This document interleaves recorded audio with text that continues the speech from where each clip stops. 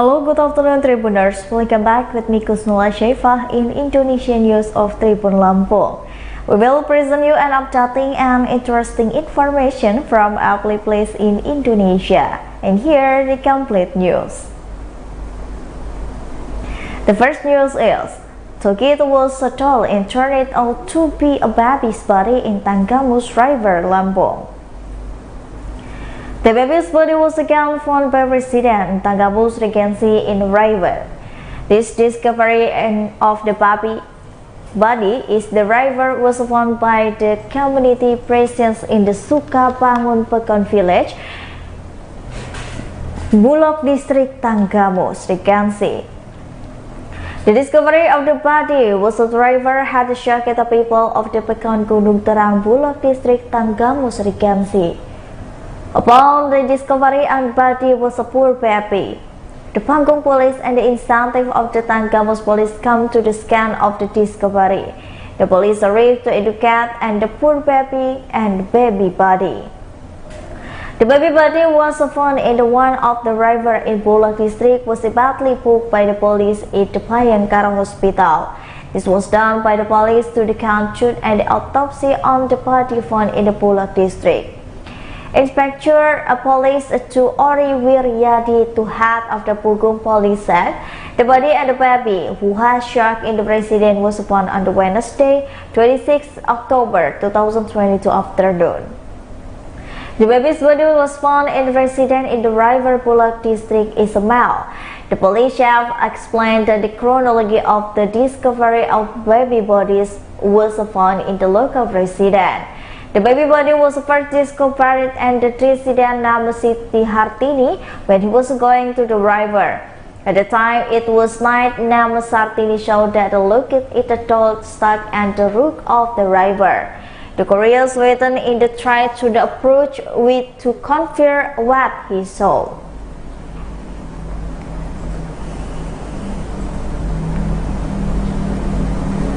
The next news is, residents of the tornado victim in Padang hope the government assistance. Resident attack of the tornado in Alai Parakopi village, North Padang district, Padang City, West Sumatra, hope that the government assistance will come soon on the victim named is Saiful, 58 years old, said the regional disaster management agency had checked the condition of the badly damaged house.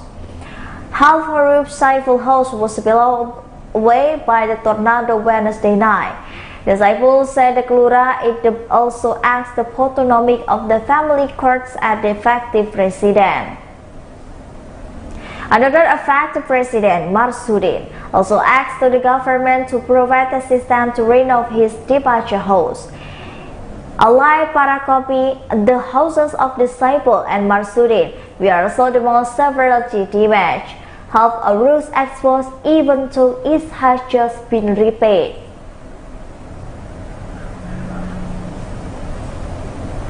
Until now, Marsudin said the would only be given assistance from tarpaulin to cover the exposed part of the roof, and he added explanation that was released due to burn and which could actually still be used.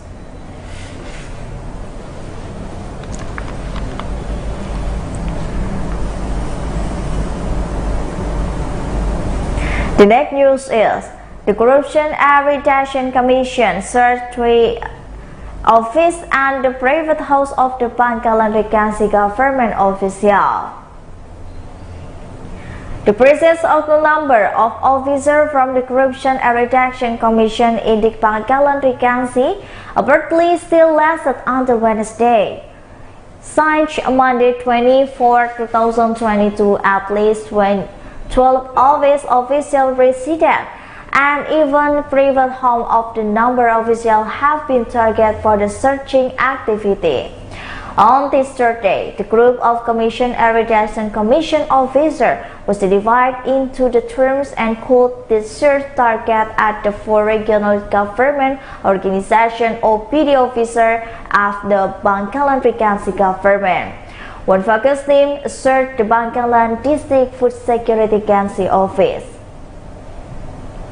Meanwhile, another team searched of the office, community and village improvement, the office, industry and manpower, and finally the Bangkalan Regency Regional Venue Agency.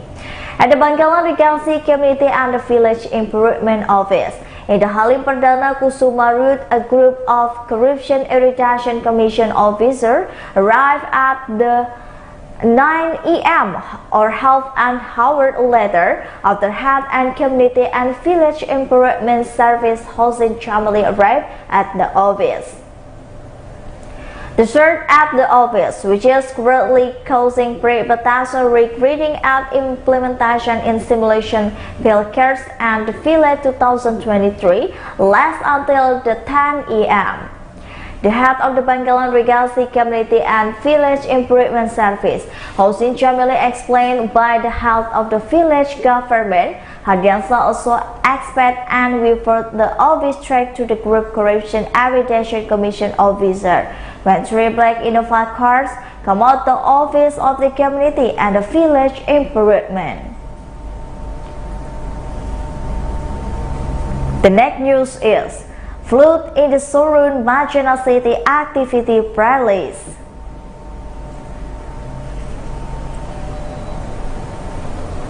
Heavy rain on the Tuesday, 27 October 2022 in the morning caused the flooding in several areas of the West Sulawesi, not only Mamuju. Due to heavy rain that was occurred in Saint Rita has caused flooding in Manjani City. Floods in Manjani City caused water as far as the stomach as adult and surprised resident houses.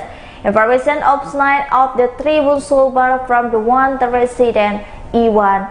He said that the flooding at the Manjani City was exerted because the Salepa River overflowed. The water from the river that defeated Manjani City overflowed and entered resident houses. The photos of the resident and video recording of Schneider Tribune showed the flood condition in Manjani City. The car parked in the garage of the resident house almost drowned, sinking rush of water resident cars packaged on the shoulder of the driveway. One of the video of Schneider of the Tribune from a resident Manjani Ahmad Sahri Nafish showed the corruption condition in front of the Salepa Grand Mosque. The condition in the front of Raya Salepa is now like a river due to the overflow of the Salepa River. Believed the water was rising toward to the south of the Manjani City. It was conditioned in the map of the activity of the resident in Manjani City complaint release. It is still going to the contact and local to the update impact and the flood in occurred in Manjani City. The next news is 3 bodies come out in the tear gravels after TPL hits a flood.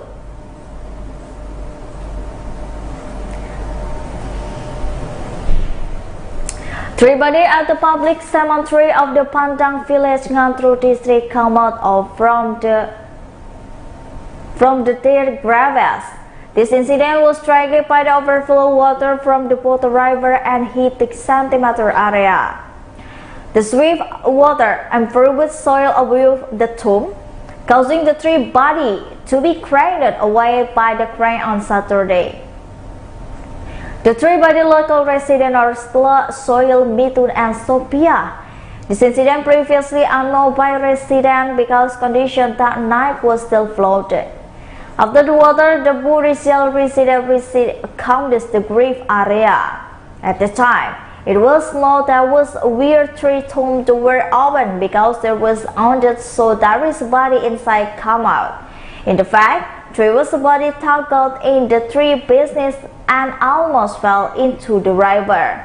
The tried together with the Pangkal village operators with the bloody 3 bodies again on the Monday. To avoid a similar incident, temporary places sent to be up the bond. The local residents understand that the corpse was removed from the grave because the same incident had occurred several years before.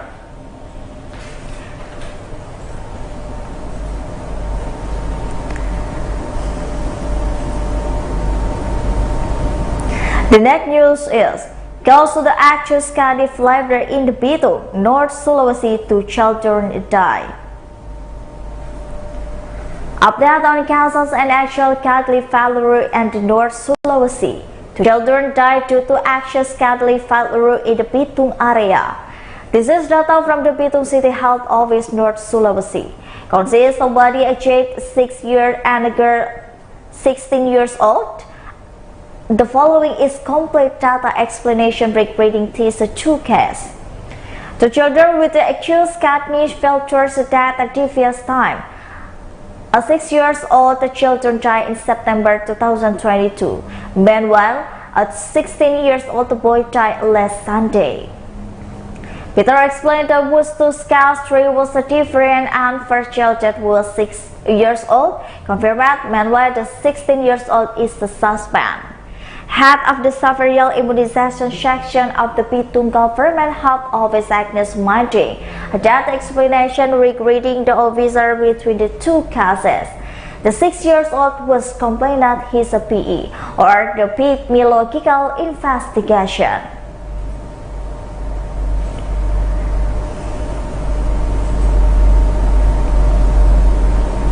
And the last news is, an adult crocodile found by resident in Pandarita, Waingi, Ngapu.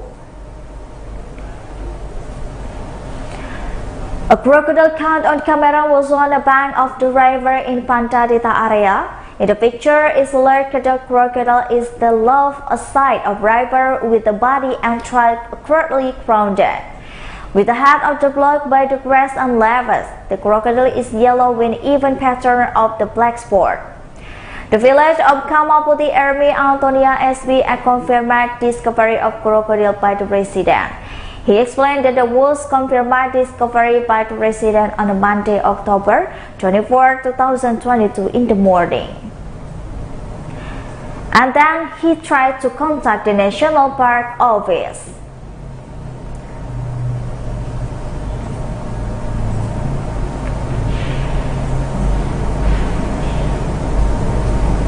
Well, I think those are the news for today with me, Kusnul Ashefa. Don't forget to follow us on the Tribun Lampung News video, Tribun Lampung TikTok, Tribun Lampung Instagram for more information. Thank you for watching and have a nice day.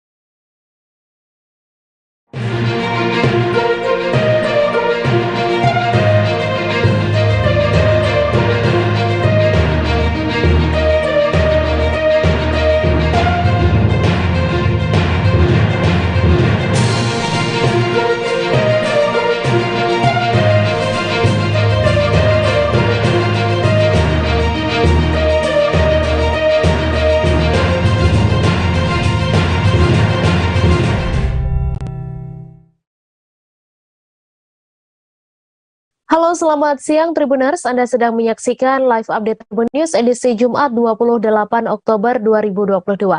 Siang ini akan kami sajikan informasi teraktual dan menarik yang dilaporkan secara langsung oleh reporter lapangan kami. Bersama saya Meisa Sirait, inilah live update selengkapnya. Mesin ATM di Jalan Raya Badau, Desa Badau, Kecamatan Badau, Kabupaten Belitung pada Kamis 27 Oktober dibobol maling.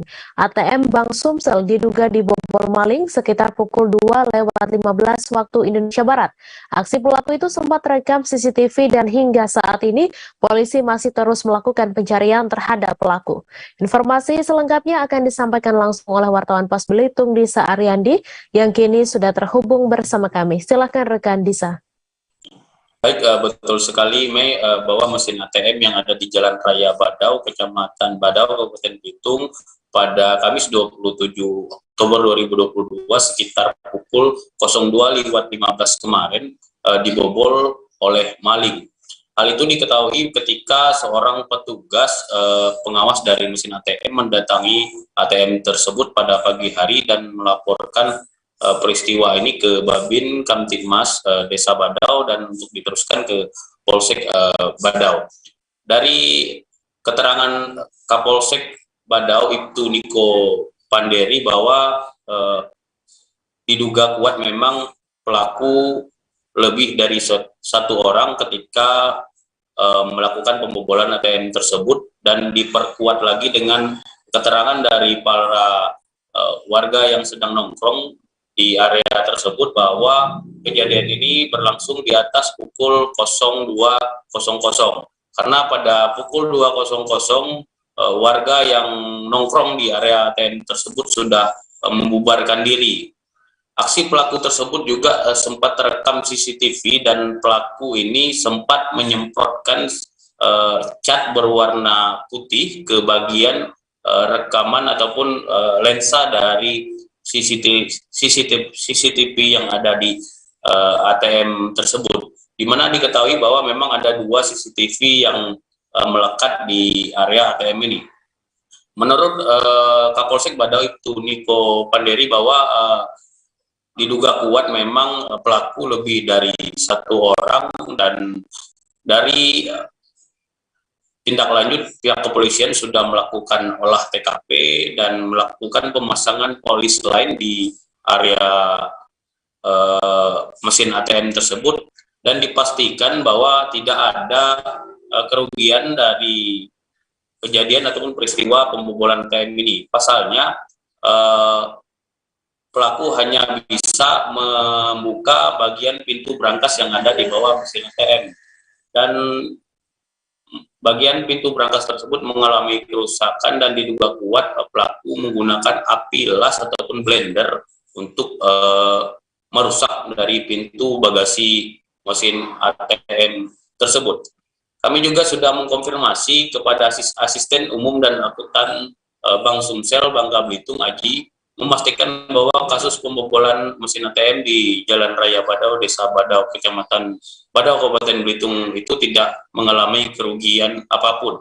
Hanya bagian dari mesin ATM tersebut mengalami kerusakan, dan dipastikan pada saat pelaku berupaya ingin mengambil uang yang ada di dalam brankas tersebut, kondisi mesin ATM hingga pada siang hari kemarin dan sekarang juga mati online. Dan dari perkembangan terbaru bahwa untuk kasus ini masih terus diselidiki ataupun dilidik oleh dari pihak Satreskrim Polres Belitung bersama Polsek Tanjung Pandan, dan polisi juga masih melakukan pengejaran terhadap pelaku. Demikian, Mei, kembali ke studio. Terima kasih rekan Disa Ariandi atas laporan Anda. Selamat bertugas kembali.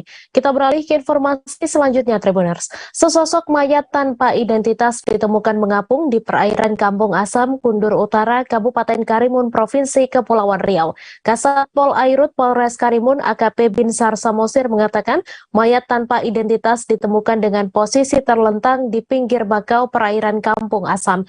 Bagian wajahnya pun sudah tak dapat dikenali. Untuk informasi selengkapnya akan disampaikan langsung oleh wartawan Tribun Batam, Yeni Hartati, yang kini sudah terhubung bersama kami. Silakan rekan Yeni. Halo, selamat siang Tribuners dan rekan media studio. Baik, dapat saya laporkan, sesosok mayat laki-laki tanpa identitas ditemukan di perairan Kampung Asam, Kecamatan Kundur Utara, Kabupaten Karimun, Provinsi Kepulauan Riau pada Rabu 26 Oktober 2022 pada sore hari, di mana dari keterangan Kasat Pol Airut Polres Karimun AKP Binsar Samosir mengatakan bahwa ditemukannya mayat tanpa identitas itu bermula ada speedboat yang melintas di perairan tersebut dan curiga ada benda asing yang mengapung di perairan Kampung Asam. Kemudian ABK dari speedboat tersebut menghubungi Polsek Kundur Barat dan Satpol Airut untuk proses evakuasi. Dan saat evakuasi memang ditemukan mayat tanpa identitas, mayat laki-laki tanpa identitas itu dalam kondisi yang masih mengenakan baju kaos berwarna putih dan celana pendek berwarna hitam, telentang dengan kondisi tubuh atau kulit yang sudah terkikis oleh air asin dan kedua kelopak matanya yang telah hilang.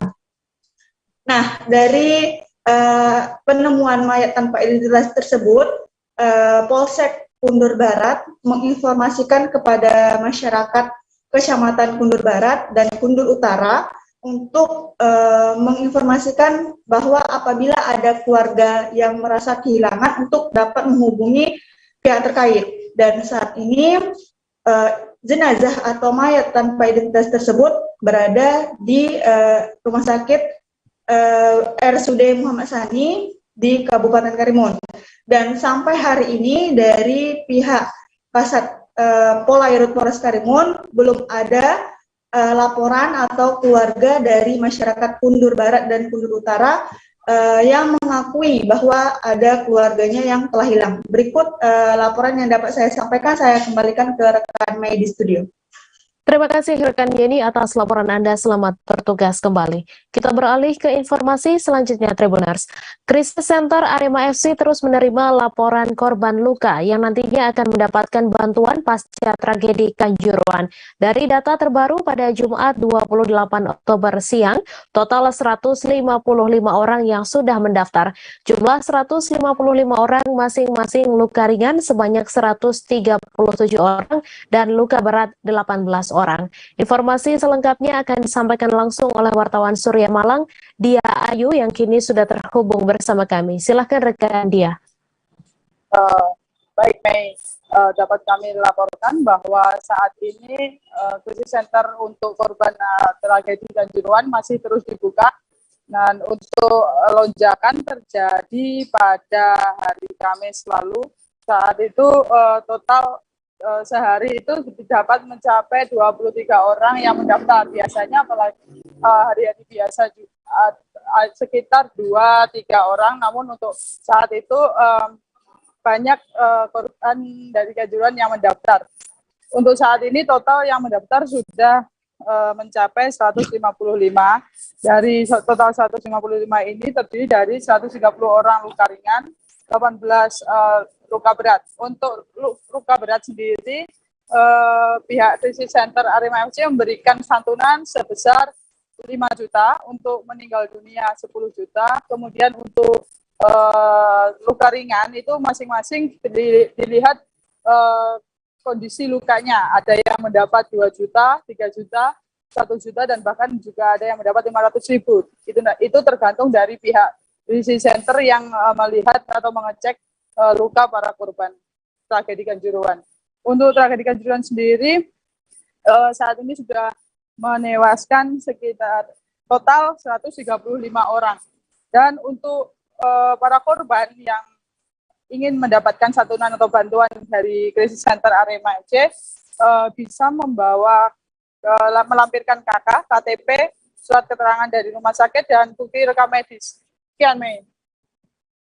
Terima kasih rekan Dia Ayu atas laporan Anda, dan Tribuners, wartawan kami juga telah menghimpun wawancara dengan anggota krisis center Arema FC. Berikut tayangannya untuk Anda. Untuk yang korban yang kita lebih tepatnya pada pelaporan data, jadi korban yang datang ke sini itu melampirkan data mungkin berupa keterangan dari rumah sakit atau bukti-bukti lainnya. Nah, nanti setelah di sini kita melakukan verifikasi. Untuk berikutnya kita akan berikan santunan pada korban yang membutuhkan.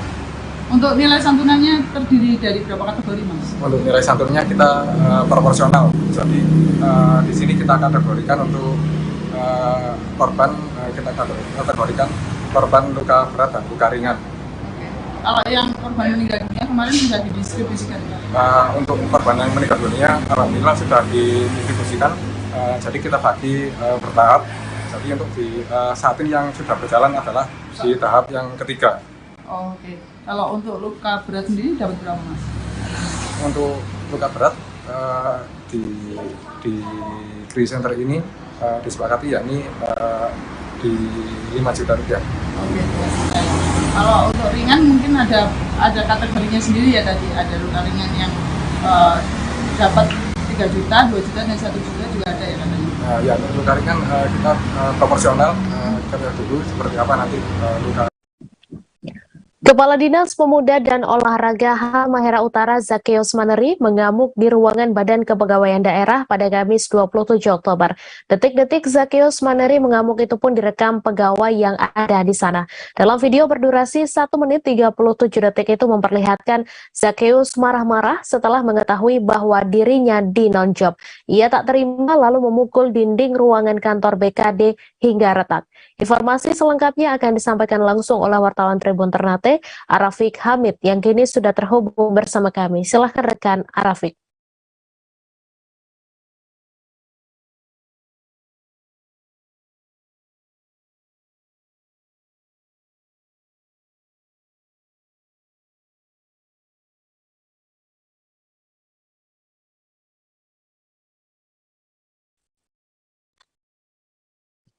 Halo rekan Arafik.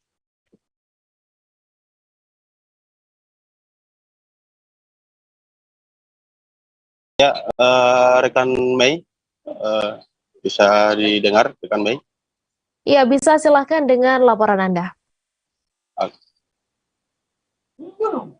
Ya baik, rekan Mei di studio, saya dapat laporkan langsung dari Kabupaten Halmahera Utara. Memang benar pada Kamis 27 Oktober 2022 kemarin, Kepala Dinas Pemuda dan Olahraga Kabupaten Halmahera Utara, Bapak Zakeus Maneri, mengamuk di ruangan Badan Kepegawaian Daerah atau BKD Kabupaten Halmahera Utara. Nah, Zakeus Maneri sendiri mengamuk pun direkam pegawai yang ada pada saat itu. Dalam video, direkam dalam video berdurasi kurang lebih 1 menit 37 detik itu memperlihatkan Zakeus Maneri marah-marah setelah mengetahui bahwa dirinya telah dinonjok dari kepala dinas. Zakeus Maneri pun tak terima, lalu mengamuk dan memukul dinding ruangan Badan Kepegawaian Daerah yang berbahan triplex itu hingga retak, rekan Mei. Bahkan pukulan Zakeus Maneri nyaris kena salah seorang pegawai BKD yang berada di tempat. Nah, tak sampai di situ, rekan Mei, bahwa Zakeus Maneri juga melontarkan kata menyinggung bahwa dirinya bagian dari keluarga Bupati Halmahera Utara, yakni Bapak Pras Maneri. Sebab Kadispora, Zakeus Maneri ialah salah satu ponakan atau anak dari Bupati Halmahera Utara, Bapak Pras Maneri. Nah, diketahui rekan Mei, saat kejadian Zakeus Maneri mengamuk di kantor Badan Kepegawaian Daerah, di situ juga terlihat ada Sekda Halmahera Utara, yakni Bapak Joseph Papilaya, yang berada di situ atau berada di tempat. Ia pun sempat melerai Zakeus Maneri karena Zakeus Maneri sendiri tidak menerima ia dinonjok dari jabatannya.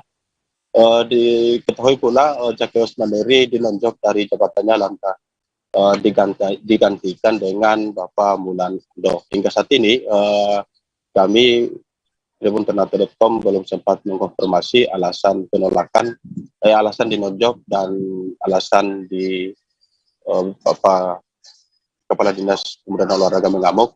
Hingga saat ini belum diketahui rekan Mei. Demikian rekan Mei yang dapat kami laporkan. Terima kasih rekan Arafik Hamid atas laporan Anda. Selamat bertugas kembali. Kita beralih ke informasi selanjutnya, Tribuners. Tragedi peristiwa rumah roboh di Jalan Ahmad Yani Selatan, Gang 1 nomor 1C, RT 4, Dusun Wanasari, Desa Dauh Puri Kaja, Kecamatan Denpasar Utara sempat menghebohkan warga pada Kamis 27 Oktober.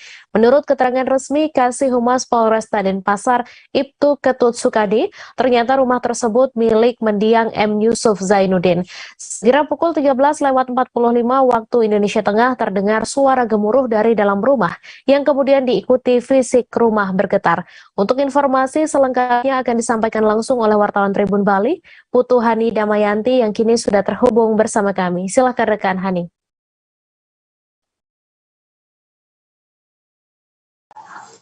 Baik, terima kasih rekan Mei atas waktunya. Benar sekali bahwa kemarin, tepatnya Kamis 27 Oktober 2022 telah terjadi kerubuhan sebanyak 5 rumah di Jalan Ahmad Yani Selatan, Gang 1 nomor 1 RT 4 di Denpasar Timur, yang mana rumah tersebut milik mendiang dari Yusuf Zainuddin, yang saat ini rumah tersebut telah ditempati oleh keluarganya, yang mana keluarga tersebut terdiri dari 3 kakak yang bernama Ibu Hatijah, Ibu Buryati, dan Ibu Siti Maria. Dalam 3 rumah tersebut terdapat 15 anggota keluarga, sedangkan di bawah dari rumah tersebut terdapat 2 rumah lagi yang terkena runtuhan. Dikatakan bahwa para warga maupun penghuni telah curiga akan terjadinya kerubuhan tersebut sejak pukul 10 pagi tadi, sehingga pada kejadian tidak adanya korban jiwa maupun luka-luka, namun kerugian ditafsirkan hingga 500 juta rupiah. Untuk saat ini, para korban telah dievakuasi di sebuah kontrakan kosong dan ada juga beberapa korban yang memilih untuk tinggal di rumah atau rumah saudara terdekatnya. Sekian yang bisa kami laporkan. Kembali waktu pada rekan Mei. Terima kasih rekan Hani atas laporan Anda. Selamat bertugas kembali. Linda Rahmawati, seorang wanita korban penjamretan di Pademangan, Jakarta Utara, akhirnya meninggal dunia pada Kamis 27 Oktober. Korban meninggal dunia setelah 3 bulan menjalani perawatan gegar otak karena terseret sepeda motor pelaku penjamretan pada 21 Juli lalu. Suasana duka pun dialami sang suami bernama Dodi beserta kedua anaknya saat mengantar jenazah Linda ke pemakaman TPU Semper Cilincing. Untuk informasi selengkapnya akan disampaikan langsung oleh wartawan Warta Kota, Rifki Ibnu Masih, yang kini sudah terhubung bersama kami. Silakan rekan Rifki. Selamat siang rekan Mei di studio, diinformasikan langsung dari wilayah Pademangan, Jakarta Utara, di mana seorang wanita korban penjamretan bernama Linda Rahmawati dinyatakan meninggal dunia setelah mengalami luka gegar otak karena terseret motor oleh pelaku penjamretan. Penjamretan Rahmawati sendiri dilakukan pada tanggal 21 Juli 2022, sekira 3 bulan silam, di mana korban pada awalnya sedang memainkan HP di depan teras rumah saat bertamu di kerabatnya. Namun tiba-tiba seorang penjamret dengan mengenakan seragam ojek online datang dan langsung merampas tas dengan yang berisi telepon genggam. Namun ketika korban hendak mengejar pelaku, korban terseret motor dan akhirnya terjatuh hingga terbentur dan mengalami pendarahan di bagian dalam. Akhirnya korban yang bernama Linda tersebut mengalami gegar otak dan meninggal kemarin. Selain itu juga suami korban, yakni Dodi, menyayangkan hingga istrinya meninggal, pihak kepolisian masih memburu pelaku dan hingga kini pelaku masih buron. Demikian rekan Nina di studio yang bisa saya sampaikan. Baik, terima kasih rekan Rifki atas laporan Anda, dan Tribuners, wartawan kami juga telah menghimpun wawancara dengan suami korban serta saksi mata. Berikut tayangannya untuk Anda. Ya, seperti sekarang pas pulang dari dalam rumah sakit kan ada sebulan setengah ya, pulang paling sehari atau 2 hari di rumah kambuh, kita balik lagi rawat sampai seminggu lagi, dikasih jeda lagi, pulang lagi, pokoknya 4 kali masuk rumah sakit lah. Kambuhnya itu seperti apa, Bang? Seperti kayak panas, kayak nggak sadarkan diri gitu, nggak mau makan, Kepala sakit atau? iya, kepalanya sakit. Ini selama pasca kejadian tuh, Bang? Iya, pas pasca kejadian, pertama-tamanya doang. Bang, berarti terakhir tuh dari rumah sakit dinyatakan geger otak atau apa, Bang? Geger otak, sebutnya bukan ada kegumpalan ya, tapi geger otak. Kondisinya di rumah sakit mungkin udah parah atau gimana sih, Bang? Pas udah masuk rumah sakit sih emang udah ada benturan di otaknya, udah ada benturan dari itu, jadi otaknya ada geser gitu. Ada darah kumpulan juga, darahnya juga kumpul gitu. Nah tadi kan saya pas istri meninggal, saya kabarnya penyidik saya Polsek Pademangan ya kan, Pak gimana tindak lanjutannya? Tadi sekitar pukul 1 beliau meninggal, malamnya kritis, jadi tidak tertolong. Jam 1 siang tadi meninggal dunia. Setelah menjalani perawatan berapa lama, Bu, semenjak kejadian penjabretan, Bu? Dari bulan Juli beliau masuk rumah sakit di Koja, terus sampai sekarang mungkin keluar masuk itu beliau tidak kuat, tadi meninggal dunia. Mungkin bisa jelaskan kondisi terakhirnya, apakah masih gimana sih, Bu, setelah geger otak ya, Bu? Iya, geger otak. Beliau juga sudah bagus, kadang turun, kadang bagus, kadang turun. Nah, semalam kritis katanya. Aku dengar dia kritis. Terus tadi siang tidak ada. Bu, setelah tadi siang korban ini meninggal, ada kunjungan kepolisian infonya, Bu, bener, Bu? Ya, betul. Barusan juga dari kepolisian, dari Polda datang menanyakan di mana kejadiannya dan kapan kejadiannya, seperti apa kronologisnya. Tadi saya terangin di kepolisian. Bu, ini kan sejak bulan Juli ya? Sosok balita berusia 2 tahun warga desa Simpang Paut, Kecamatan Kuala, Kabupaten Nagan Raya Aceh meninggal dunia karena mengalami gagal ginjal akut pada Senin siang lalu. Anak pertama berjenis kelamin perempuan dari pasangan Rangga dan Marina ketika sedang dirujuk dari RSUD Sultan Iskandar Muda Nagan Raya ke RSUZ Banda Aceh. Pasien awalnya diare, demam, serta muntah sehingga hilang kesadaran, serta tidak mengeluarkan kencing selama 2 hari. Informasi selengkapnya akan disampaikan langsung oleh wartawan Serambi News, Rizwan, yang kini sudah terhubung bersama kami. Silakan rekan Rizwan. Baik, terima kasih rekan Mai. Rekan Tribun News, dapat kami laporkan bahwa seorang bayi berusia 2 tahun berjenis kelamin perempuan warga Kabupaten Nagan Raya pada Senin siang lalu meninggal dunia.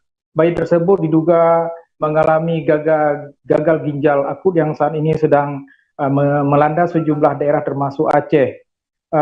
Bayi tersebut mengalami pertama diare, kemudian mengalami demam, sehingga pihak keluarga membawa ke rumah sakit Sultan Iskandar Muda Kabupaten Nagan Raya. Karena kondisi pasien juga terus memburuk sehingga bahkan tidak mengeluarkan kencing hingga 2 hari, pihak rumah sakit Sultan Iskandar Muda Kabupaten Nagan Raya merujuk pasien tersebut ke rumah sakit Zainal Abidin, yaitu rumah sakit provinsi di Banda Aceh. Namun ketika dalam perjalanan bayi tersebut dilaporkan meninggal dunia. Akhirnya pihak rumah sakit membawa pulang bayi tersebut ke rumah korban di Desa Simpang Paut, Kecamatan Kuala, Kabupaten Nagan Raya. Kasus meninggalnya bayi asal Kabupaten Nagan Raya tersebut menurut catatan dari Dinas Kesehatan Aceh, yaitu kasus yang ke-22 pasien meninggal dunia yang diduga akibat gagal ginjal akut. Namun hingga kini saat ini juga dilaporkan masih ada beberapa daerah di Aceh juga sedang dalam perawatan medis. Untuk Kabupaten Nagan Raya sendiri, bayi yang meninggal diduga akibat gagal ginjal akut tersebut merupakan pasien pertama yang saat ini menjadi bahan evaluasi dan langkah penanganan oleh Dinas Kesehatan Kabupaten Nagan Raya. Pihak Dinas Kesehatan juga mengajak warga tetap terus waspada terhadap penyakit maupun gagal ginjal akut yang sini sedang mengintai di Aceh dan beberapa daerah di Indonesia. Pihak rumah sakit juga dokter Kabid Pelayanan Medis Rumah Sakit Sultan Iskandar Muda menyatakan bahwa dari gejala yang dilihat bahwa bayi tersebut merupakan diduga akibat gagal ginjal akut. Namun demikian pihak rumah sakit juga menyatakan bahwa ini juga masih memastikan untuk proses penyelidikan lebih lanjut. Iya rekan Mai. Baik, terima kasih rekan Rizwan atas laporan Anda, dan Tribuners, wartawan kami juga telah menghimpun wawancara dengan Kabid Pelayanan Medis RSUD SIM Nagan Raya serta orang tua korban. Berikut tayangannya untuk Anda. Kita periksa, keluarga juga mengaku anaknya sudah tidak kencing selama 2 hari.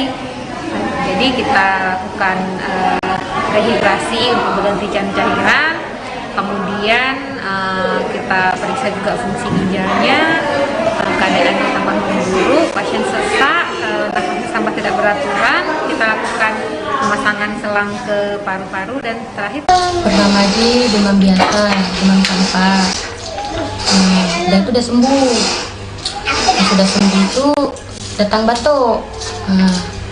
Jadi belilah sirup atau sirup batuk tadi. Itu dikasih obat. Dikasih itu kondisinya lemah, mata nggak mau buka. Nah, habis itu kepikiran lah untuk bawa ke rumah sakit karena kondisinya memang udah lemah lagi, duduk nggak bisa, buka mata nggak bisa, apa-apa nggak bisa lagi. Sampai malam minggu itu bawa ke rumah sakit habis maghrib sampai di IGD dicek. Setelah dicek hidrasi berat. Habis hidrasi berat dicek sama dokter, baru divonis katanya gagal ginjal. Berarti dari dokter Kak memang divonis gagal ginjal atau seperti apa? Ya, sempat nanya gagal, memang positif gagal ginjal atau gejala apa? Memang udah positif katanya. Gitu. Untuk sebelumnya pernah sakit. Kebakaran hebat terjadi di Jalan Asia, Kelurahan Tungkal 4 Kota, Kecamatan Tungkal Ilir, Kabupaten Tanjung Jabung Barat. Menurut pantauan dari Tribun Jambi, kebakaran terjadi sekitar pukul 23 waktu Indonesia Barat. Api sulit dipadamkan karena faktor angin yang kencang dan air yang surut. Dalam kebakaran kali ini, beberapa kali terdengar suara dentuman keras yang diduga berasal dari ledakan tabung gas LPG. Informasi selengkapnya akan disampaikan langsung oleh wartawan Tribun Jambi, Ade Setiawati, yang kini sudah terhubung bersama kami. Silakan rekan Ade. Baik, terima kasih rekan Mei. Kebakaran hebat kembali terjadi di Jalan Asia, Kelurahan Tungkal 4 Kota, Kecamatan Tungkal Ilir, Kabupaten Tanjung Jabung Barat. Tempatnya di pintu masuk utama WFC. Menurut pantauan tim Tribun Jambi, kebakaran terjadi sekitar pukul 11 atau 23 malam, tanggal 27 Oktober. Api sulit dipadamkan karena memang saat itu angin kencang dan sedang surut. Dalam kebakaran kali ini beberapa kali terdengar dentuman keras yang diduga disebabkan oleh LPG. Api berkobar memakan bangunan semi permanen. Dalam kejadian ini beberapa orang mengalami luka bakar, bahkan ada yang patah tulang karena loncat dari lantai 2. Menurut keterangan Yanto, Ketua RT Kelurahan Tunggal 4 Kota, mengatakan dalam kebakaran yang terjadi sejumlah orang dilarikan ke rumah sakit. Untuk yang dilarikan ke rumah sakit itu ada Atong, Yanti, dan Rara yang masih duduk di bangku SD. Tapi itu belum dikatakannya bahwa itu memang luka ringan.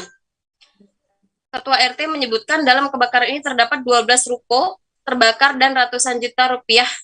Dan memang dalam kebakaran kali ini tidak ada yang diselamatkan. Dalam hingga siang hari, Jumat 28 Oktober 2022, petugas masih melakukan pendinginan lokasi. Menurut pantauan tim Tribun Jambi di lapangan, hingga siang hari masih asap masih mengepul. Dan untuk bulan Oktober ini sudah 4 kali kebakaran hebat terjadi, dan 3 diantaranya karena korsleting listrik. Baik, terima kasih rekan Mei. Terima kasih rekan Ade Setiawati atas laporan Anda. Selamat bertugas kembali. Kita beralih ke informasi selanjutnya, Tribuners. Nasib nahas menimpa Wahidah, warga desa Tegal Rejo, Kecamatan Sawit, Boyolali. Buruh pabrik itu tewas setelah terlindas truk dam muatan batu bara di Jalan Solo Semarang pada Kamis 27 Oktober. Diketahui korban saat itu hendak berangkat kerja. Ia dibonceng salah satu keponakannya dengan menggunakan sepeda motor. Informasi selengkapnya akan disampaikan langsung oleh wartawan Tribun Solo, Tri Widodo, yang kini sudah terhubung bersama kami. Silakan rekan Tri.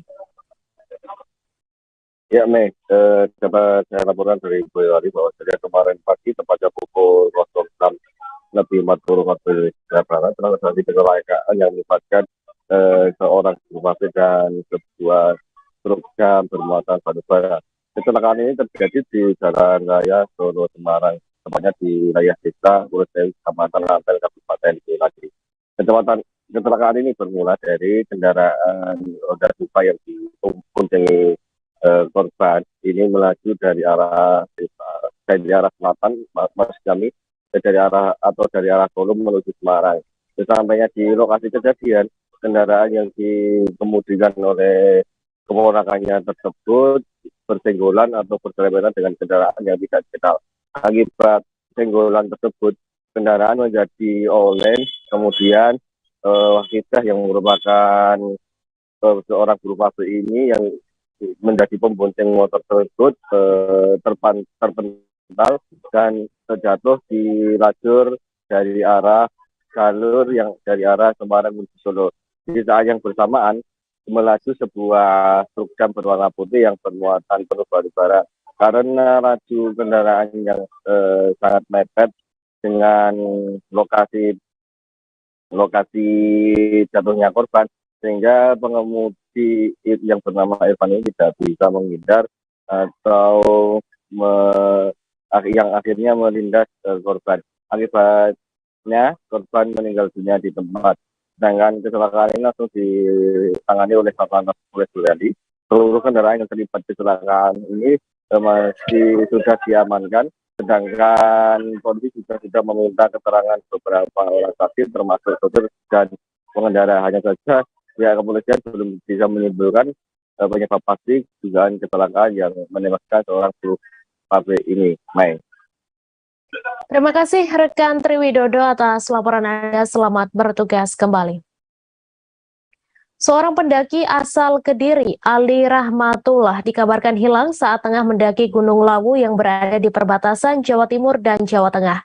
Hilangnya pendaki asal Dusun Rejowinangun, Desa Minggiran, Kecamatan Papar, Kabupaten Kediri tersebut dibenarkan oleh pihak kepolisian setempat.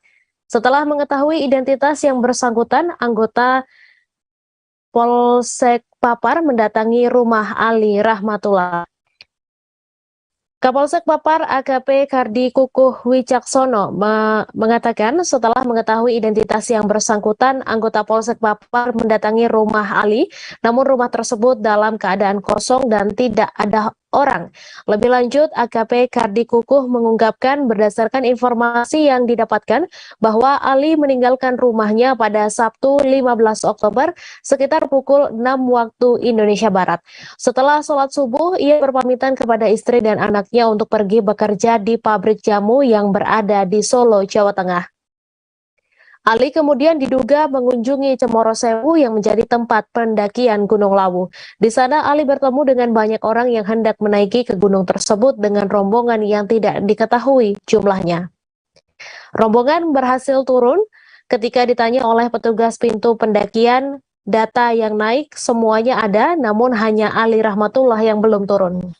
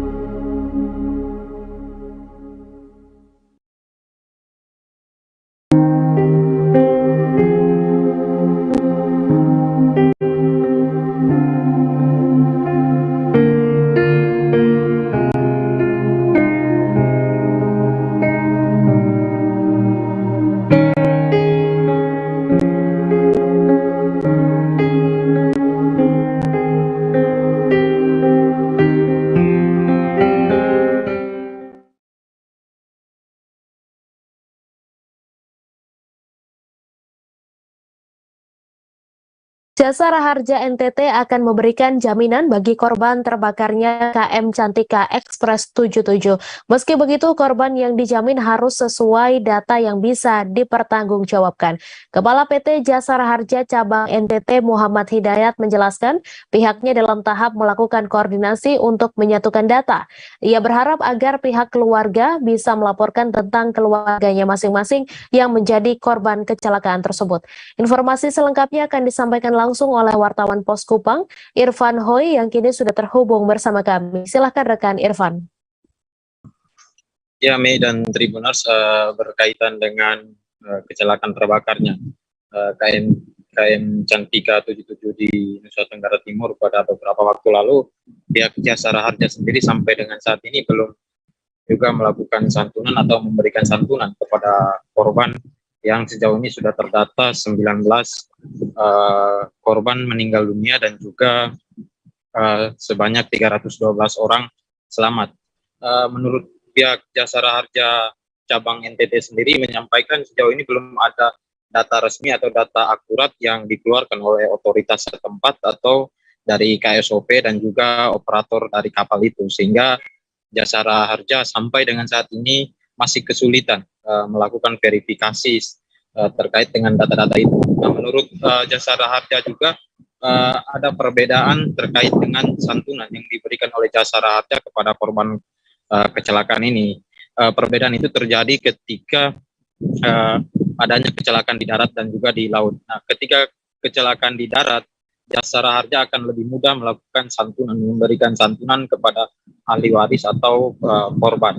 Sementara untuk di kecelakaan laut, verifikasi dari Jasa Raharja harus dilakukan lebih maksimal atau lebih optimal karena menyangkut dengan identitas dan juga verifikasi lain terkait dengan identifikasi yang dilakukan oleh Jasa Raharja bersama dengan pihak keluarga, bahkan sampai dengan pihak kepolisian itu sendiri, karena identitas dari korban kemungkinan menurut Jasa Raharja hilang ketika kecelakaan itu, sehingga Jasa Raharja sampai dengan saat ini belum memberikan santunan terhadap korban yang mengalami musibah pada Senin beberapa waktu lalu. Tapi dari Jasa Raharja sendiri menyampaikan pihaknya kalaupun data-data itu sudah diberikan atau sudah disampaikan oleh pihak yang berwenang dari KSOP dan operator kapal, maka sesegera mungkin realisasi itu akan diberikan.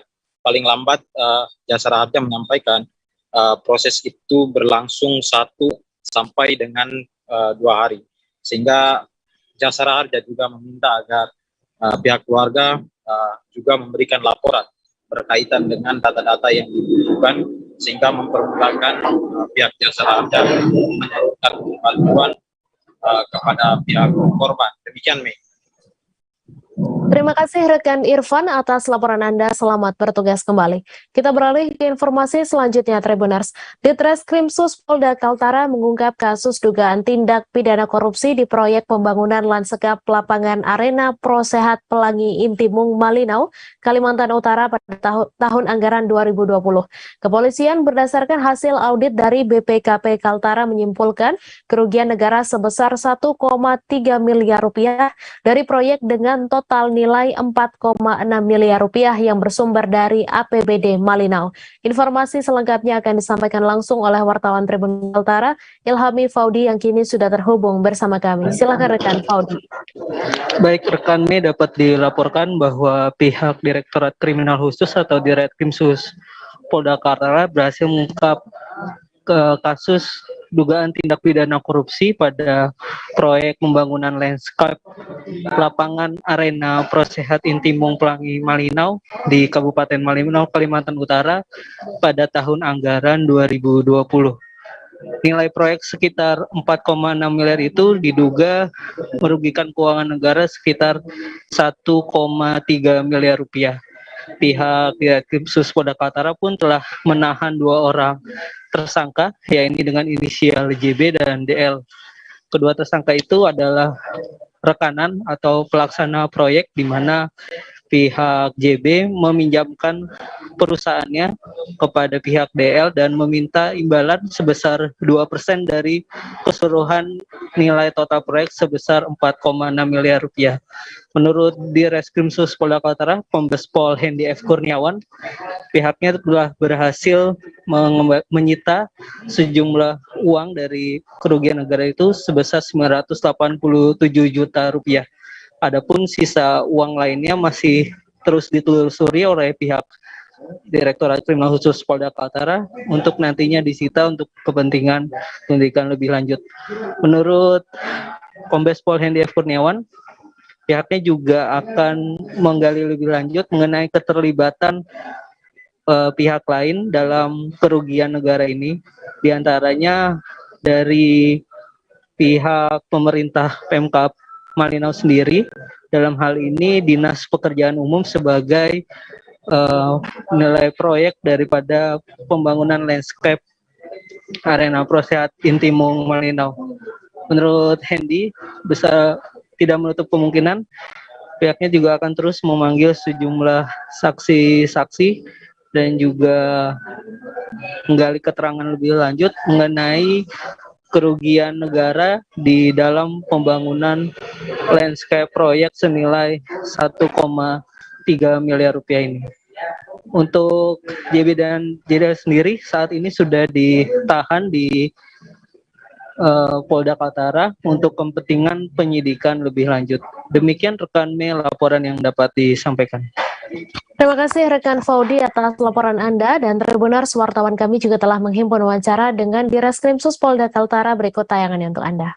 Di pihak rekanan atau pelaksana pekerjaan, di mana untuk inisial JP merupakan Direktur CV Tunas Baru Berdikari yang merupakan atau berperan untuk meminjamkan perusahaannya untuk dipakai oleh saudara DL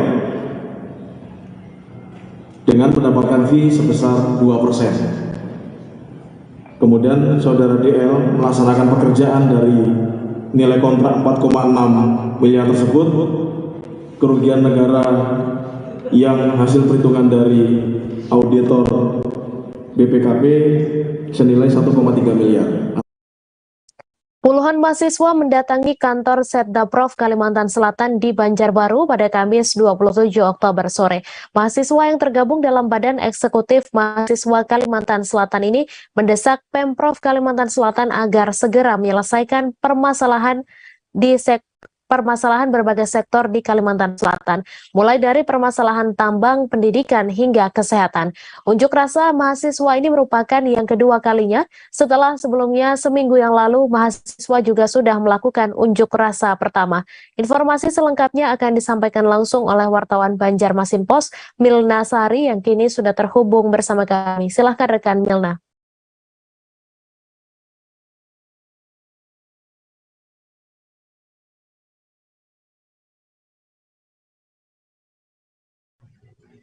Iya, rekan Mei. Apa suara saya terdengar jelas? Terdengar jelas, rekan Milna. Silakan dengan laporan Anda. Iya, rekan Mei, kemarin pada hari Kamis tanggal 27 Oktober di halaman Setdaprov Kalimantan Selatan di Kota Banjarbaru, mahasiswa yang tergabung dalam Badan Eksekutif Mahasiswa Kalimantan Selatan melakukan aksi demo di halaman Setdaprov Kalimantan Selatan, dan ada puluhan mahasiswa yang datang yang masuk ke teras kantor Setdaprov sendiri, dan demo ini sendiri merupakan yang kedua kalinya setelah pada minggu yang lalu juga dilakukan demo oleh BEM Kalimantan Selatan tersebut. Dan mahasiswa ini sendiri berasal dari berbagai perguruan tinggi yang ada di Kalimantan Selatan, dan mereka menyampaikan beberapa tuntutan mulai dari sektor tambang, di mana isu tambang yang terjadi tambang ilegal yang ditemukan di Kabupaten Hulu Sungai Tengah menjadi isu yang paling ditonjolkan, di mana di sana terdapat Geopark Meratus, yaitu hutan lindung Pegunungan Meratus yang dilindungi oleh pemerintah Kalimantan Selatan, termasuk juga Kabupaten Hulu Sungai Tengah. Selain itu juga terkait jalan longsor di Satui Barat Kabupaten Tanah Bumbu, Kalimantan Selatan yang juga disebut longsor, yang mengalami longsor karena aktivitas pertambangan yang berada dekat jalan tersebut, jalan nasional tersebut. Dan selain terkait tambang, isu pendidikan juga menjadi tuntutan dari mahasiswa, termasuk juga kesehatan mengenai stunting yang angkanya masih cukup tinggi di Kalimantan Selatan. Dan pada demo kemarin, mahasiswa ditemui langsung oleh beberapa kepala dinas di lingkungan Pemprov Kalimantan Selatan, mulai dari Dinas Kominfo, Dinas Kependudukan dan Pencatatan Sipil Kalimantan Selatan, dan juga dari Dinas Pendidikan Provinsi Kalimantan Selatan, serta juru bicara dari Asisten 3 Bidang Administrasi Umum Setda Prov Kalimantan Selatan, Subhan Nur Yaumil. Dan mahasiswa dalam demo kedua kali ini dijanjikan oleh Pemprov Kalimantan Selatan akan bertemu dengan Gubernur Kalimantan Selatan Haji Sabirin Nur yang akan diagendakan dalam 3 kali 24 jam atau 3 hari kemudian. Dan jadwal pertemuan dengan Gubernur Kalimantan Selatan ini sendiri akan dijadwalkan sesuai ketersediaan waktu oleh Gubernur Kalimantan Selatan. Dan setelah adanya jawaban dari Pemprov Kalimantan Selatan yang akan mempertemukan mahasiswa dengan gubernur, mahasiswa pun menyelesaikan aksi demonya dan kembali ke titik awal mereka di kampus UIN Antasari Banjarmasin. Begitu rekan Mei. Terima kasih rekan Milna atas laporan Anda. Selamat bertugas kembali. Tol Pekanbaru Bangkinang resmi dibuka pada Kamis 27 Oktober. Operasional Tol Pekanbaru Bangkinang dibuka oleh Gubernur Riau Syamsuar sekitar pukul 7:30 waktu Indonesia Barat. Dengan sudah berjalannya operasional tol tersebut, maka masyarakat dapat melintas secara gratis selama masa sosialisasi. Saat membuka Tol Pekanbaru Bangkinang, Syamsuar didampingi Kapolda Riau, Irjen Muhammad Iqbal, Branch Manager Tol Pekanbaru Bangkinang Indrayana, PJ Bupati Kampar Kamsol, dan pejabat Forkopimda Riau. Informasi selengkapnya akan disampaikan langsung oleh wartawan Tribun Pekanbaru, Syaiful Misgio, yang kini sudah terhubung bersama kami. Silakan rekan Syaiful. Ya, baik rekan Meh dan pemirsa Tribuners dimanapun berada, dapat kami informasikan bahwa Tol Pekanbaru Bangkinang yang memiliki panjang 31 km ini resmi dibuka dan sudah bisa dilewati oleh kendaraan. Resmian ataupun operasional Gubernur Riau Syamsuar bersama dengan PJ Bupati Kampar, Kamsol, dan pejabat Forkopimda baik di lingkungan pemerintah Provinsi Riau maupun juga di lingkungan pemerintah Kabupaten Kampar. Dapat kami informasikan rekan Mei dan pemirsa bahwa Tol Pekanbaru Bangkinang ini merupakan salah satu dari seksi Tol Pekanbaru Padang yang saat ini masih digesa pengerjaannya.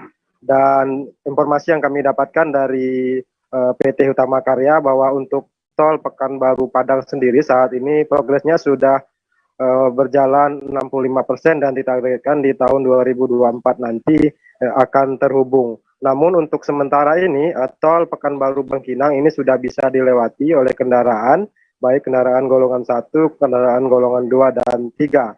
Karena saat ini masih dalam masa uji coba, maka Tol Pekanbaru Bangkinang ini masih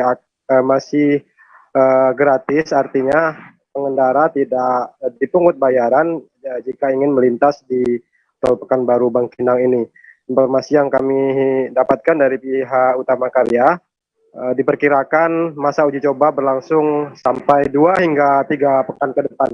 Artinya selama masa uji coba berlangsung, maka pengendara yang melintas di tol ini tidak akan dipungut biaya, namun tetap menggunakan kartu e-tol untuk masuk ke dalam pintu tol. Dapat kami informasikan juga bahwa Tol Pekanbaru Bangkinang ini hanya memiliki satu pintu tol, yaitu yang berada di Bangkinang seberang, sehingga pengendara yang masuk dari Pekanbaru menuju ke Bangkinang itu tidak melewati pintu tol, hanya nanti pas pengendara ingin keluar baru menemukan pintu tol yang ada di Bangkinang seberang. Begitu juga dengan sebaliknya, jika ada pengendara yang akan masuk tol dari arah Bangkinang menuju Pekanbaru, mereka langsung menemukan pintu tol dan mereka nanti masuk tol dan keluar tol itu tidak lagi melewati pintu, karena pintu tol di tol Pekanbaru Bangkinang ini hanya ada satu. Kemudian untuk rest area saat ini belum dibuka karena memang tol yang dioperasikan saat ini panjangnya hanya 31 km sehingga rest area belum dibuka. Sedangkan untuk peresmiannya sendiri, rekan dan pemirsa, kami informasikan bahwa sampai saat ini pemerintah Provinsi Riau dan Hutamakarya belum mendapatkan jadwal yang pasti karena sesuai rencana nanti peresmian akan diresmikan oleh Presiden Republik Indonesia Bapak Joko Widodo, sehingga pemerintah Provinsi Riau dan Hutamakarya masih menunggu jadwal dari Istana Kepresidenan terkait kapan tol ini akan diresmikan. Namun saat ini tol sudah bisa dilewati oleh kendaraan. Begitu rekan Mei, kami kembali studio. Terima kasih rekan Syaiful atas laporan Anda. Selamat bertugas kembali. Menjelang pemilu 2024, Kepala Staf TNI Angkatan Darat Jenderal TNI Dudung Abdurrahman menegaskan anggotanya tidak boleh terlibat politik praktis. Hal ini diungkapkan saat menyambangi Kodim 0201 Medan pada Kamis 27 Oktober siang. Menurut Dudung, saat ini nuansa menjelang pemilu 2024 sudah mulai terasa. Bahkan sudah ada partai yang sudah mendeklarasikan calonnya. Untuk itu, ia menegaskan agar para prajuritnya tidak ikut terlibat dalam politik praktis dan memihak kepada salah satu calon ke depan. Informasi selengkapnya akan disampaikan langsung oleh wartawan Tribun Medan, Fian, yang kini sudah terhubung bersama kami. Selamat rekan Fian. Ya, baik rekan dan juga Tribuners. Ya, memang kemarin Jenderal Kasat Dudung ini melakukan kunjungan kerjanya ke Sumatera Utara, tepatnya itu di Kota Medan. Nah, di sana dia sempat menyambangi Kodim 0201 Medan. Di sana dia sempat memberikan penghargaan kepada dua personilnya yang melakukan yang salah satunya itu menyelamatkan orang yang tenggelam di lautan Natuna, dan yang satunya lagi melakukan pengungkapan narkoba di kawasan Natuna. Nah, setelah itu dia pun meninggalkan Kodim, namun sebelum meninggalkan Kodim kita sempat mewawancarai Jenderal Dudung ini mengenai tanggapannya terhadap perpolitikan di Indonesia, di mana menurutnya sejauh ini memang sudah terasa begitu nuansa pemilu 2024 mendatang, di mana dia menegaskan bahwasanya anggotanya ini tidak boleh terlibat politik praktis ataupun mendukung salah satu calon dari partai yang bertarung nanti di pemilu 2024. Dia pun menegaskan akan memberikan sanksi kepada personilnya yang terlibat politik praktis. Dia pun menegaskan bahwasanya anggotanya juga tidak boleh terlibat dalam pembackingan segala aktivitas perjudian khususnya di Sumatera Utara. Setelah dari sana dia pun langsung meninggalkan Kodim dan meninggalkan Kota Medan. Begitu, Umi. Baik, terima kasih rekan Fian atas laporan Anda, dan Tribuners, wartawan kami juga telah menghimpun wawancara dengan Kepala Staf TNI Angkatan Darat. Berikut tayangannya untuk Anda. Ya, politik praktis itu kan, ini kan sudah masa pemilu ya. Menjelang 2024 sudah mulai ada partai yang mencalonkan. Saya tekankan kepada seluruh jajaran tidak ada yang salah satu calon, karena TNI pada dasarnya netral, kita memihak siapapun, termasuk pada anggota tidak boleh ada pertemuan hasilnya hal-hal yang menyangkut ketidakbenaran seperti itu. Aksi seorang pria mencuri di sebuah minimarket di Bangka Tengah terekam dalam kamera CCTV. Video rekaman tersebut menunjukkan seorang pria berbaju kuning berbelanja di sebuah minimarket yang diketahui berada di Desa Simpang Katis, Kecamatan Simpang Katis, Bangka Tengah pada Selasa 25 Oktober malam. Dalam video rekaman CCTV terlihat aksi pencurian terjadi ketika pria tersebut seusai membayar barang belanjanya menggunakan transaksi non-tunai dan melihat handphone pegawai minimarket berada di meja kasir. Informasi selengkapnya akan disampaikan langsung oleh wartawan Bangka Pos, Arya Bima Mahendra yang kini sudah terhubung bersama kami. Silahkan rekan Arya. Ya, baik, terima kasih rekan Mei dan pemirsa Tribunnews. Perlu saya sampaikan bahwa memang pada hari Selasa malam kemarin, tepatnya tanggal 25 Oktober tahun 2022, sekira pukul setengah 10 malam ini telah terjadi peristiwa pencurian handphone di salah satu minimarket yang berada di Desa Simpakatis, Kecamatan Simpakatis, Kabupaten Bangka Tengah, Provinsi Kepulauan Bangka Belitung. Aksi pencurian tersebut sempat terekam oleh kamera pengintai ataupun kamera CCTV yang memang terpasang di minimarket tersebut, di mana awal mulanya terdapat seorang pria menggunakan baju kuning yang awalnya tampak berperilaku normal, ini berbelanja yang diketahui membeli sejumlah peralatan bayi di minimarket tersebut. Setelah itu pria tersebut pun langsung melakukan pembayaran di meja kasir menggunakan transaksi non tunai ataupun menggunakan kartu debit. Dan ketika sang kasir tersebut sedang lengah dan membereskan barang-barang karena memang toko tersebut akan hendak tutup, seketika pelaku ataupun pria tersebut langsung mengambil satu unit handphone yang memang diletakkan di atas meja kasir tersebut. Setelah mendapatkan handphone tersebut, sang pria ataupun pelaku tersebut langsung pergi meninggalkan minimarket tersebut. Dan untuk si korban sendiri, si kasir yang kehilangan handphonenya itu langsung keesokan harinya langsung menelpon dari pihak Polsek Simpakatis untuk melaporkan kejadian tersebut agar segera ditindaklanjuti. Kapolsek Simpakatis itu Hari Frisco juga turut membenarkan adanya peristiwa pencurian handphone tersebut di minimarket yang berada di Desa Simpakatis, Kecamatan Simpakatis, Bangka Tengah itu. Pihaknya pun setelah mendapatkan laporan tersebut, pihaknya pun langsung segera menuju ke lokasi kejadian, ke TKP untuk memeriksa CCTV dan memintai keterangan saksi-saksi dan langsung memburu pelaku. Diketahui bahwa sampai saat ini berdasarkan keterangan dari Kapolsek Simpakatis bahwa pihaknya telah mengantongi ciri-ciri dari pelaku dan telah mempunyai banyak petunjuk untuk kemudian memburu pelaku. Disampaikan juga bahwa pihaknya setelah melakukan tracking terhadap alamat debit kartu yang memang digunakan pelaku sebelumnya untuk melakukan pembayaran, dan kini pihaknya hanya tinggal mencari keberadaan pelaku untuk kemudian diringkus ataupun ditangkap. Mungkin demikian rekan Mei yang bisa saya laporkan, kembali ke studio. Terima kasih rekan Arya Bima atas laporan Anda. Selamat bertugas kembali. Kita beralih ke informasi selanjutnya, Tribuners. Pihak Syah Bandar Melonguane Kabupaten Kepulauan Talaut mengeluarkan pelarangan untuk berlayar bagi transportasi antar kepulauan. Pelarangan tersebut dikeluarkan mengingat kondisi cuaca di perairan Talaut yang terus memburuk. Larangan untuk berlayar terhadap dua kapal, yaitu KM Barcelona dan KM Glory Mary, terhitung sejak Kamis 27 Oktober. Informasi selengkapnya akan disampaikan langsung oleh wartawan Tribun Manado, Ivan Mawenti Walo, yang kini sudah terhubung bersama kami. Silahkan rekan Ivan.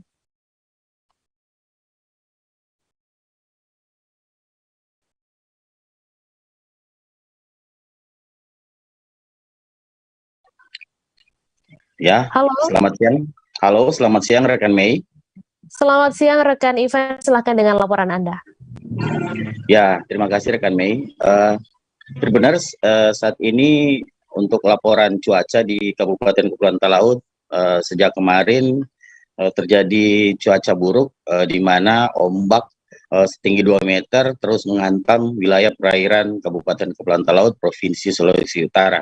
Untuk menyikapi kejadian tersebut, dari pihak Syah Bandar Melonguane telah mengeluarkan larangan untuk berlayar terhadap kapal niaga atau kapal penumpang dengan tujuan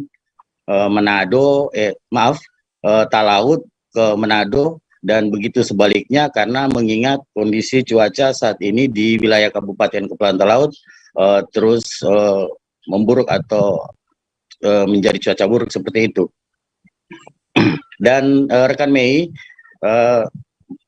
pemerintah Kabupaten Kepulauan Talaut terus mengeluarkan himbauan kepada seluruh masyarakat, terutama yang tinggal di lokasi pesisir pantai atau di tempat-tempat yang rawan bencana, untuk tetap waspada akan perubahan cuaca seperti ini, di mana potensi-potensi untuk terjadi bencana sangat rawan terjadi. Jadi pemerintah saat ini terus mengeluarkan himbauan kepada masyarakat untuk tetap waspada seperti itu. Baik, terima kasih rekan event atas laporan Anda. Selamat bertugas kembali. Wasaka Timkar Fakultas Teknik Universitas Lambung Mangkurat Banjarbaru kembali menorehkan prestasi, yakni menjadi finalis 5 besar dan satu-satunya perwakilan dari Kalimantan untuk mengikuti kontes mobil hemat energi 2022. Kompetisi ini diselenggarakan oleh Pusat Prestasi Nasional yang bekerja sama dengan Kementerian Pendidikan, Kebudayaan, Riset, dan Teknologi. Sebagai finalis 5 besar, Wasaka Timkar FTULM akan membawa karya mereka pada kontes yang digelar di sirkuit Gelora Bung Tomo pada 30 Oktober hingga 4 November dengan UPN Veteran Jawa Timur sebagai tuan rumah. Informasi selengkapnya akan disampaikan langsung oleh wartawan Banjarmasin Pos, Salmah Saurin, yang kini sudah terhubung bersama kami. Silakan rekan Salmah. Baik rekan Mei, bersama aku Salmah Saurin, reporter Banjarmasin Pos, Tribun News. Nah, rekan Mei, Wasaka Timkar Fakultas Teknik Universitas Lambung Mangkurat Banjarbaru, mereka adalah finalis 5 besar dan satu-satunya perwakilan Kalimantan Selatan untuk mengikuti kontes mobil hemat energi 2022 ini. Dan tentunya saat ini mereka sudah melakukan test drive di kawasan Banjarbaru dan mobil ini pun sudah mereka kirim pada hari ini, rekan Mei, ke Jawa Timur. Tentunya sebagai finalis 5 besar Wasaka Timkar dari Fakultas Teknik Unlam ini akan membawa karya mereka pada gelaran di sirkuit Gelora Bung Tomo yang akan digelar pada tanggal 30 Oktober hingga 4 November 2002 di UPN Veteran Jawa Timur yang merupakan tuan rumah. Tentu pada tahun ini Wasaka Tim akan bersaing dengan 4 tim lainnya, yaitu Garuda UNY, Sapuangin ITS, Semar UGM, dan Sadewa Universitas Indonesia. Tentu tahun ini pada kategori yang sama mereka membawa mobil dengan nama Antasari Evo 2 yang merupakan perbaikan dari mobil sebelumnya. Tentu proses perbaikan dan persiapan mobil ini memakan waktu sekitar 7 bulan. Dan memang ada perbedaan tentu yang ditonjolkan pada model mobil baru dan berat mobil yang sudah direduksi pada tahun ini. Sedangkan untuk motif mereka tetap berpegang teguh untuk menggunakan gambar burung enggang yang melekat sekali menjadi lambang ciri khas dari hewan endemik Kalimantan. Tentunya Wasaka Tim sangat berharap dapat meraih hasil yang lebih maksimal lagi dan bisa mengulang kesuksesan tahun-tahun kemarin. Selain itu, dengan hadirnya mobil hemat energi ini diharapkan dapat menjadi inovasi alternatif dalam mengembangkan teknologi ramah lingkungan dan tentunya perlu membutuhkan dukungan dari semua pihak. Gitu rekan Mei. Terima kasih rekan Salmah atas laporan Anda, dan Tribuners, wartawan kami juga telah menghimpun wawancara dengan teknik ULM serta anggota divisi Frame and Manufacturing. Berikut tayangannya untuk Anda. Jadi baik untuk tahun ini sendiri, Wasaka Tim sedang mengembangkan sebuah mobil hemat energi yang diberi nama mobil Antasari Evo 2 yang merupakan upgrading dari mobil sebelumnya Antasari Evo 1, di mana pada tahun 2021 kemarin di kontes mobil hemat energi yang diselenggarakan oleh Puspresnas dan Kemendikbud itu Wasaka Tim berhasil meraih juara 3 pada kategori urban kelas MPD gasolin. Nah, untuk tahun ini sendiri rencana mobil ini kami akan bawa ke Surabaya pada tanggal 28 Oktober nanti untuk berlaga kembali di kontes mobil hemat energi dengan kategori. Jadi spesifiknya ya benar. Spesifikasi dari kelebihan dari Antasari Evo 1 dan Evo 2. Yang pertama itu dari bodi. Dari bodi kami membuatnya ini yang walaupun bahan sama fiber dengan mobil sebelumnya. Fiber yang ada ini lebih ringan. Kemudian dari segi bentuk bodi itu lebih aerodinamis dari yang sebelumnya. Jadi akan menghasilkan efisiensi bahan bakar dan juga kalau di saat race itu pastinya tekanan angin yang akan dipecahnya itu lebih nyaman tuh. Jadi kayak daya gelinding mobilnya akan lebih jauh. Jadi Ketua Badan Pekerja Klasis Manokwari Melkianus Warfando menyebut perayaan hari ulang tahun ke-66 GKI dimaknai sebagai gereja yang dewasa, mandiri, dan misioner. Ia mengatakan ke depan GKI akan lebih giat dan maju dalam mengerjakan seluruh pelayanan. Informasi selengkapnya akan disampaikan langsung oleh wartawan Tribun Papua Barat, Marvin Raubaba yang kini sudah terhubung bersama kami. Silakan rekan Marvin. Mei, terima kasih Tribuners di mana saja Anda berada.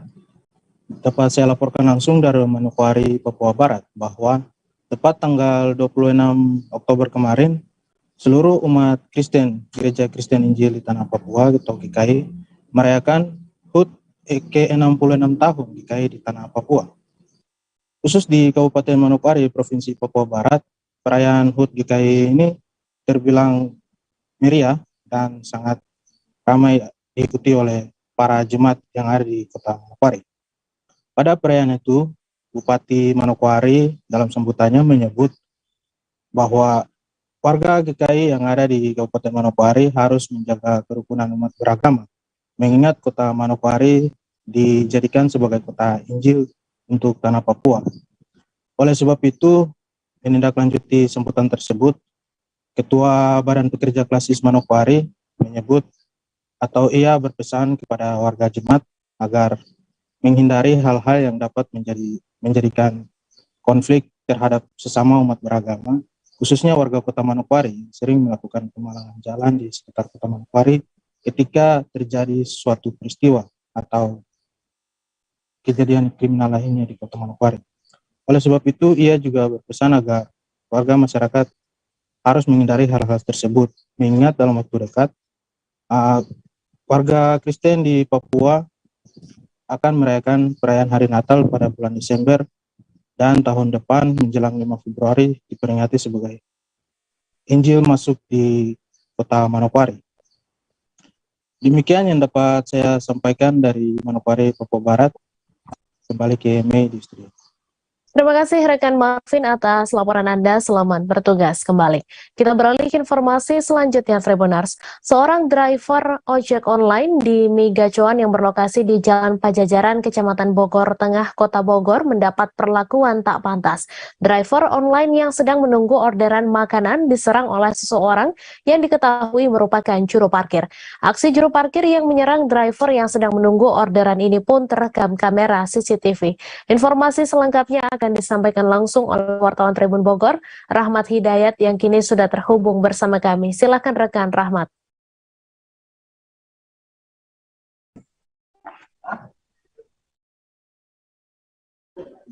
Ya baik, Mei dan rekan-rekan Tribuners lainnya dapat kami sampaikan bahwasanya memang benar seorang tukang parkir di salah satu restoran makan yakni Mi Gacuan yang berlokasi di Jalan Raya Pajajaran, Kecamatan Bogor Tengah, Kota Bogor, membuat perlakuan tidak menyenangkan kepada seorang driver Shopee Food yang saat itu diketahui sedang menunggu orderan makanan. Kejadian ini terjadi pada hari Rabu tanggal 26 Oktober 2022 sekitar pukul 02.00 waktu Indonesia bagian Barat.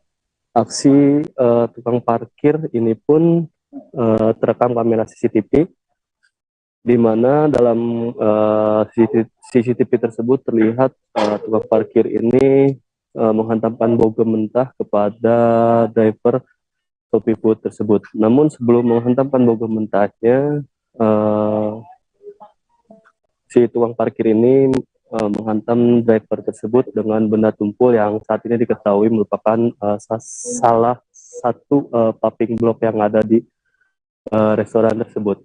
Namun perlu diketahui oleh rekan-rekan Tribuners lainnya, sebelum kejadian yang terekam kamera CCTV di areal dalam restoran Migacuan, ternyata si tukang parkir ini melakukan aksinya terlebih dahulu di luar restoran, di mana saat itu si tukang parkir ini memukuli 2 orang sekaligus driver Shopee Food yang sedang menunggu orderan. Namun ketika dua orang tersebut diserang oleh tukang parkir yang saat ini kami sudah ketahui motifnya dikarenakan gara-gara disenyumi oleh driver Shopee Food. Lalu satu orang yang driver Shopee Food tersebut masuk ke areal dalam restoran Migacuan dengan maksud untuk mencari perlindungan. Namun alih-alih puas sudah melakukan aksinya di luar restoran, si tukang parkir ini justru malah mengejar driver yang satunya lagi yang masuk ke areal dalam Migacuan tersebut. Nah, disitulah tukang parkir ini membabi buta dengan memblogem si driver Shopee Food tersebut berkali-kali, bahkan sebelumnya memukul driver Shopee Food dengan popping block. Kemudian tak puas sampai di situ, Tribuners, si tukang parkir ini malah merusak motor dari driver Shopee Food tersebut. Hal tersebut dikatakan oleh salah seorang rekan driver ataupun rekan korban yang dipukuli oleh tukang parkir tersebut. Si tukang parkir ini malah semakin membabi buta di area luar ruangan setelah berhasil mengejar driver Shopee Food ke dalam restoran Migacuan. Tukang parkir ini malah merusak motor dari driver Shopee Food tersebut. Meski begitu, Tribuners, si tukang parkir ini saat ini sudah dilaporkan ke polisi, dalam hal ini Polsek Bogor Tengah. Dan saat ini pun polisi terus memburu pelaku ataupun terduga pelaku ini dan sudah memintai keterangan dari beberapa saksi. Namun sampai saat ini Jumat 28 Oktober 2022 polisi masih belum bisa menangkap si tukang parkir ini. Kemudian kami pun mencoba mencari tahu informasi tambahan lainnya di mana aksi yang dilakukan tukang parkir ini ternyata merupakan aksi yang keempat kalinya. Hal tersebut dikatakan langsung juga oleh rekan korban yang saat kami hubungi mengatakan bahwasanya aksi yang serupa pernah terjadi beberapa hari ke belakang dan terjadi pada waktu yang hampir sama, yakni sekitar dini hari. Dan diketahui juga ternyata si tukang parkir ini kenapa bisa melakukan aksinya kepada driver Shopee Food lantaran dipengaruhi oleh minuman beralkohol. Kemudian sampai saat ini masih belum terungkap ataupun tertangkap, namun berdasarkan keterangan dari teman ataupun rekan korban bahwasanya si tukang parkir ini merupakan warga kota Bogor. Begitu Mei laporan yang bisa kami sampaikan. Baik, terima kasih rekan Rahmat Hidayat atas laporan Anda. Selamat bertugas kembali. Informasi tadi sekaligus menutup perjumpaan kita dalam live update siang hari ini. Jangan lupa saksikan informasi terbaru lainnya hanya di kanal YouTube Tribun Network. Terima kasih atas kebersamaan Anda. Saya Mei Sadia Sirait beserta kru yang bertugas pamit undur diri dan sampai jumpa.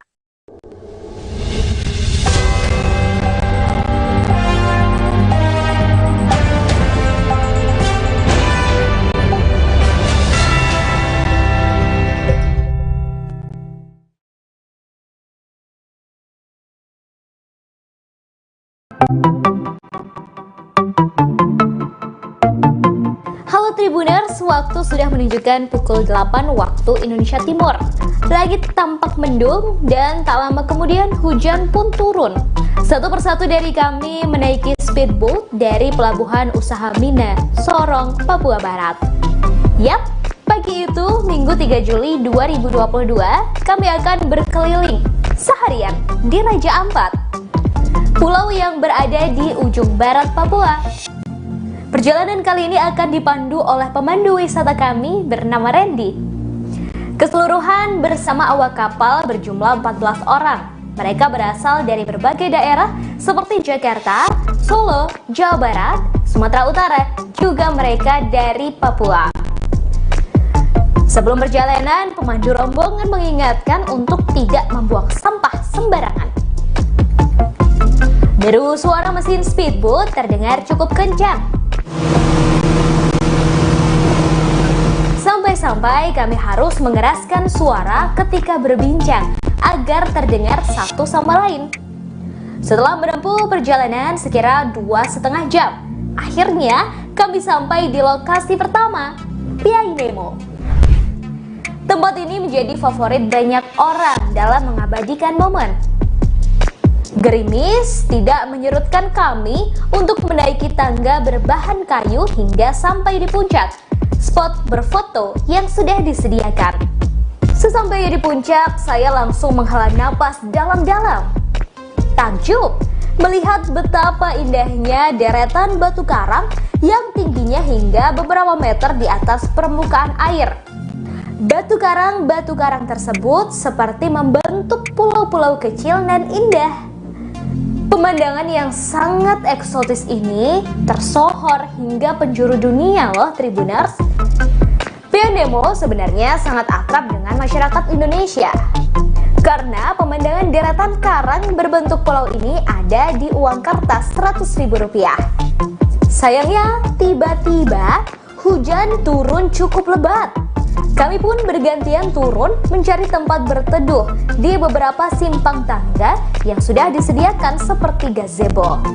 Di tengah hujan, kami beristirahat di shelter sambil menikmati air kelapa. Sejumlah warga pulau sekitar tampak berjualan seperti kelapa muda, pernak-pernik, ikan-ikan kering, kopi, dan lainnya. Kemudian kami kembali ke kapal untuk melanjutkan perjalanan. Syukurlah hujan pun reda sebelum sampai di lokasi kedua Tribuners. Kami tiba di Telaga Bintang. Untuk meraih puncak pun tidak sejauh Piai Nemo, namun medannya cukup berat. Kami harus menaiki batu-batu karang yang keras dan tajam. Harus bergantian lantaran jalurnya hanya cukup untuk satu orang. Sampai di atas, kami bisa melihat batu karang tinggi yang membentuk seperti pulau-pulau kecil. Dan seperti namanya, kami bisa menyaksikan telaga berbentuk bintang. Di bawah airnya terlihat sangat jernih. Kami bisa melihat batu karang serta ikan-ikan dengan mata telanjang. Tak lama rombongan melanjutkan perjalanan menggunakan kapal, yaitu ke kampung wisata Arborek. Menurut Putu, fotografer wisata kami, lokasi ini adalah kampung wisata pertama yang ada di Raja Ampat loh. Arborek masuk 10 besar desa wisata terbaik di Indonesia. Daya tarik lain tempat ini adalah memiliki dasar laut yang sangat menawan. Anda bisa bersnorkeling, melihat karang dan berbagai biota laut.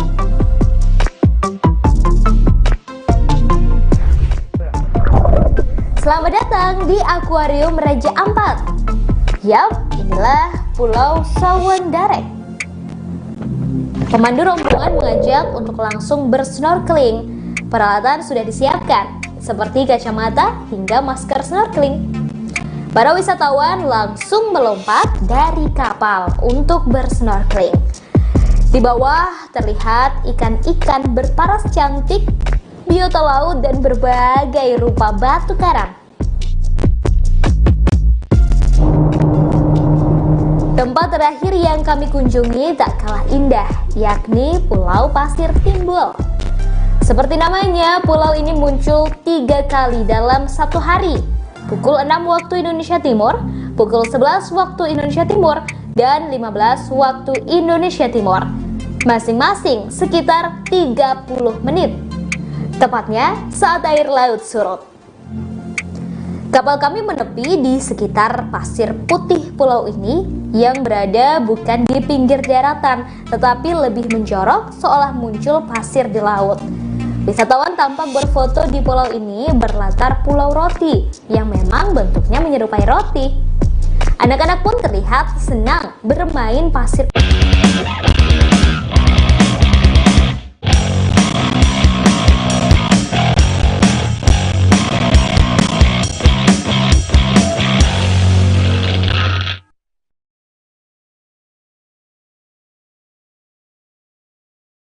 Hai Tribuners, Live Update Sport kembali hadir menjumpai Anda pada siang hari ini, Jumat 28 Oktober 2022.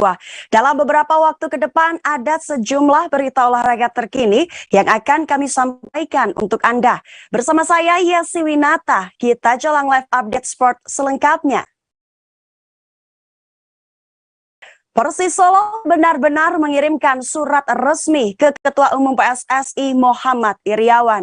Surat tersebut dikirimkan sehari pasca pertemuan perwakilan Persis Solo, Persebaya Surabaya, dan Gibran Raka Buming Raka di Balai Kota Solo Senin 24 Oktober 2022. Tuntutan segera diselenggarakannya Kongres Luar Biasa PSSI menjadi pokok tuntutan yang diajukan Persis Solo.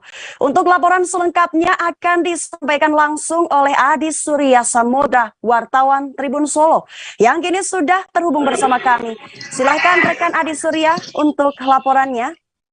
Iya, baik rekan Yesi, seperti yang disampaikan sebelumnya, memang Persis Solo sudah mengirimkan surat resmi kepada PSSI yang mana itu juga sudah ditandatangani langsung oleh Direktur Utama Persis Solo Kaisang Pangarep. Dan sebenarnya ada 6 tuntutan pokok yang disampaikan Persis Solo terhadap PSSI. Dan salah satunya terkait dengan amandemen statuta PSSI, kemudian juga ada mereformasi terkait dengan susunan Exco PSSI yang mana disarankan diisi oleh sosok-sosok yang profesional dan memiliki kompetensi yang lebih mumpuni ke depannya. Dan selain itu juga Persis Solo tetap mendorong untuk segera diadakannya Kongres Luar Biasa PSSI. Dan itu juga untuk memberikan kepastian terkait dengan pengusutan terkait dengan tragedi di Stadion Kanjuruhan. Dan Kaisang sendiri mengatakan bahwa tuntutan yang disampaikan Persis Solo ini lebih menekankan terkait dengan agar tidak adanya konflik kepentingan di dalam PSSI sendiri. Dan selain itu juga Kaisang juga sempat menyinggung terkait dengan hati nurani melalui cuitannya di Twitter. Juga yang bisa saya sampaikan kembali ke rekan Jesse. Baik, terima kasih atas laporannya Adi Surya Samodra dari Tribun Solo. Silahkan bertugas kembali. Kita beralih ke bulu tangkis. Berikut adalah jadwal perempat final French Open 2022 yang akan digelar hari ini Jumat 28 Oktober 2022 malam waktu Indonesia Barat. Ada 3 wakil Indonesia yang akan berjuang untuk bisa mengamankan tiket semifinal French Open 2022. Ketiga wakil tersebut adalah Jonathan Christie, Bagas Maulana, Muhammad Soibul Fikri, dan Rehan Naufal Lisa Ayu. Sektor tunggal putra, Jojo akan berjumpa dengan wakil Jepang Kodai Naraoka. Dan dari sektor ganda campuran, Rehan Lisa akan menghadapi pasangan Prancis Tom Giequel Delphine Delru. Sementara di sektor ganda putra, Bagas Fikri akan berjumpa dengan ganda asal Taiwan Lu Qingyao Yang Pohan. Perjuangan wakil Indonesia mengamankan tiket semifinal French Open 2022 dapat disaksikan di salah satu stasiun televisi nasional Indonesia atau melalui media streaming. Dan berikut jadwal babak perempat final French Open 2022. Jumat 28 Oktober 2022 pukul 21.30 waktu Indonesia Barat. Ada Rehan Naufal Kusarianto, Lisa Ayu Kusumawati versus Tom Giequel Delphine Delru, Prancis. Pukul 21.50 waktu Indonesia Barat, ada Jonathan Christie versus Kodai Naraoka, Jepang. Pukul 22 waktu Indonesia Barat, Bagas Maulana, Muhammad Soibul Fikri versus Lu Qingyao Yang Pohan, Taiwan.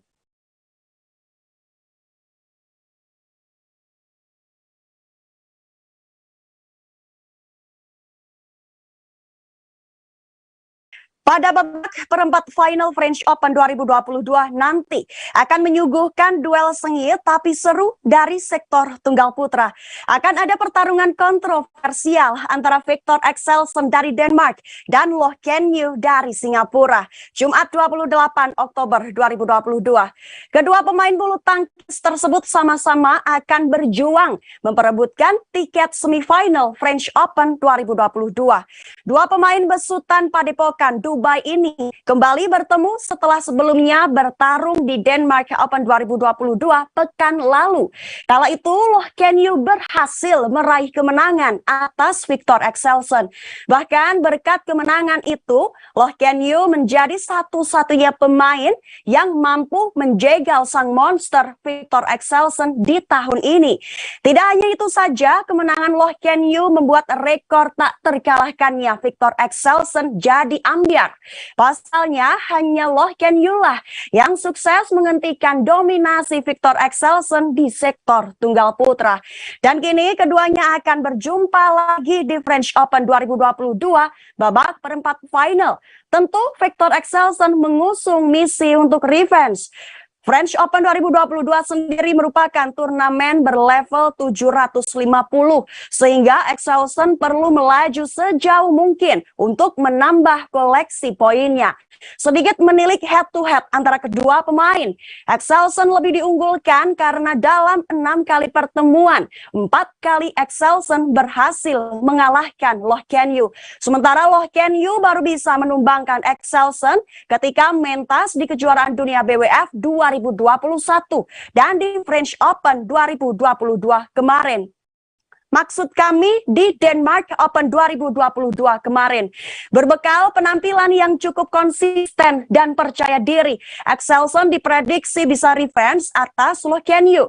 Tetapi juga tidak menutup kemungkinan Loh Ken Yew bisa memanfaatkan tren positifnya untuk kembali menaklukkan Axelsen. Sehingga sangat menarik dinantikan siapakah pemenang dari duel antara Axelsen dan Loh Ken Yew di babak perempat final French Open 2022.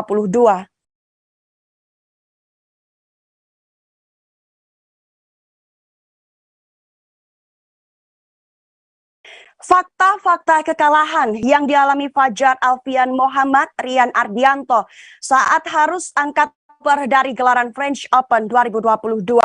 Kamis 27 Oktober 2022, Fajarian takluk di tangan pasangan ganda putra asal Inggris Ben Lane Sean Fendi.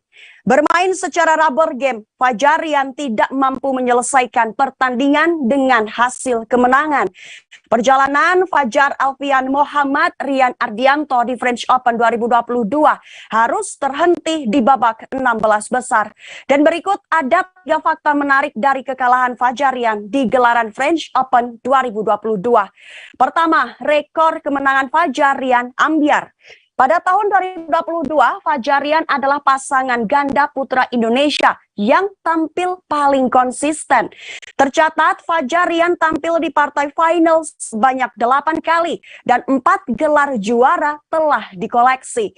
Gelar juara tersebut meliputi Swiss Open, Indonesia Masters, Malaysia Masters, dan Denmark Open. Selama perjalanan Fajarian ketika mentas di BWF World Tour, selalu mampu menembus babak semifinal. Akan tetapi di French Open 2022 kali ini, Fajarian tidak mampu mencapai babak semifinal. Dan itu adalah kali pertama langkah Fajarian terhenti. Dan dengan begitu, rekor apik Fajarian harus ambyar di French Open 2022. Kedua, Fajarian harus kalah head-to-head. Perjumpaan Fajarian dengan Lane Fendi telah terjadi sebanyak 3 kali. Dan pertemuan ketiganya terjadi di French Open 2022. Pertemuan pertama, Fajarian menelan kekalahan ketika bertanding di Thailand Open 2021. Tapi tahun 2022, Fajarian berhasil revenge ketika bertemu di kejuaraan dunia BWF 2022. Sehingga poin head-to-head kedua kubu imbang 1-1. Tapi sayang di pertemuan ketiga Fajarian malah harus menelan kekalahan. Dan kekalahan itulah yang membuat kini Fajarian kalah head-to-head dari pasangan Lane Fendi. Ketiga, Fajarian gagal mempertahankan julukan ujung tombak perjuangan Indonesia. Padahal sebelumnya Fajarian selalu menjadi ujung tombak perjuangan ganda putra Indonesia karena tampil paling konsisten. Fajarian kerap kali menjadi satu-satunya andalan Indonesia yang berhasil mencapai partai puncak hingga meraih gelar juara. Tapi tampaknya julukan tersebut telah beralih ke Bagas Maulana Muhammad Soebul Fikri, khusus di French Open 2022. Pasalnya setelah Fajarian gugur, sektor ganda putra hanya menyisakan Bagas Fikri saja. Secara otomatis julukan ujung tombak perjuangan ganda putra di French Open 2022 kali ini dipegang oleh Bagas Fikri.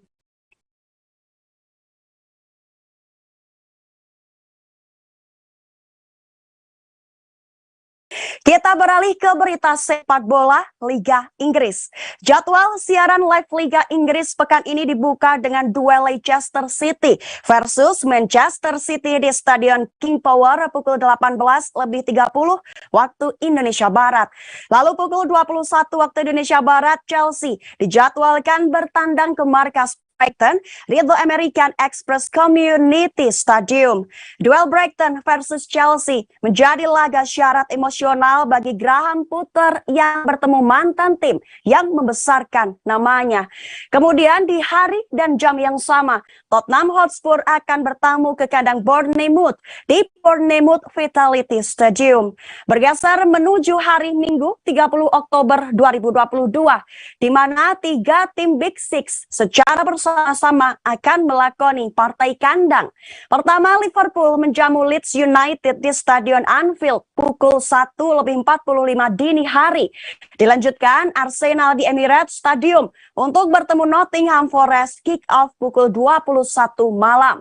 Dan ditutup dengan penampilan Manchester United yang akan ditantang West Ham United pukul 23.15 waktu Indonesia Barat. Dan berikut jadwal Liga Inggris lengkap pekan ke-14, Sabtu 29 Oktober 2022, pukul 18.30 waktu Indonesia Barat, Leicester City versus Man City. Pukul 21 waktu Indonesia Barat, Newcastle versus Aston Villa. Pukul 21 waktu Indonesia Barat, Bournemouth versus Tottenham. Pukul 21 waktu Indonesia Barat ada Brighton versus Chelsea, Crystal Palace versus Southampton, Brentford versus Wolves. Dan pukul 23.30 waktu Indonesia Barat ada Fulham versus Everton. Minggu 30 Oktober 2022 pukul 1.45 dini hari, Liverpool versus Leeds United. Pukul 21 waktu Indonesia Barat ada Arsenal versus Nottingham Forest. Pukul 23.15 waktu Indonesia Barat ada Manchester United versus West Ham United.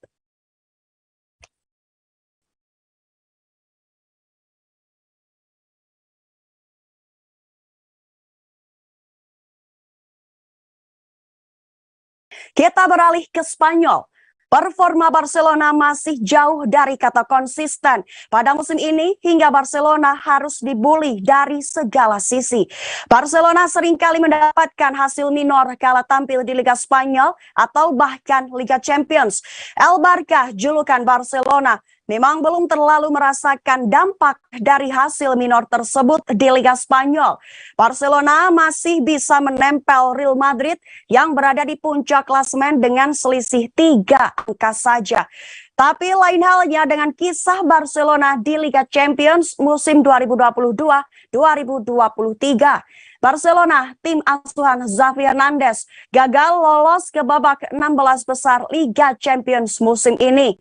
El Barca kalah saing dengan Bayern Munich dan Inter Milan yang telah memastikan langkah ke fase knockout. Sehingga sorotan negatiflah yang jelas terarah kepada Barcelona setelah raihan hasil buruk mereka. Bukan perkara mudah untuk bangkit dari keterpurukan dan bully yang mengarah kepada skuad Barca. Apalagi musim ini Xavi memutuskan untuk memasukkan beberapa pemain muda ke dalam skuad utama. Dan para pemain muda tersebut bisa dibilang masih awam dengan kritik atau cacian yang akan didapat di level senior. Ditambah dengan era sosial media saat ini, supporter bisa mengungkapkan unek-unek mereka secara langsung ke akun sosial media para pemain. Sehingga dalam konteks ini peran pemain senior menjadi penting bagi klub. Mereka sekiranya dapat melindungi atau bisa memandu para pemain muda untuk bangkit dari masa kelam. Sayangnya para pemain senior Barcelona juga malah lekat dengan sorotan negatif pada musim ini. Gareth Pique, Sergio Busquets, dan Jordi Alba adalah beberapa pemain senior yang sudah lama membela El Barca. Mereka juga tengah dirundung masalah masing-masing yang membuat peran mereka seakan tenggelam di dalam tim. Tetapi di atas itu semua, pelatih Xavi Hernandez mengambil peran terbesar dalam fase ini. Sebagai pelatih, ia harus bisa membangkitkan semangat juang anak asuhnya yang tersentak dengan kekalahan melawan Bayern. Dan pertandingan selanjutnya kalah melawan Valencia di Liga Spanyol dapat menjadi pembuktian tercepat skuad Barca untuk bangkit dari keterpurukan.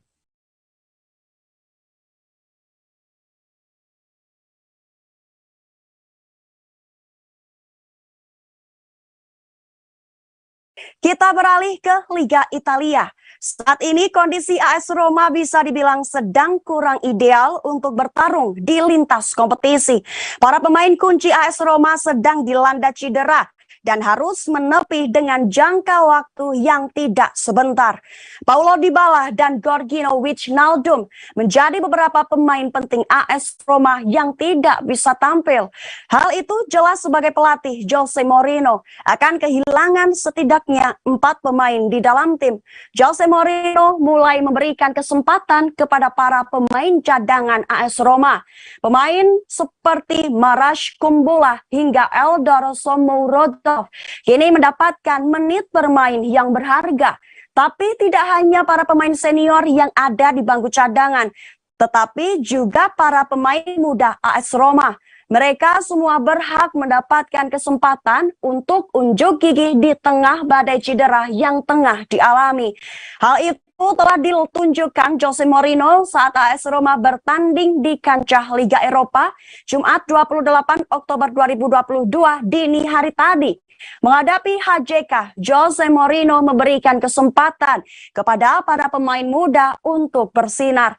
Giacomo Vaticiani didebut di level senior dan masuk di menit ke-78 untuk menggantikan Chievo Pato. Selain Vaticiani, ada Filippo Trippi dan Luigi Cherubini yang mendapatkan kesempatan untuk berjuang setelah dari bangku cadangan. Bagi sebagian orang, hal tersebut barangkali tidak terlalu penting. Tapi bagi para pemain muda itu, mendapatkan pengalaman di tim utama merupakan pelajaran yang luar biasa. Hal tersebut dapat mengasah kematangan mental para pemain yang masih terbiasa berlaga di level junior. Jose Mourinho senang bisa membawa beberapa pemain muda kala berlaga di Liga Eropa pekan ini. Kebiasaan tersebut barangkali tidak terlalu melekat pada diri Jose Mourinho di masa lalu. Tapi kesediaan Mourinho membawa pemain muda sekarang ini juga memberikan indikasi bahwa dirinya terus berkembang dan bertambah matang sebagai seorang pelatih.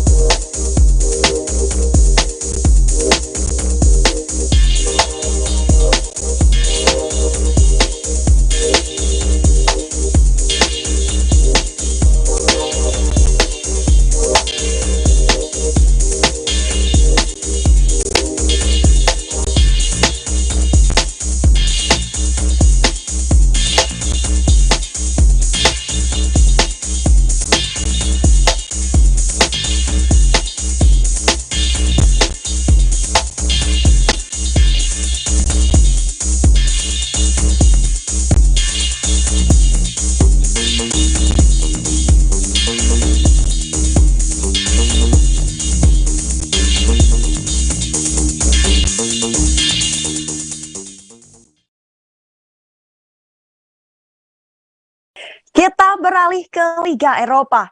Berikut adalah rekap hasil Liga Eropa musim 2022-2023 tadi malam pada 27 hingga 28 Oktober 2022. Hasil Liga Eropa dibuka dengan kekalahan Arsenal saat bersua tuan rumah PSV di Philips Stadion pada Kamis 27 Oktober 2022. Bermain di kandang sendiri, PSV mampu mempermalukan Arsenal melalui sumbangan gol Joy Veerman menit ke-55 dan Luuk de Jong menit ke-63. Dengan hasil tersebut, Arsenal gagal mengunci tiket ke babak 16 besar Liga Eropa dan harus menunggu hingga pertandingan terakhir. Sedangkan PSV tambahan 3 angka membuat mereka memiliki kans untuk keluar sebagai juara grup A sekaligus meraih tiket babak 16 besar. Kekalahan atas PSV merupakan kekalahan perdana Arsenal di laga Liga Eropa musim 2022-2023 ini.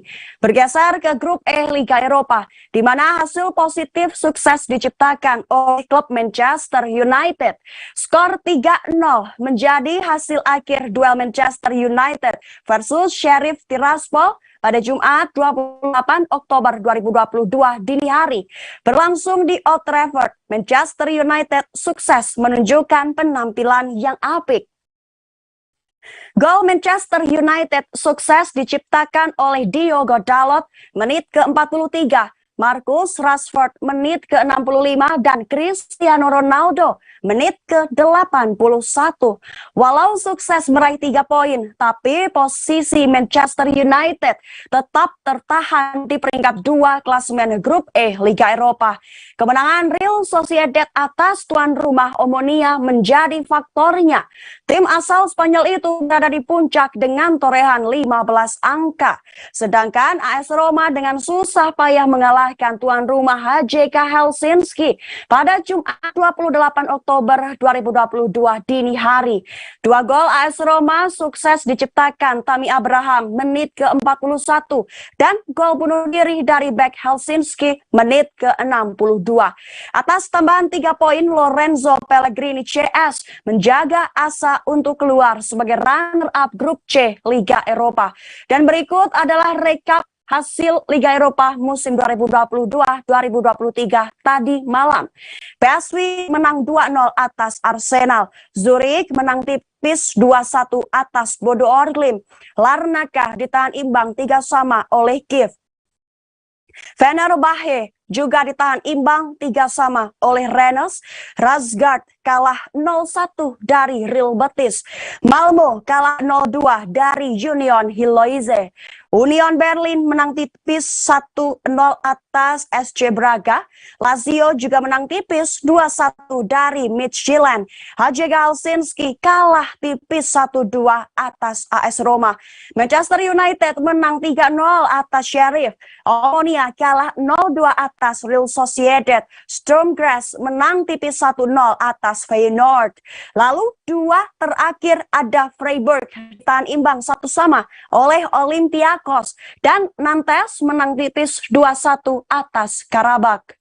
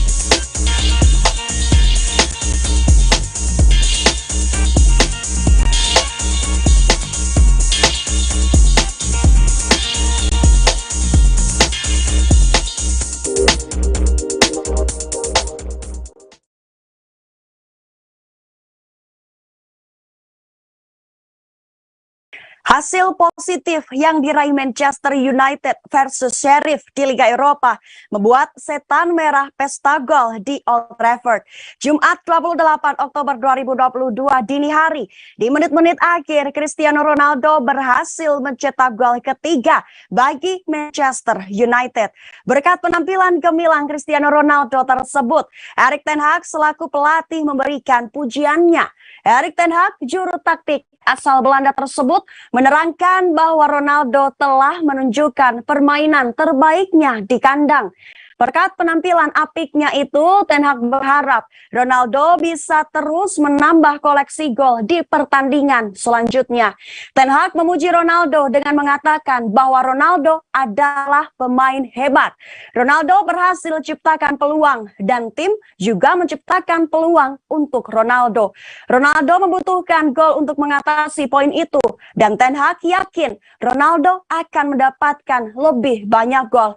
Penampilan apik Cristiano Ronaldo itu juga berkat permainan cantik dari para penggawa United.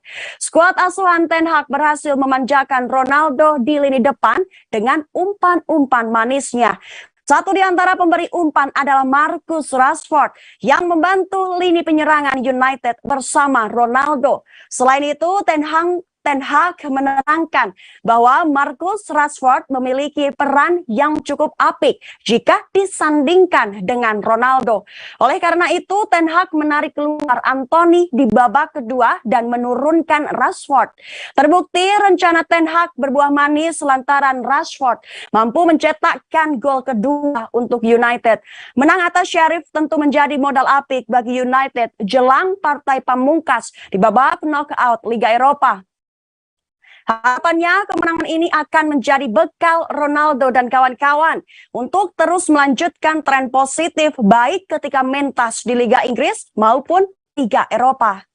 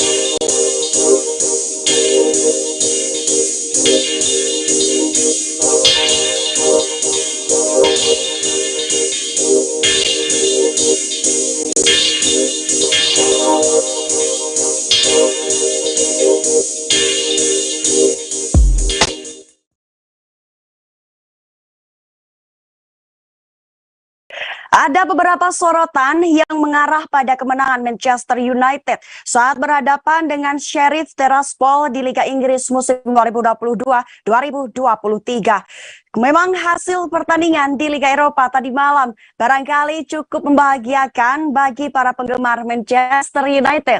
Pasalnya Manchester United berhasil menang dengan skor 3-0. Cukup nyaman untuk kemenangan atas Sheriff di Liga Eropa. Jumat 28 Oktober 2022, Manchester United unggul 3 gol berkat gol dari Diogo Dalot menit ke-44, Marcus Rashford menit ke-65 dan Cristiano Ronaldo menit ke-81. Dengan kemenangan, sorotan tetap mengarah ke kubu Setan Merah meski menang Liga Eropa kali ini. Dan Cristiano Ronaldo jelas mendapatkan porsi besar dalam sorotan kali ini. Laga melawan Sheriff Buck menjadi penebusan dosa bagi seorang Ronaldo. Ia tampil sebagai starter untuk pertama kali sejak tersandung masalah indisipliner. Kala menolak perintah Erik ten Hag untuk masuk lapangan beberapa waktu lalu. Ronaldo cukup dimanjakan dengan umpan-umpan matang dari rekan-rekannya. Sayang Ronaldo masih belum bisa memanfaatkannya. Finishing ciamik yang biasa Ronaldo miliki malah tidak keluar maksimal. Untungnya Ronaldo berhasil memanfaatkan satu peluang di menit-menit akhir dengan menjebol jala Sheriff.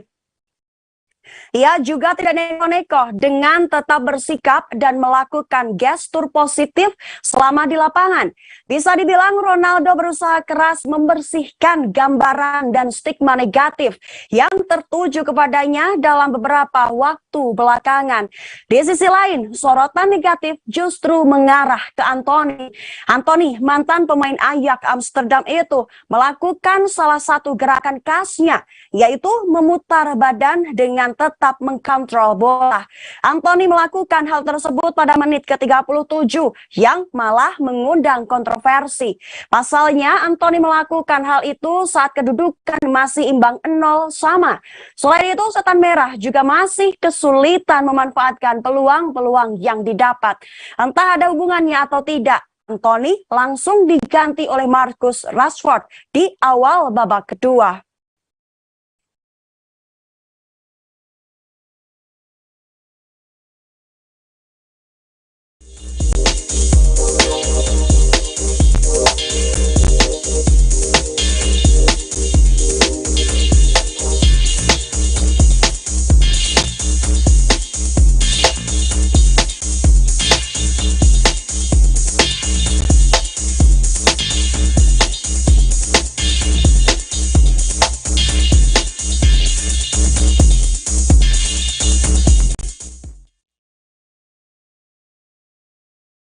Setelah berhasil mencetak gol ke gawang Sheriff Tiraspol, Cristiano Ronaldo merayakan golnya dengan sebuah selebrasi baru dan hal tersebut membuat fans menyukainya.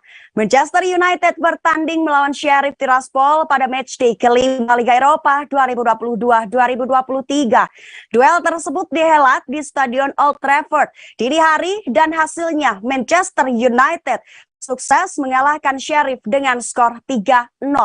3 gol kemenangan Manchester United dicetak oleh Diogo Dalot menit ke-44, Marcus Rashford menit ke-65, dan Cristiano Ronaldo menit ke-81. Dengan kemenangan tersebut Manchester United berhasil lolos dari grup E dan melaju ke babak selanjutnya di Liga Eropa. Di sisi lain, seusai mencetak gol ke gawang Sheriff Tiraspol, Ronaldo merayakan golnya dengan selebrasi baru. Cristiano Ronaldo, pemain berusia 37 tahun itu, mengganti selebrasi khasnya Siu dengan sebuah aksi baru. Seusai mencetak gol, Ronaldo berlari ke pinggir lapangan sambil menunjuk ke arah tribun. Cristiano Ronaldo kemudian berdiri tegak, mendongakkan kepalanya dengan mata tertutup dan menyilangkan jari-jari di depan dadanya. Dan setelah itu Ronaldo membuka mata dan tersenyum bahagia. Selebrasi baru yang dilakukan oleh Ronaldo pun membuat fans Manchester United di jagat maya bahagia dan menyukainya. Bahkan sampai ada yang menyebut selebrasi baru Ronaldo sebagai perayaan kedamaian batin. Seorang pengguna Twitter menuliskan, Cristiano Ronaldo mungkin baru saja menciptakan selebrasi terbesar kedua yang pernah ada, dari siu hingga kedamaian batin. Tweet kedua, selebrasi Cristiano Ronaldo kali ini benar-benar epik. Dan tweet ketiga, 4, dan seterusnya mengatakan hal yang sama, yaitu sangat menyukai selebrasi baru yang Cristiano Ronaldo lakukan.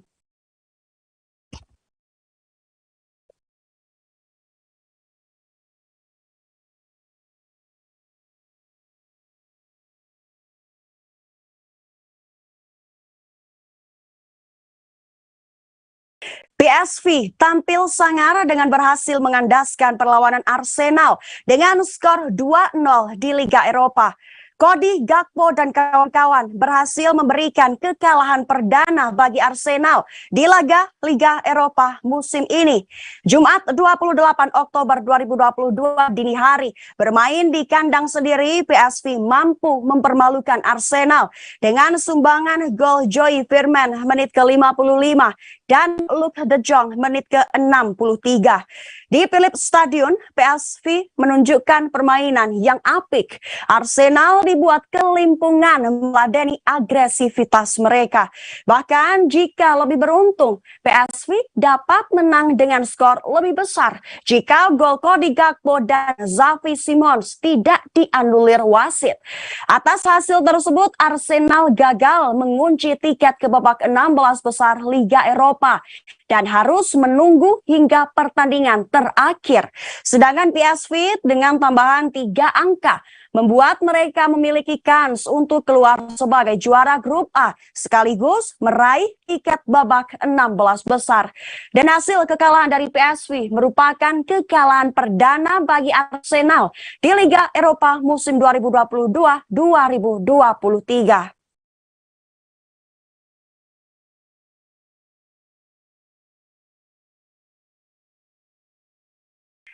Kita masuk ke kabar Piala Dunia. Sergio Busquets selaku kapten Barcelona dinilai memiliki peran penting di timnas Spanyol sebagai penyintas terakhir skuad Matador di Piala Dunia 2010 silam. Dan kini timnas Spanyol akan kembali berjuang pada ajang Piala Dunia 2022 di Qatar. Sepanjang sejarah kompetisi Piala Dunia, timnas Spanyol baru mengangkat trofi sebanyak 1 kali, yaitu pada edisi 2010. Pada Piala Dunia edisi 2010 tersebut, timnas Spanyol datang sebagai jawara Eropa. 2 tahun sebelumnya, timnas Spanyol berhasil menjuarai Euro 2008 yang diadakan di Austria Swiss. Dengan skuad yang saat itu rata-rata diisi oleh para pemain Barcelona dan Real Madrid, timnas Spanyol berhasil menjadi juara dunia untuk kali pertama. Timnas Spanyol sempat mempertajam tren positif mereka dengan kembali menjuarai Euro 2012. Tetapi sejak saat itu, nama timnas Spanyol seolah hilang dari kompetisi internasional.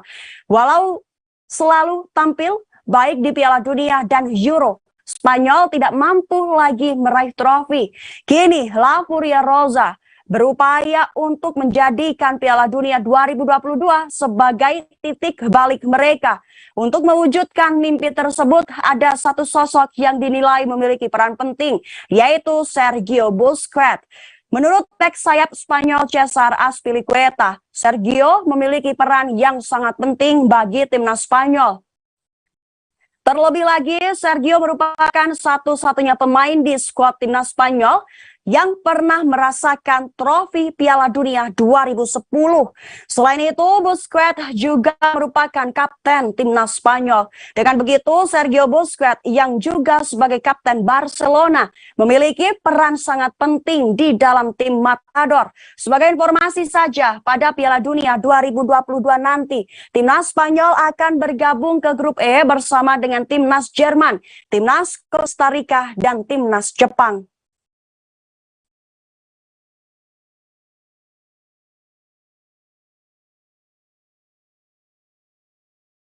Kita beralih ke MotoGP. Profil Fabio Quartararo, satu-satunya pesaing tersisa dari Francesco Bagnaia dalam perburuan gelar juara dunia MotoGP 2022. Fabio Quartararo akan bertarung habis-habisan di MotoGP Valencia 2022, Minggu 6 November 2022 mendatang. Fabio Quartararo, rider andalan Yamaha Monster Energy itu wajib memenangkan balapan di Valencia. Ditambah dengan berharap Bagnaia mengalami DNF untuk merebut gelar juara dunia MotoGP 2022. Pasalnya, selisih poin dengan rivalnya Francesco Bagnaia cukup jauh, yaitu 23 poin. Mau tidak mau, syarat utama Fabio Quartararo untuk menjadi kampiun adalah menang di sirkuit Ricardo Tormo nanti. Di tengah panasnya persaingan untuk mengamankan gelar juara dunia MotoGP 2022, Quartararo menghadapi satu masalah, yaitu jari tengahnya yang harus cedera karena mentas di MotoGP Malaysia 2022 pekan lalu. Terpantau ketika naik podium, Quartararo harus membawa bongkahan es batu agar jari tengahnya tidak bengkak. Terlepas dari itu, Quartararo sendiri tidak ingin menyerah gara-gara hal tersebut. Quartararo siap tampil habis-habisan di Valencia demi mahkota juara dunia MotoGP 2022. Berikut adalah profil Fabio Quartararo. Fabio Quartararo lahir di Nice, Prancis pada 20 April 1999 dan berkebangsaan Prancis. Fabio Quartararo memiliki tinggi badan 177 cm dan kini berada di tim Monster Energy Yamaha MotoGP sejak 2021 dengan nomor motor 20. Karir balapan Fabio Quartararo di Moto3 tahun 2015 hingga 2016, Moto2 2017, 2018, dan MotoGP 2019 hingga sekarang.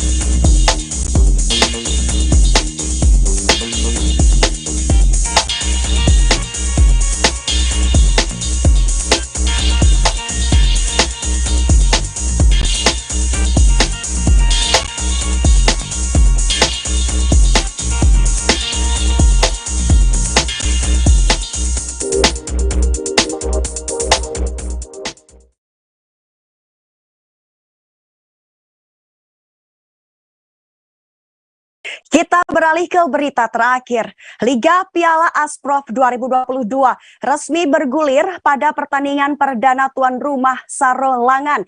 Harus mengakui keunggulan Kota Jambi dengan skor telak. Dalam Piala Asprof PSSI Jambi ini diikuti peserta dari tim kesebelasan sepak bola Kabupaten Kota seprovinsi Jambi yang jumlahnya sebanyak 11 tim sepak bola. Ketua Aska PSSI Sarolangun Hurmin mengucapkan terima kasih kepada panitia pelaksana yang telah mensukseskan kegiatan ini dan diharapkan agar kegiatan ini dapat berjalan dengan lancar.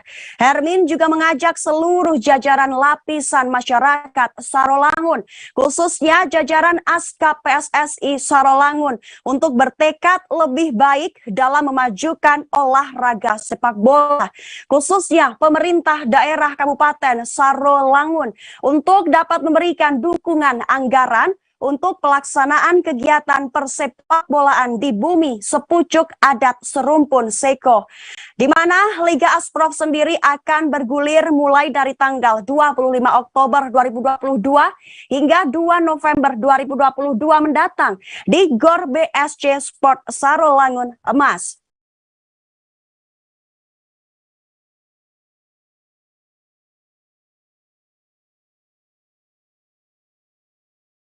Sekaligus menjadi penutup jumpa kita hari ini dalam Live Update Sport.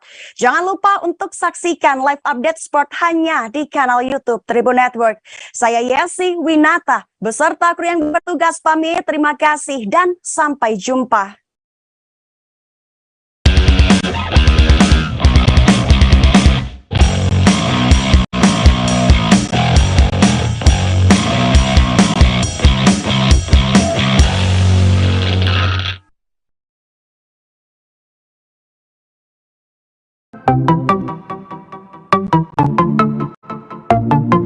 Halo Tribuners, waktu sudah menunjukkan pukul 8 waktu Indonesia Timur.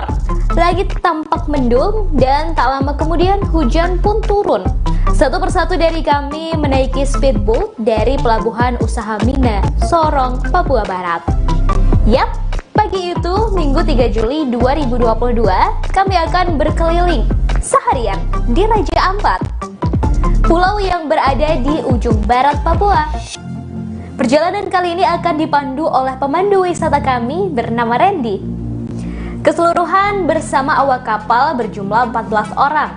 Mereka berasal dari berbagai daerah seperti Jakarta, Solo, Jawa Barat, Sumatera Utara, juga mereka dari Papua. Sebelum perjalanan, pemandu rombongan mengingatkan untuk tidak membuang sampah sembarangan. Deru suara mesin speedboat terdengar cukup kencang. Sampai-sampai kami harus mengeraskan suara ketika berbincang agar terdengar satu sama lain. Setelah menempuh perjalanan sekira 2,5 jam, akhirnya kami sampai di lokasi pertama, Piai Nemo. Tempat ini menjadi favorit banyak orang dalam mengabadikan momen. Gerimis tidak menyurutkan kami untuk menaiki tangga berbahan kayu hingga sampai di puncak spot berfoto yang sudah disediakan. Sesampainya di puncak, saya langsung menghela napas dalam-dalam. Takjub melihat betapa indahnya deretan batu karang yang tingginya hingga beberapa meter di atas permukaan air. Batu karang tersebut seperti membentuk pulau-pulau kecil dan indah. Pemandangan yang sangat eksotis ini tersohor hingga penjuru dunia loh Tribuners. Piai Nemo sebenarnya sangat akrab dengan masyarakat Indonesia karena pemandangan deretan karang berbentuk pulau ini ada di uang kertas Rp100.000. Sayangnya tiba-tiba hujan turun cukup lebat. Kami pun bergantian turun mencari tempat berteduh di beberapa simpang tangga yang sudah disediakan seperti gazebo. Di tengah hujan, kami beristirahat di shelter sambil menikmati air kelapa. Sejumlah warga pulau sekitar tampak berjualan seperti kelapa muda, pernak-pernik, ikan-ikan kering, kopi, dan lainnya. Kemudian kami kembali ke kapal untuk melanjutkan perjalanan. Syukurlah hujan pun reda sebelum sampai di lokasi kedua Tribuners. Kami tiba di Telaga Bintang. Untuk meraih puncak pun tidak sejauh Piai Nemo, namun medannya cukup berat. Kami harus menaiki batu-batu karang yang keras dan tajam. Harus bergantian lantaran jalurnya hanya cukup untuk satu orang. Sampai di atas, kami bisa melihat batu karang tinggi yang membentuk seperti pulau-pulau kecil. Dan seperti namanya, kami bisa menyaksikan telaga berbentuk bintang. Di bawah airnya terlihat sangat jernih. Kami bisa melihat batu karang serta ikan-ikan dengan mata telanjang. Tak lama rombongan melanjutkan perjalanan menggunakan kapal, yaitu ke kampung wisata Arborek. Menurut Putu, fotografer wisata kami, lokasi ini adalah kampung wisata pertama yang ada di Raja Ampat loh. Arborek masuk 10 besar desa wisata terbaik di Indonesia. Daya tarik lain tempat ini adalah memiliki dasar laut yang sangat menawan. Anda bisa bersnorkeling, melihat karang dan berbagai biota laut.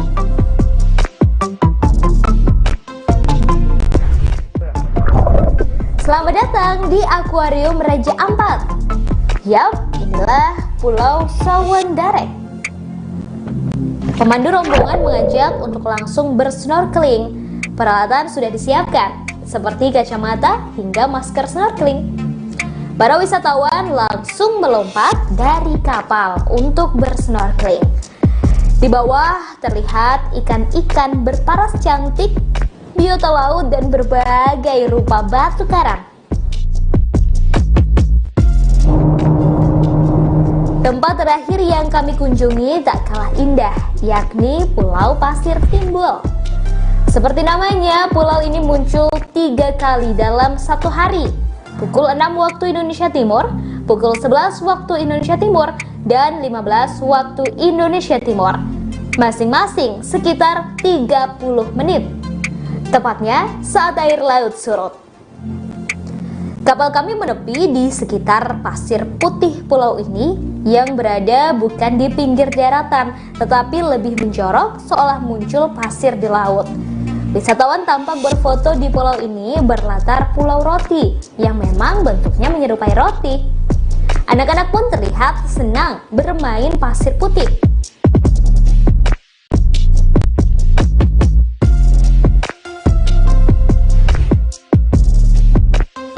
Sayangnya hari sudah semakin sore, air mulai pasang dan Pulau Pasir Timbul akan kembali hilang tertutup air. Kami bergegas naik ke kapal dan menuju arah pulang. Lokasi ini adalah destinasi terakhir kami di Raja Ampat.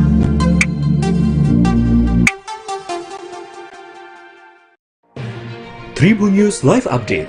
Tanggal 21. Selamat siang Tribuners, selamat sore Tribuners, selamat petang Tribuners, Anda sedang menyaksikan Live Update. Informasi teraktual dan terupdate dari siang hingga petang kami sajikan untuk Anda. Menewaskan 2 orang penumpang, yang mana kedua penumpang kami perdalam dengan laporan langsung dari lokasi kejadian dan narasumber terpercaya. Benar-benar menghukum mereka-mereka yang terlibat menghentikan terduga pelaku yang ingin laporan terkait peristiwa pompong hilang kontak menabrak sejumlah pemotor yang melintas tepat. Saksikan live update siang, sore, dan petang hanya di channel YouTube Tribun News.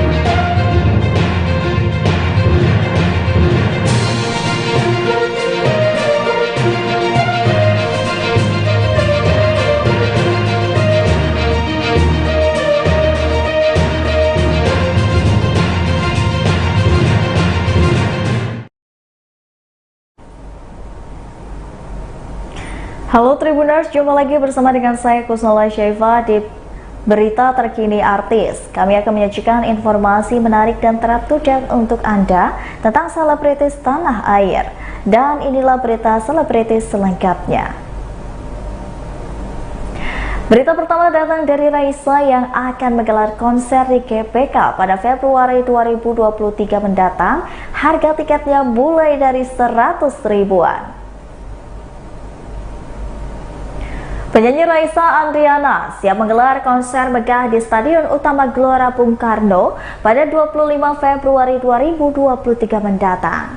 Sempat tertunda akibat pandemi COVID-19, Raisa pun masih belum percaya bahwa konser impiannya kini sudah di depan mata. Penyanyi kelahiran 6 Juni 1990 itu juga sempat mengenang momen ketika harus terima kenyataan konser megahnya tertunda akibat pandemi COVID-19. Sampai akhirnya, konser ini siap digelar dan bakal menjadi sejarah selama perjalanan karirnya.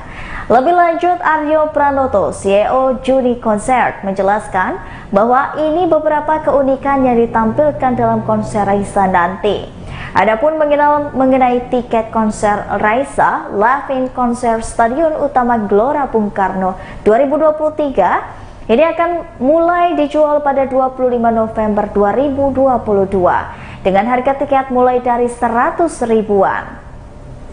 Diketahui Raisa merupakan penyanyi solo pop asal Indonesia yang eksis usai merilis single pertama berjudul Serba Salah pada 2011 lalu.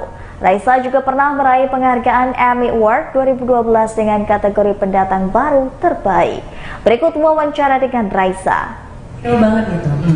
Karena pada saat 2020 kita tuh kayak sempet sih ada patah semangatnya ataupun sedih ataupun kayak ngerasa kapan ya mungkin nggak ya opportunity ini bisa datang lagi gitu. Tapi setelah semuanya kita jalanin prioritas ya waktu itu kan pandemi segala macam. Ternyata mimpi kita ini masih terbayang-bayang banget dan gak cuma aku doang, tapi terutama tim dan juga Raisa yang selalu kayak nyemangatin, selalu ngingetin bahwa ayo dong jadi dong, kayak gitu kan. Jadinya aku semangatnya tuh membara lagi dan tetap ada dan alhamdulillah opportunity-nya masih ada di sini. Jadi insya Allah bakal kita wujudkan di awal tahun depan. Amin banget, aminnya dong. Amin. Ya ampun, katanya udah nunggu banget nih kita. Jadi energi baik dari semua tim Raisa sudah pasti semua pihak.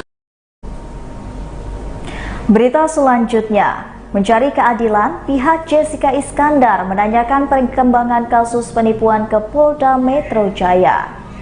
Perkembangan kasus penipuan, pihak Jessica Iskandar menyambangi Polda Metro Jaya untuk mengetahui perkembangan kasus dugaan penipuan rental mobil. Padahal Jessica Iskandar telah melaporkan sudah lebih dari 4 bulan. Namun hingga saat ini, pihaknya belum melihat terlapor menjalani pemeriksaan oleh pihak kepolisian. Maka dari itu, pihak Jedar ingin memperjuangkan hak hukumnya. Sebagai informasi, Jessica Iskandar bersama dengan Vincent Verhaak melaporkan Christopher Stefanus Budianto alias Stephen ke Polda Metro Jaya pada Juni 2022. Laporan tersebut terkait dengan dugaan penipuan dan juga penggelapan mobilnya yang hilang sejumlah 11 unit dengan total kerugian 9,8 miliar. Berikut wawancara dengan pihak Jessica Iskandar. Untuk tahu perkembangannya kayak gimana dan kita juga kejar keadilan kita kayak gitu. Kemarin kan dikatakan mediasi gagal ya, bukan gagal, belum ditunda. Bukan gagal, ditunda karena saya punya prinsip pribadi. Kalau mediasi itu saya lebih secara langsung aja. Prinsipal dari pihak sebelah dan prinsipal dari pihak sini ketemu 4 mata face to face kayak gitu kan lebih enak. Kalau mau damai ya sudah, saya terbuka kok buat damai. Mari kita duduk, tapi kita harus ketemu. Saya nggak mau lewat orang lain, langsung aja face to face. Namanya juga mediasi, ya kan? Cari ini kan jalur keluarnya yang terbaik kayak gimana. Tapi ya hadir dong, jangan menghindari momentum kayak gini. Di sini kan bisa selesai secara kekeluargaan dan baik-baik, ya ayo, jangan menghindari pertemuan ini. Saya setiap kali ada agenda saya hadir kok. Saya pun juga turun tangan, saya adanya sekarang di sini. Mau di PN Jaksa pun saya juga hadir. Bisa aja saya bilang ngapain saya hadir? Kuasa hukum saya aja yang hadir. Ngapain? Kan mau mediasi. Tunjukin lah etika baiknya kayak gimana. Kan gitu. Berita selanjutnya datang dari Tasya Farasya yang hamil anak kedua dan sempat mengidam yang aneh-aneh. Beauty vlogger Tasya Farasya siap menyambut kelahiran anak keduanya yang berjenis kelamin laki-laki. Rencananya Tasya Farasya akan melahirkan pada bulan November mendatang. Selama kehamilan kedua ini, Tasya Farasya juga mengaku sempat mengalami ngidam. Kendati demikian, saat ini ia sudah tak menuntut berbagai keinginan untuk dipenuhi, mengingat usia kehamilannya sudah bertambah. Sejak lebih fokus untuk persiapan melahirkan, wanita keturunan Arab ini menyebut kini sudah mempersiapkan beberapa perlengkapan dan juga kebutuhan bayi.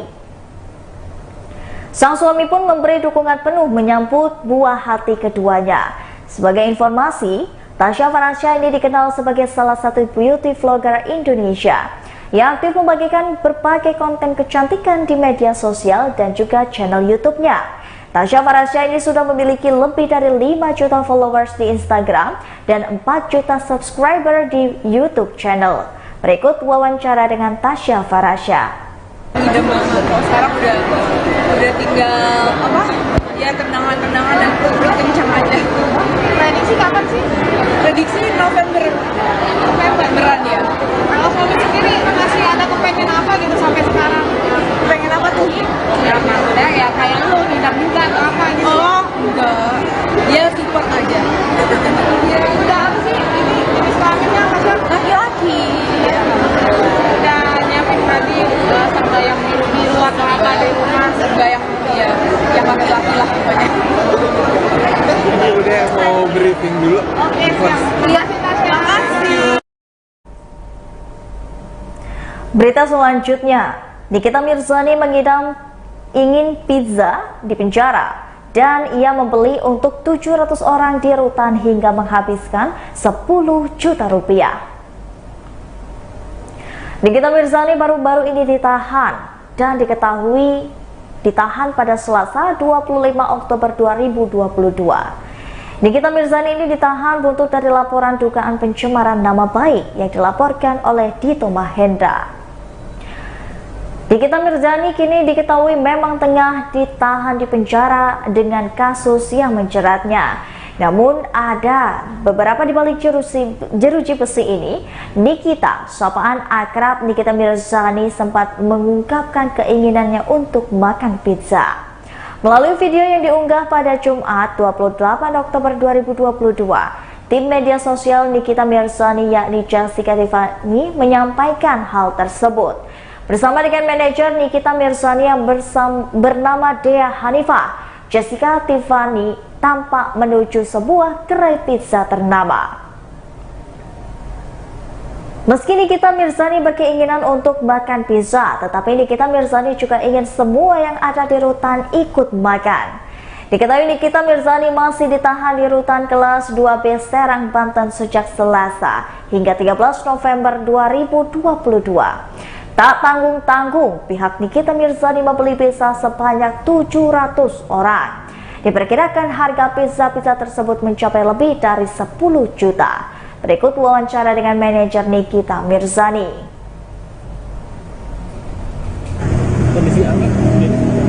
Anak sekarang biasa aja mas, mereka masih sekolah. Ya kalau ditanya sedih nggak sedih, namanya anak ya. Cuman kan kalau yang dua belum ngerti. Cuman kalau Loli kan udah ngerti. Cuman Loli memang lagi fokus buat sekolah kelantan kan. Jadi dia lagi fokus bimbel, fokus sekolah. Gitu. Kemarin saya juga sempat bilang sama Niki mau ditemenin atau enggak, terus kayak dia nggak usah kata, maksudnya dia lebih kuat lah. Gue yakin banget dia kuat gitu. Karena dia kalau dia nggak ribet-ribet kayak begitulah. Jadi tadi gue pecel ayam, terus kali gue bikin apa, dan dia juga lagi nggak mau makan, lagi susah makan karena dia susah pup. Karena dia dari seminggu yang lalu memang udah nggak bisa pup kan, jadi kayak Lah gue nggak mau makan. Tadi aja saya tanya kayak apa namanya, kira-kira dia mau makan apa ya gitu kan ya. Tiba-tiba dia malah apa titipan pengacaranya. Kadang kan pengacaranya WhatsApp saya kan, biasanya tuh yang nyampein ke saya pesanan-pesanan gitu tuh pengacaranya. Karena kan kalau pengacara masih bisa ketemu kan, jadi kayak paling pengacaranya ngomong kayak, "Dek, tolong bawain Niki obat, bawain Niki apa, bikin apa." Biasanya semuanya lewat pengacara. Tadi bawa makanan apaan, Mbak? Tadi, Iya. enggak, saya nggak bawa makanan. Oh, belum ya? Kan kata pengacaranya nggak mau makan, bos lo gitu. Terus kayak, "Bang, tolong bujukin dong, suruh makan."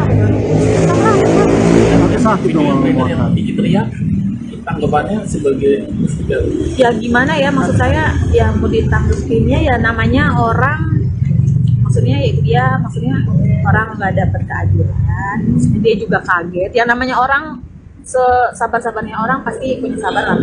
disampaikan buat penegak hukum dari kita sendiri. Berita terakhir datang dari Aurel Hermansyah yang bungkam saat ditanya soal kasus yang menjerat sang suami Atta Halilintar. Atta Halilintar dilaporkan terkait 230 korban robot trading Net 89.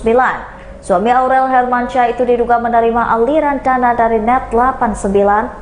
Dan terkait itu, istri Atta Halilintar ini, Aurel Hermansyah enggan memberikan komentar soal kasus suaminya tersebut.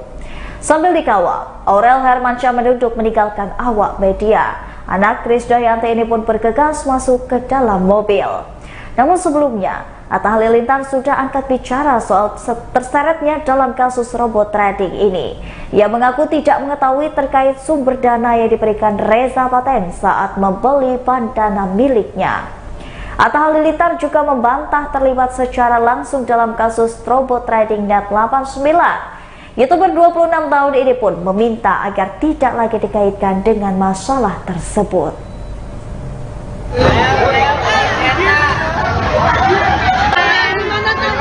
Kak, tanggapannya Kak? Tanggapannya ada.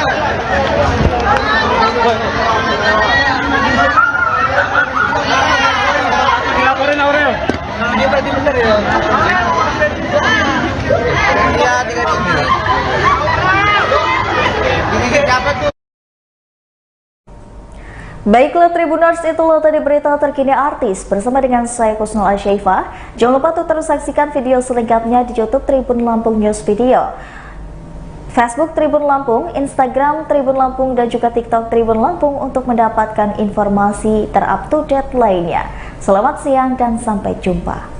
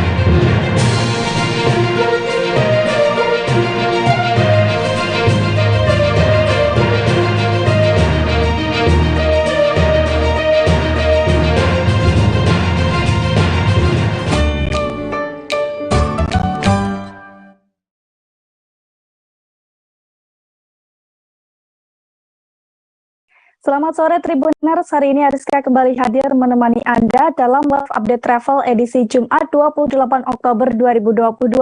Seperti biasa, Ariska akan memberikan informasi terkait sejumlah wisata dan kuliner untuk Anda. Tentunya akan disampaikan secara langsung bersama sejumlah reporter kami yang ada di berbagai daerah. Inilah Live Update Travel selengkapnya.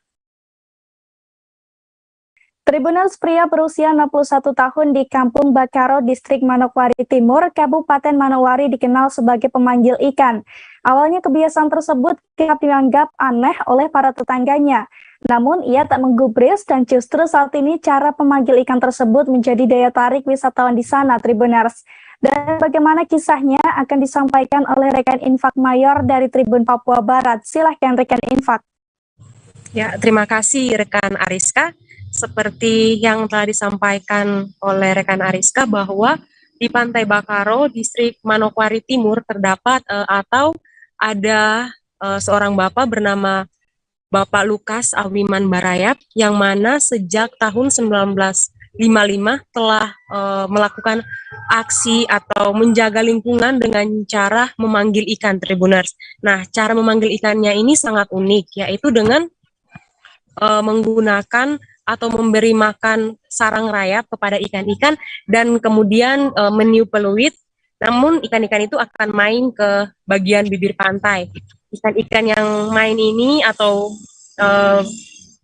bermain di pinggir pantai itu seperti bolana, bobara, dan lain-lainnya, Tribuners. Nah, awalnya juga Bapak Lukas menyampaikan aksinya ini dianggap aneh oleh masyarakat sekitar, namun karena rasa simpatisan terhadap lingkungan, terutama laut, ia masih terus menekuni giatnya ini. Dan sempat juga Bapak Lukas Awiman Barayap ini mendapat penghargaan dari Wakil Presiden Republik Indonesia, yaitu penerima juara Kalpataru tahun 2019, yang mana pemberian penghargaan ini diberikan kepada mereka atau para penggiat yang berjasa di lingkungan. Nah, pemberian ini juga menjadi salah satu penghargaan yang membuat Bapak Lukas sendiri hingga saat ini masih terus menekuni dengan giat memanggil ikan secara tradisional dengan alasan agar menjaga laut sehingga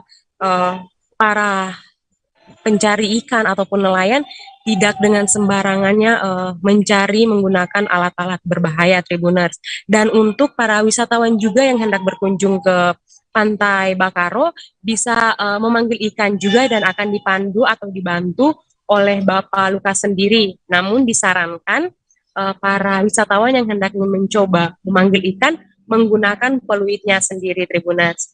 Dan Bapak Lukas ini tidak memberikan tarif kepada wisatawan yang hendak memanggil ikan di Pantai Bakaro, yang mengungkapkan bahwa karena kegiatan atau giat ini dia lakukan secara dengan rasa peduli terhadap lingkungan, sehingga kepada wisatawan yang hendak mau memanggil ikan atau mencoba memanggil ikan dapat memberikan dengan sukarela saja, Tribuners. Nah, Tribuners, Pantai Bakaro ini juga memang menjadi salah satu destinasi wisata yang berada di bagian timur Kota Manokwari.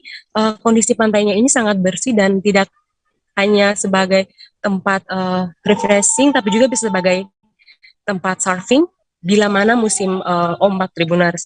Mungkin itu yang dapat saya sampaikan. Rekan Ariska, saya kembalikan.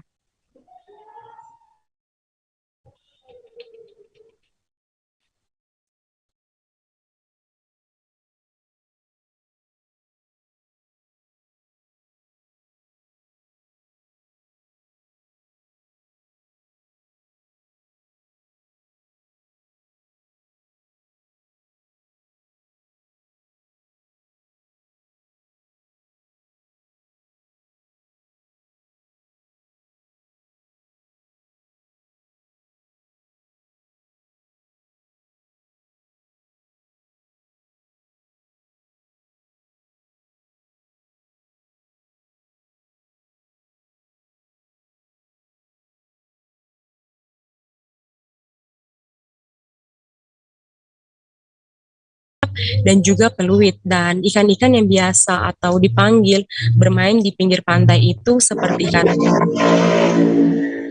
akap dan lain sebagainya ya Tribuners.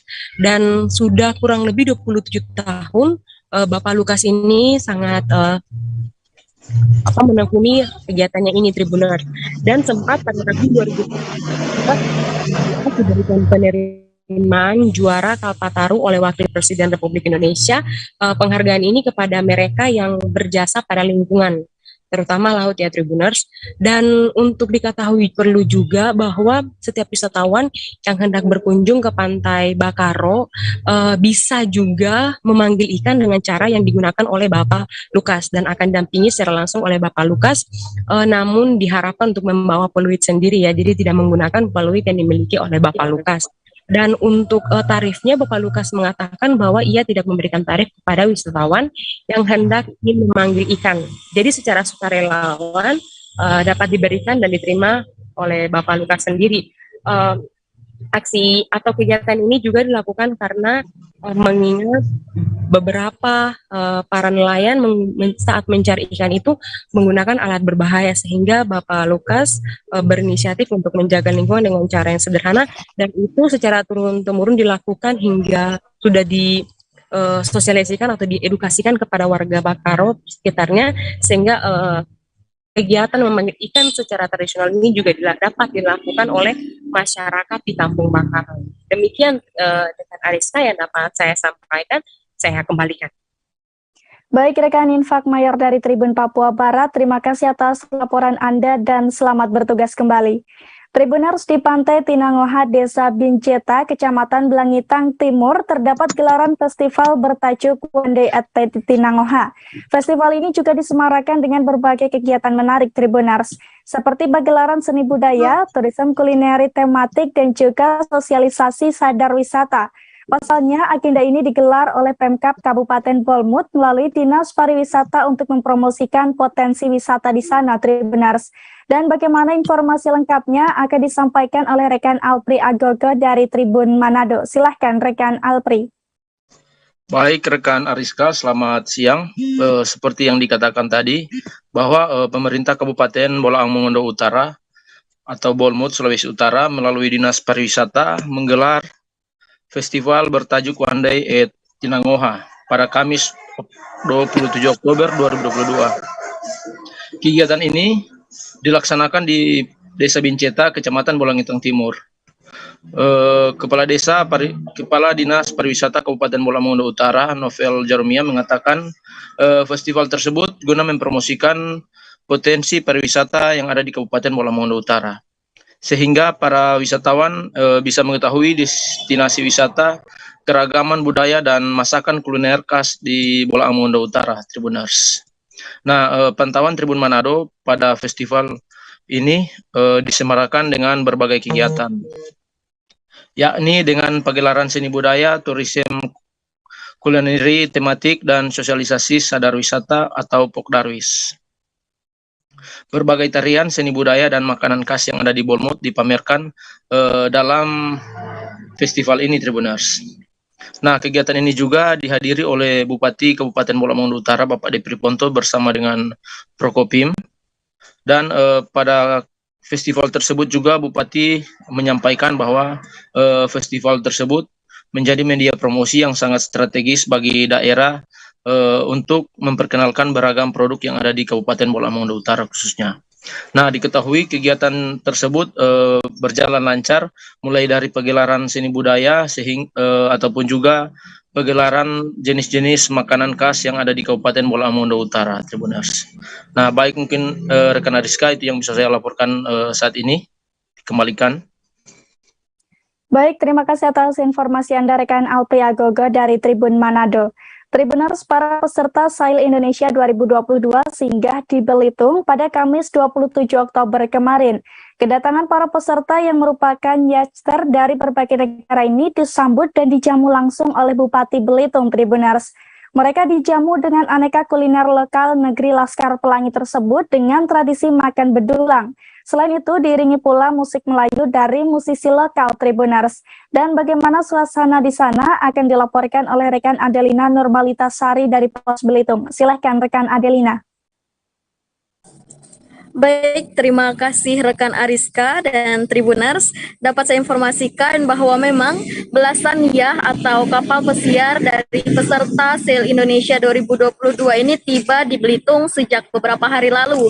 Dan dalam menyambut para yachter dari berbagai negara seperti Australia, Jerman, Belanda, Prancis, dan lainnya, Bupati Belitung Bapak Sani Saleh menyambut dan menjamu mereka di Rumah Adat Belitung. Kedatangan bule-bule ini di Rumah Adat Belitung disambut dengan tarian selamat datang dan iringan musik Melayu. Kemudian para yachter ini pun sempat juga beramah tamah begitu Tribuners dengan sejumlah pejabat Belitung di dalam rumah adat. Mereka juga dihibur oleh musik Melayu oleh musisi musik gambus Belitung. Dan selanjutnya para yachter ini juga dihidangkan makanan Belitung yang disajikan dengan tradisi makan bedulang. Dan sebagai informasi Tribuners, tradisi makan bedulang ini merupakan tata cara makan tradisional masyarakat Belitung yang mana lauk pauknya ini disajikan dalam nampan berbentuk bulat, dan masing-masing dulang ini pun untuk 4 orang, sehingga para yachter juga dipandu untuk berkelompok, di mana masing-masing kelompok ini terdapat 4 orang untuk menikmati hidangan dengan tradisi makan bedulang ini.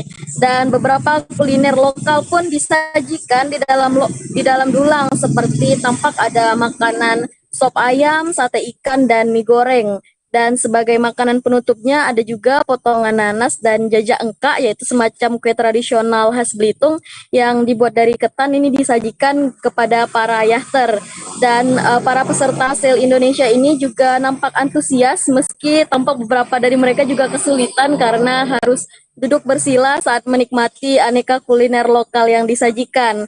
Dan setelah menikmati jamuan makan siang, mereka juga kembali dihibur oleh musik tradisional dari para musisi lokal Belitung. Bahkan juga para yachter ini sempat menari bersama. Dan selain disambut dengan juga makan siang, yachter ini juga sempat diajak untuk mengunjungi Geopark Information Center, dan juga mereka diajak ngopi di kafe senang di kawasan wisata di Tanjung Pandan, dan juga berbelanja untuk keperluan selama berlayar di Pasar Tanjung Pandan. Dan juga selanjutnya para yachter ini diberikan kebebasan untuk mengeksplorasi dan jalan-jalan di Belitung. Dan masing-masing dari mereka pun ada yang berencana untuk stay bahkan sampai sepekan ke depan. Dan untuk itu juga dari Belitung pun dari beberapa travel juga menawarkan sejumlah paket wisata bagi para yachter ini untuk mengeksplorasi destinasi di Pulau Belitung. Demikian laporan saya, kembalikan dari rekan Ariska. Baik, terima kasih atas informasi Anda rekan Adelina Normalitasari dari Pos Belitung. Tribuners, pamungkas yang mengenakan jas garis hitam berhasil gemuruhkan suasana saat tampil di Pekor Waihalim, Kota Bandar Lampung pada Rabu malam kemarin. Bandnya tiba di panggung Pekor Waihalim, Bandar Lampung sekira pukul 21.30 waktu Indonesia Barat. Sebelum pamungkas tampil, panggung terlebih dahulu dihebohkan oleh band Oke Tribuners. Konser yang diselenggarakan oleh E-Project Indonesia tersebut dipenuhi lebih dari 3.000 penonton. Diketahui sebelumnya, konser band Oke dan Pamungkas di Lampung sudah lama dipasarkan melalui media sosial E-Project. Kedua band tersebut tampil di panggung dengan membawakan lagu andalannya masing-masing. Seorang penonton bernama Alfi yang sejak sore standby di bawah panggung pun mengaku sangat penasaran melihat band andalannya secara langsung. Pasalnya, Alfi sendiri telah membeli tiket sejak bulan September 2022 lalu. Saat konser dimulai, hampir semua penonton asyik dalam suasana. Bahkan mereka juga hafal lagu-lagu yang dinyanyikan oleh kedua band tersebut, Tribuners. Meski sangat ramai, namun suasana konser ini sangat kondusif. Blitz handphone juga turut mengiringi nada-nada lagu dari kedua band tersebut. Diketahui untuk melihat konser ini, para penonton sudah memenuhi lapangan Pekor Waihalim sejak sore hari sekira pukul 16 waktu Indonesia Barat. Para penonton ini diketahui sudah membeli tiket dengan harga 100.000 pada bulan lalu. Namun bagi penonton yang membeli tiket jelang konser, mereka mendapatkan harga 180.000. Meski sudah banyak yang datang sejak sore, namun penonton terus berdatangan hingga pukul 20.33 waktu Indonesia Barat. Sekira pukul 20.15 waktu Indonesia Barat, band Oke tiba di panggung, seketika penonton pun langsung teriak histeris kegirangan. Teriakan penonton diiringi dengan rintik hujan gerimis yang membasahi lapangan Pekor Wai Halim Tribuners.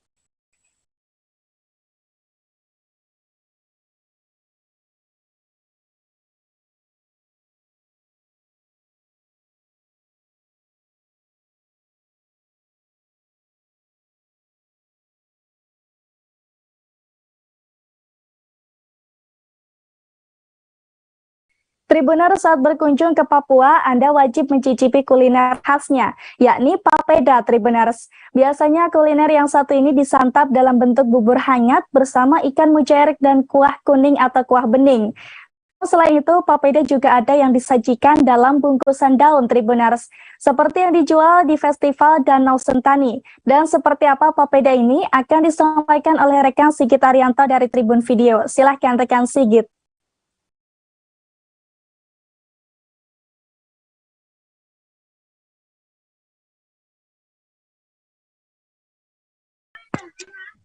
Baik, selamat sore Ariska dan juga Tribuners di manapun Anda berada. Benar, saat ini saya masih berada di Festival Danau Sentani hari keempat.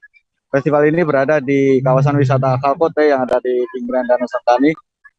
Tadi saya mencicipi kuliner papeda bungkus namanya. Kalau ngomongin papeda, biasanya papeda itu disajikan secara hangat begitu dengan ikan mujair kuah kuning atau kuah bening. Nah, di sini ada papeda bungkus itu disajikan dengan cara berbeda. Papedanya sama, berbahan dari sagu, cuman bedanya ini lebih kenyal karena disajikan kering begitu, dibungkus dengan daun khusus untuk membungkus daun papeda. Nah, papeda ini dijual satu paket begitu dengan ikan mujair bumbu saus namanya.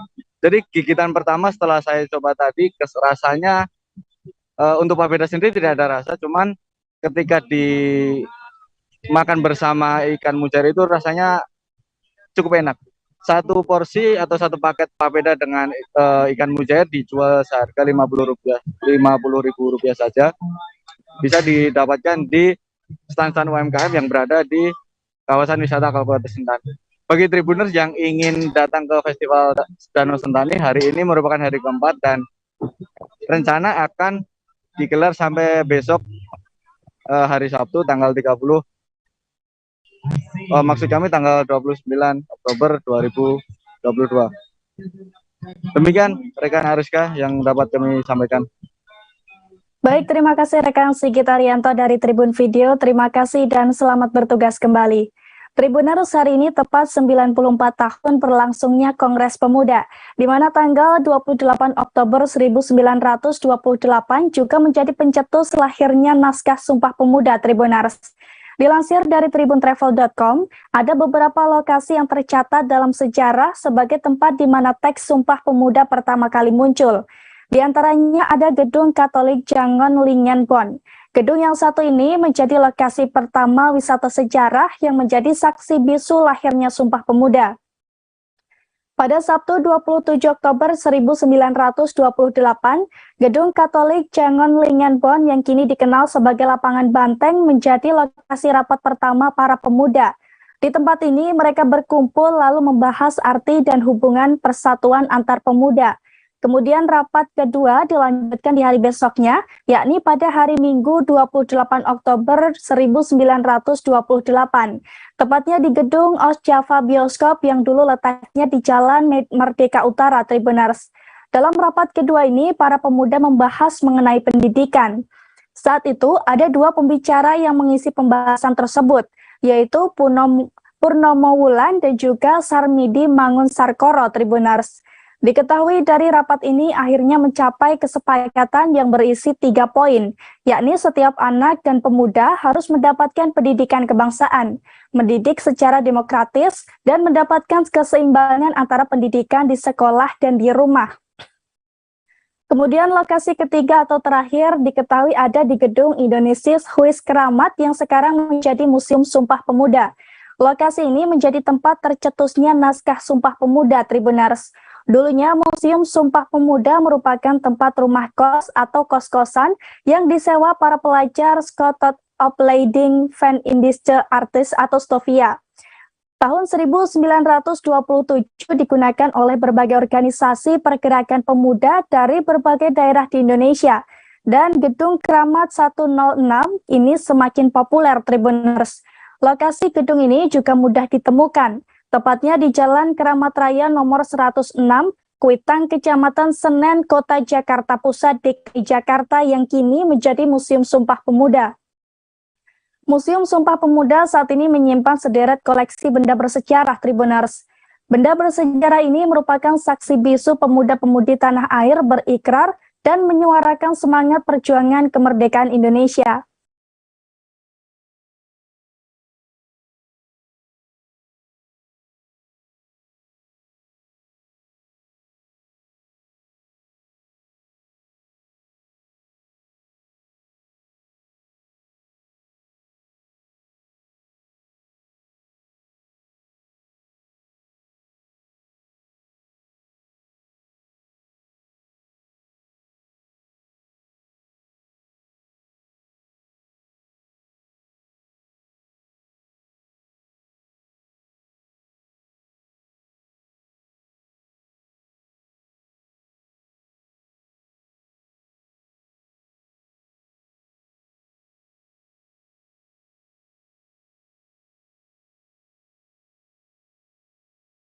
Tribuners, Festival Danau Sentani memasuki hari keempat pada Jumat 28 Oktober 2022 hari ini.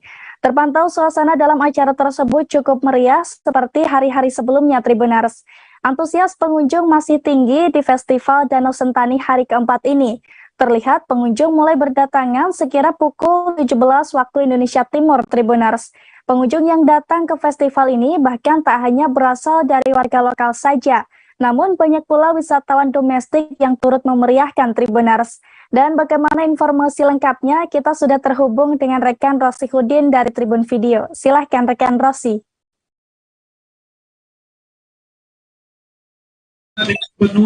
Baik, terima kasih rekan Ariska. Di sini saya sedang berada di Festival Danau Sentani yang ke-12 yang bertepatan di Kalkote, Jayapura. Dan terlihat suasana di sini cukup meriah dan antusiasme warga juga tinggi karena di sekira pukul 5 tadi wisatawan mulai berdatangan, mulai dari wisatawan lokal hingga wisatawan mancanegara. Dan di Festival Danau Sentani ini terdapat beberapa stand UMKM dan juga pameran foto. Yang pameran foto tersebut memiliki tema kehidupan masyarakat adat dan masyarakat adat. Dan di pameran tadi sempat ada turis dari mancanegara yang melihat-lihat serta berlibur. Sekian rekan Ariska. Baik rekan Rosi Udin dari Tribun Video, terima kasih dan selamat bertugas kembali.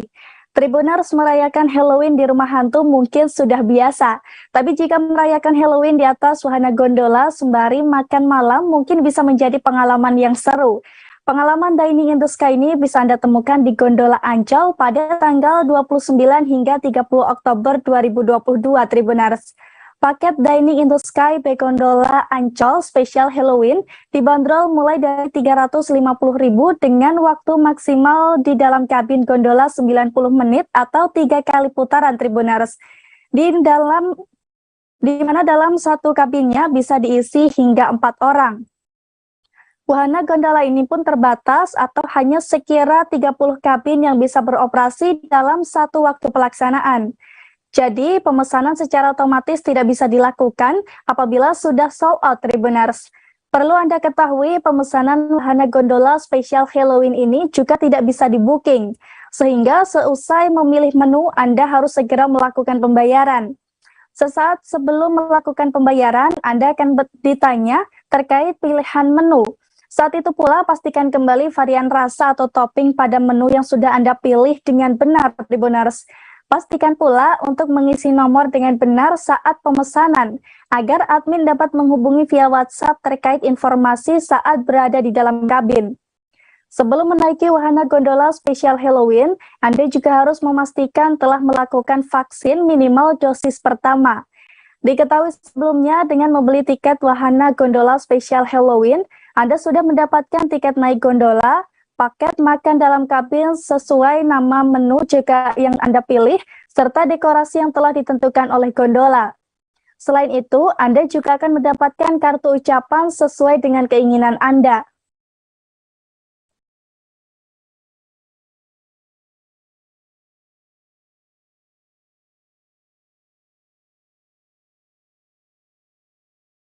Tribuners, dalam perjalanannya, PT Kereta Api Indonesia atau KAI menggunakan kemasan ramah lingkungan pada produk makanan dan minumannya, yakni disajikan menggunakan kemasan berbahan dasar kertas, serat jagung, dan juga serat tebu, Tribuners.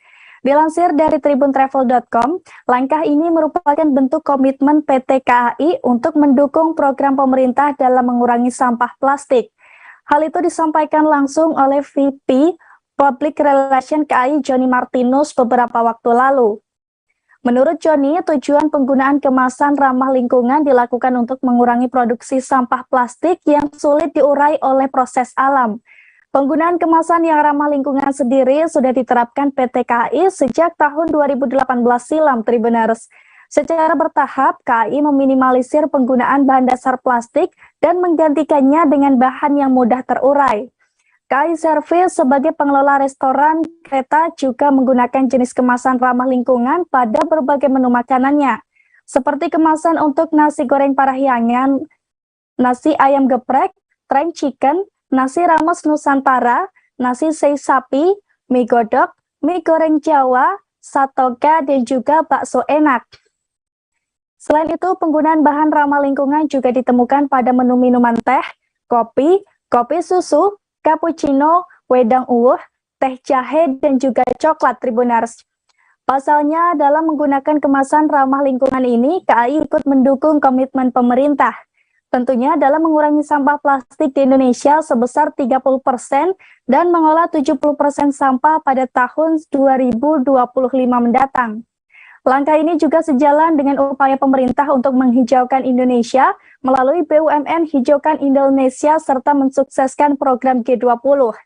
Di samping menggunakan kemasan makanan ramah lingkungan, untuk mensukseskan program pemerintah tersebut, KAI juga melakukan gerakan KAI Hijaukan Indonesia dengan melakukan penghijauan. Seperti di tahun 2021 hingga 2022, KAI telah melakukan penanaman 28.697 pohon di sejumlah tempat, baik di stasiun, perkantoran, dan lingkungan masyarakat di berbagai area kerja KAI.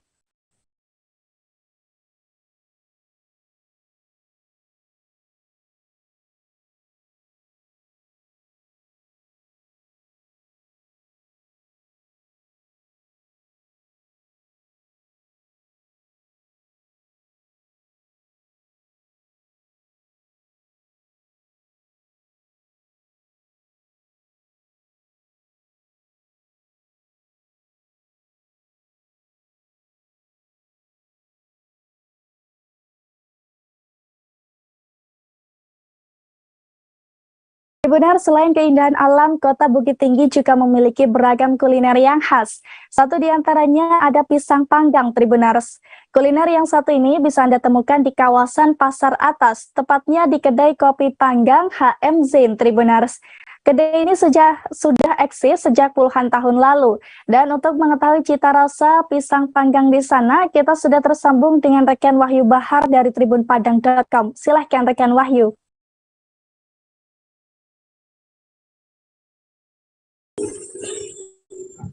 Baik, terima kasih Ariska. Jadi bisa dapat kami laporkan bahwasanya Bukit Tinggi sebagai satu daerah tujuan wisata di Sumatera Barat, selain keindahan alamnya, kota ini juga menjadi istimewa bagi pelancong karena punya beragam kuliner khas untuk pisang panggang. Bila berkunjung ke Bukit Tinggi, kuliner khas ini dapat ditemui di kawasan Pasar Atas.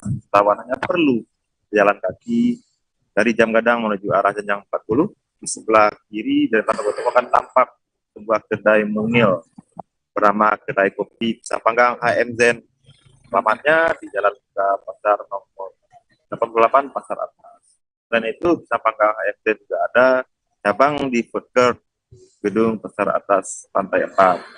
Pisang Panggang HM Zain sangat direkomendasikan untuk pecinta kuliner khas karena kedai ini sudah eksis sejak puluhan tahun yang lalu. dan soal rasa tidak perlu diragukan lagi. Selain itu pisang panggang HM Zen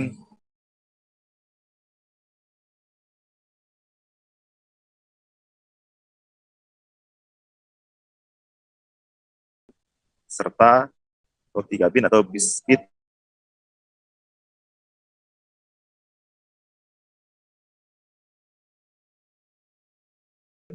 stainless sebal tanpa mengupas kulitnya.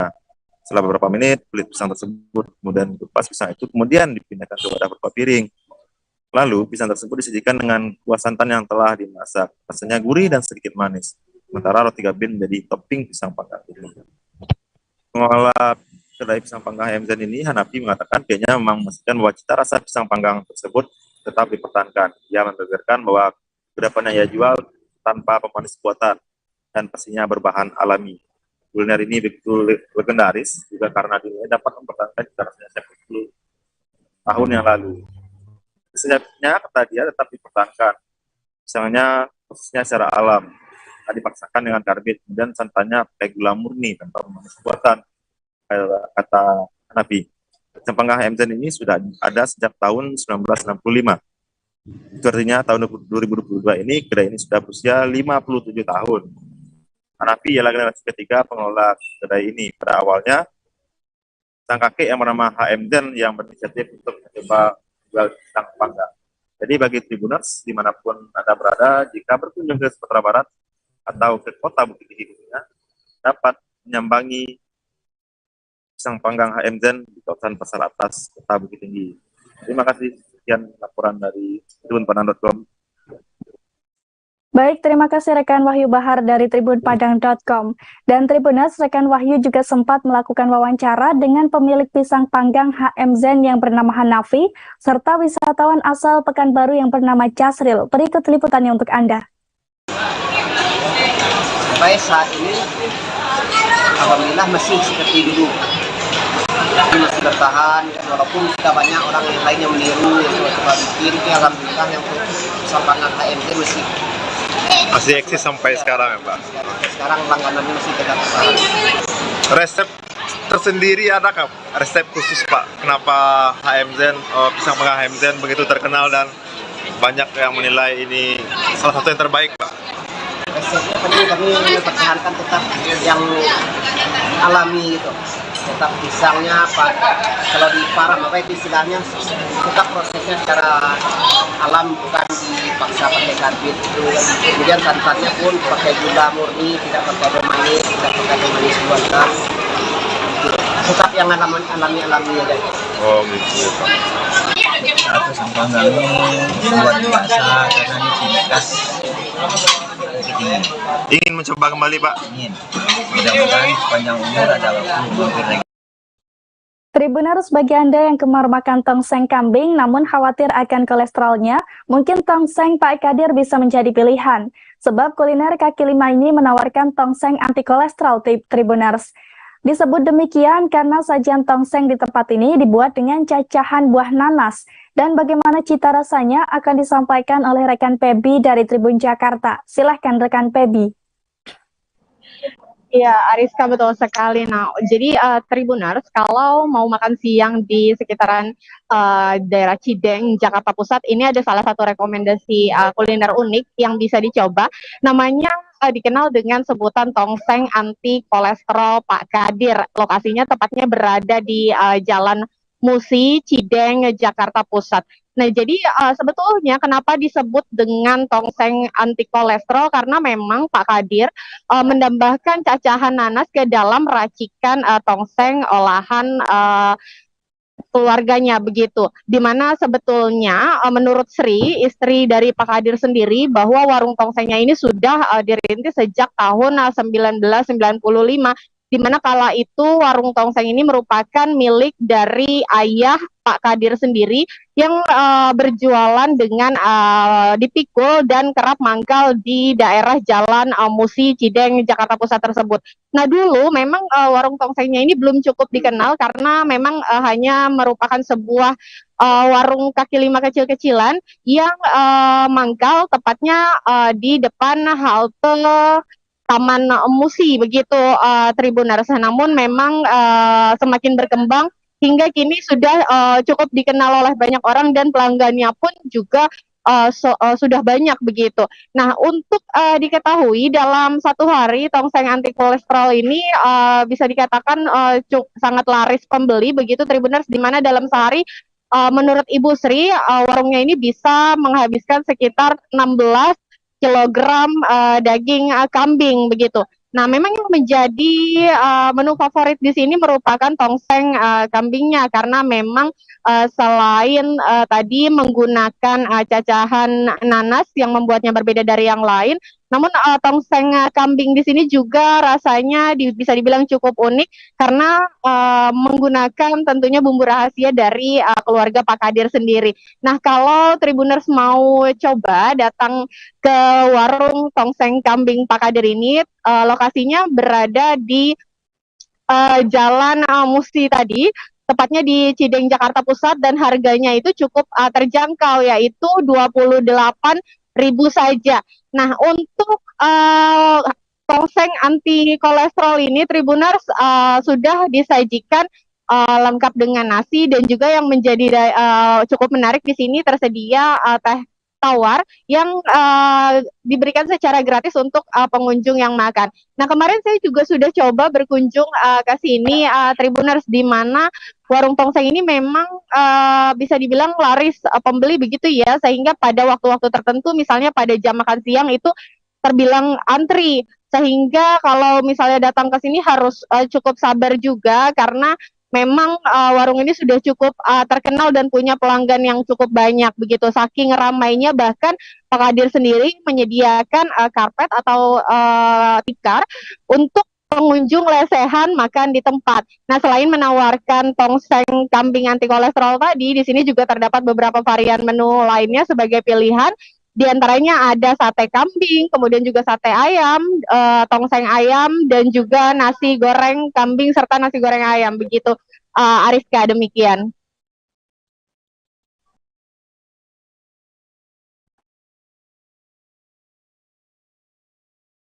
Dari Tribun Jakarta, terima kasih atas informasi dan juga rekomendasi Anda. Dalam beberapa tahun belakangan, omset penjualan batu akik di Bacan, Halmahera Selatan mulai turun drastis, Tribuners. Penurunan omset ini bahkan sangat terasa saat awal pandemi COVID-19. Padahal dulunya saat masih tren, pendapatan mereka bisa mencapai 2 juta per hari. Dan bagaimana informasi lengkapnya akan disampaikan oleh rekan Nur Hidayat Higani dari Tribun Ternate. Silahkan rekan Hidayat.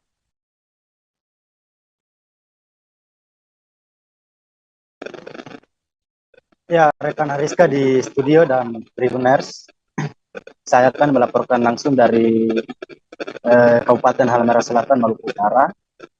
Rekan Ariska dan Tribuners, saat ini omset pedagang batu akik di Kabupaten Halmahera Selatan terbilang menurun drastis. Itu terhitung sejak awal pandemi COVID-19 atau di awal tahun 2020 hingga sampai saat ini. Berdasarkan keterangan yang diberikan oleh salah seorang pedagang batu akik di Kota Labuha, Kabupaten Halmahera Selatan, bahwa omset yang didapatkannya saat ini per hari hanya 200.000. Sedangkan masih saat ketika batu akik yang lebih identik dengan di Maluku Utara maupun di Indonesia yang diketahui adalah batu bacan. Dulunya omsetnya per hari bisa 1-2 juta dan sebagainya. Nah, tidak hanya pada omsetnya, begitu juga nilai batu yang dijual, yang dulunya bisa dihargai per batu yang sudah dibentuk, dikemas, dibuat dalam cincin, itu biasanya 13 juta hingga 15 juta.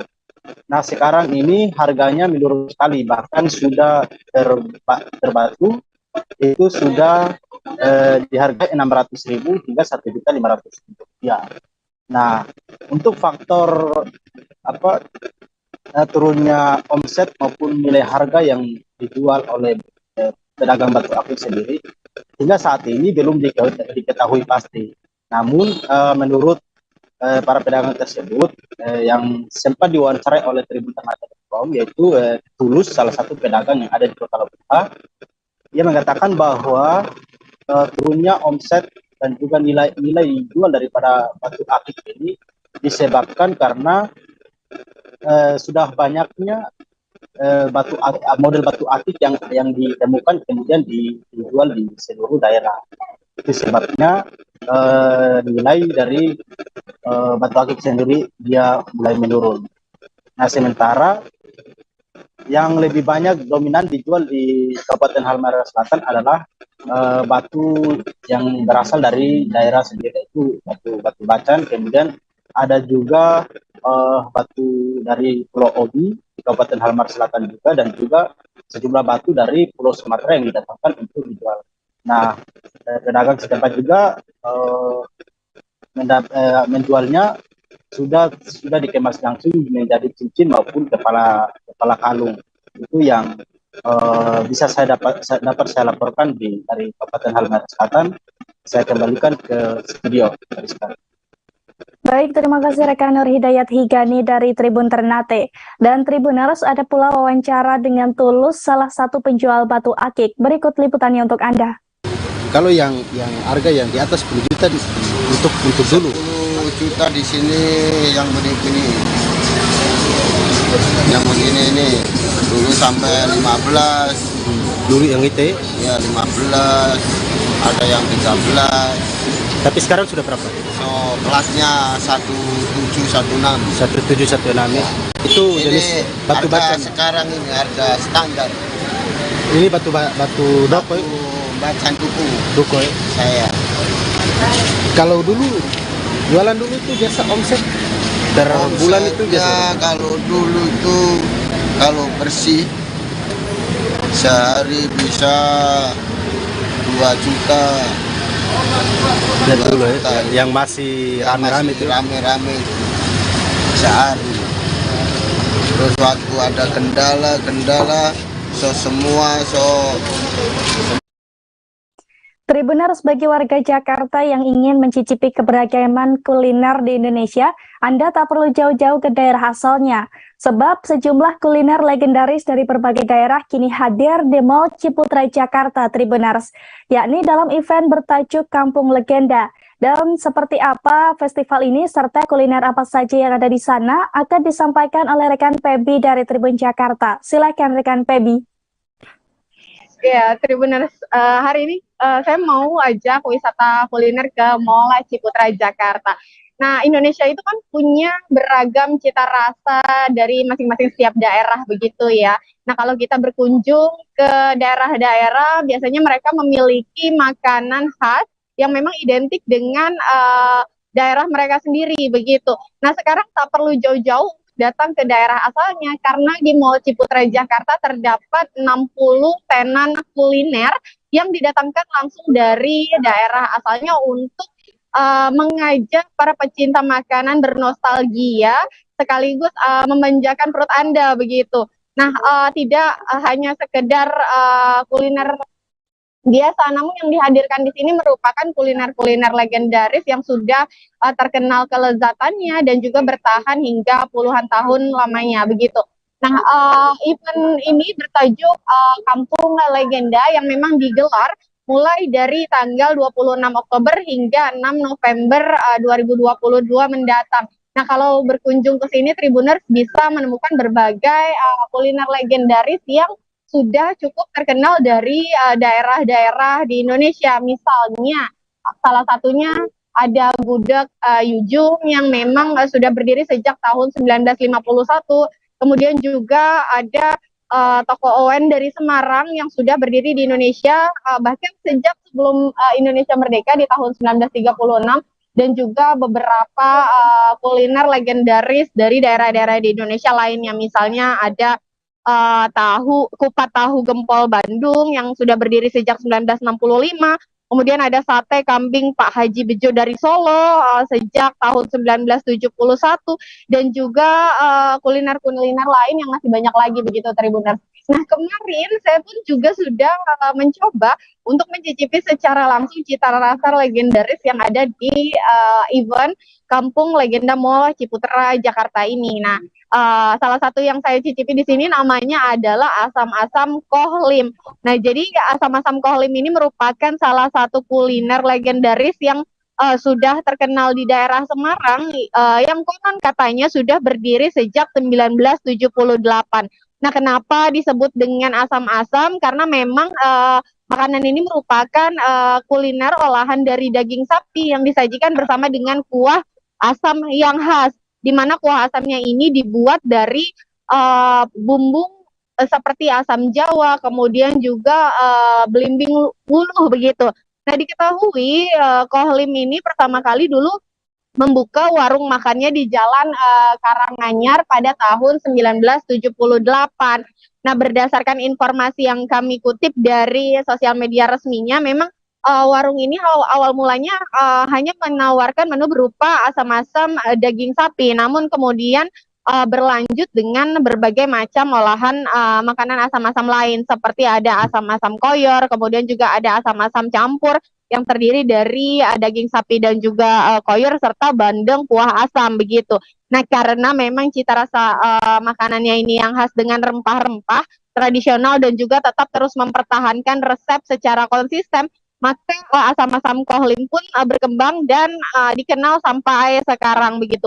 Nah, jadi kemarin saya sudah mencoba secara langsung. Kalau ditanya rasanya ini bisa dibilang segar begitu ya Tribuners ya, karena memang kuah asamnya yang dipadukan dengan cabai sehingga ada sedikit rasa pedas, juga daging yang teksturnya empuk dan rasanya gurih. Nah, kalau Tribuners mau coba juga, boleh datang langsung ke Kampung Legenda di Mall Ciputra, Jakarta hingga tanggal 6 November mendatang. Demikian Ariska.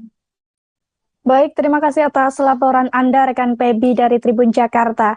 Tribuners, di Manado ada banyak tempat wisata kuliner yang patut untuk dicoba. Tak terkecuali rumah makan bakar Rica di Kumo Manado, Tribuners. Sesuai namanya, rumah makan yang satu ini memiliki menu andalan ikan bakar yang lezat. Saat mencicipi ikan bakar, Anda pun bisa menikmati pemandangan Das Tondano di rumah makan ini, Tribuners. Dan untuk mengetahui cita rasa dari ikan bakar di sana, kita sudah tersambung dengan rekan Arthur Rompis dari Tribun Manado. Silahkan rekan Arthur. Ya, selamat sore Ariska dan Tribuners.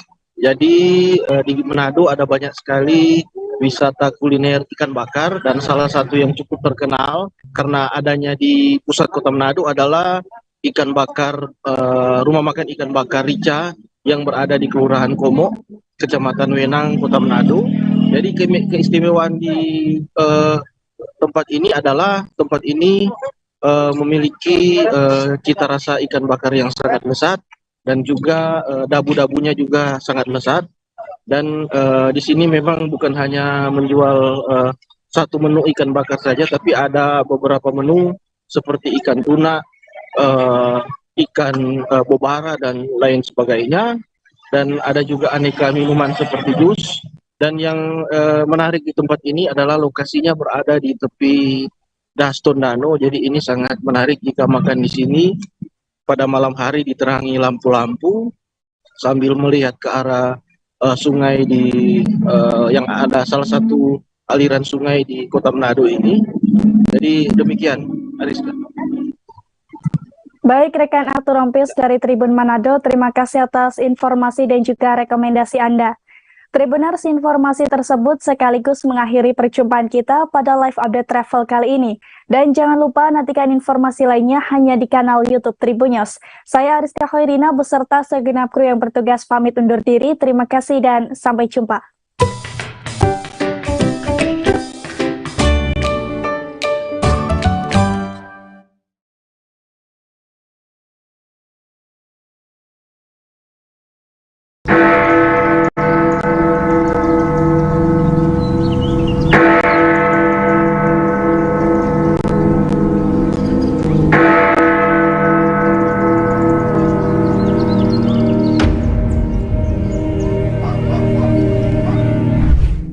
Berkunjung ke Jam Gadang di Kota Bukit Tinggi, Provinsi Sumatera Barat menjadi impian banyak orang.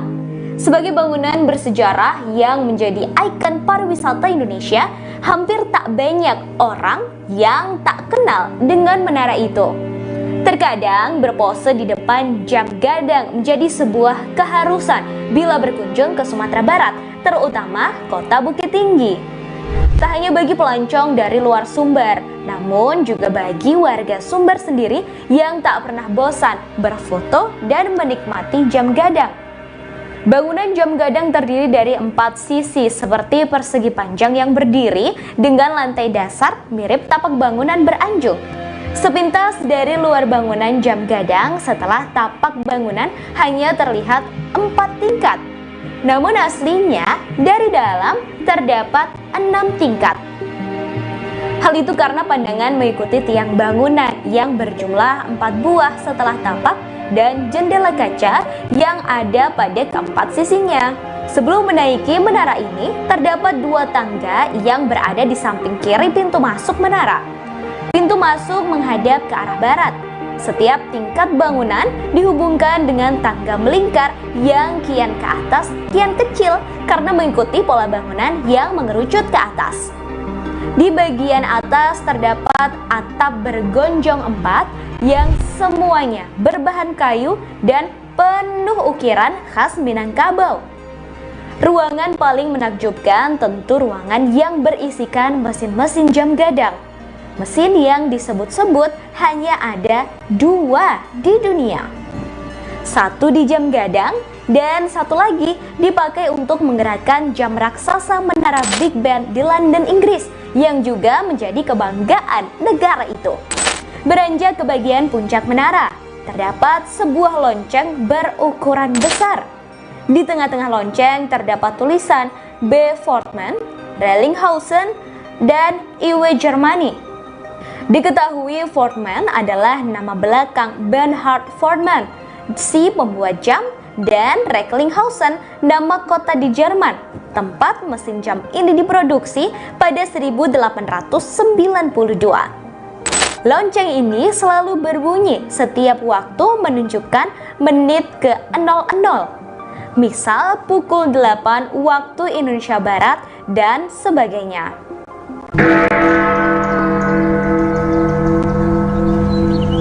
Tak hanya lonceng, di bagian puncak juga terdapat sebuah serambi melingkar yang bisa melihat kota Bukit Tinggi dari berbagai sisi. Dari puncak ini tentu bisa melihat bagaimana keramaian pengunjung di pelataran jam gadang serta padatnya rumah penduduk di kota Bukit Tinggi. Dari sini juga bisa melihat dengan jelas Gunung Marapi dan Singgalang yang mengapit kota Bukit Tinggi. Yang menjadi generator kota ini adalah jam gadang. Oke, jam gadang. Wali Kota Bukit Tinggi Erman Safar mengatakan bangunan jam gadang ini didirikan pada 1926 dan selesai pada 1927 pada masa kolonial Belanda. Pembangunannya diprakarsai oleh Hendrik Roelof Roekmaker yang ketika itu menjabat sebagai sekretaris di Fort de Kock atau yang kini Bukit Tinggi. Sementara bangunan didesain oleh seorang arsitek asal Koto Gadang Agam bernama Yasid Raijo Mangkuto. Erman mengatakan pembangunannya memakan biaya 21.000 gulden, 15.000 untuk bangunannya dan 6.000 untuk pekerja. Orang nomor 1 di Bukit Tinggi itu menyebut menara jam gadang ini dibangun tanpa menggunakan besi sebagai penyangga. Sama halnya dengan menara masjid tua di Minangkabau, bangunannya dibangun hanya menggunakan bata merah dengan kapur putih bercampur pasir sebagai perekat. Diketahui mesin jam gadangnya didatangkan dari Jerman oleh Ratu Belanda Wilhelmina sebagai hadiah karena berhasil merebut Fort de Kock ketika itu. Setelah dibangun, jam gadang ini pernah mengalami perubahan bentuk saat pendudukan Jepang dengan bangunan khas negeri Sakura. Pasca kemerdekaan, bangunannya juga mengalami perubahan ke bentuk yang sekarang ini. Hingga berdiri kokoh saat ini, bangunan jam gadang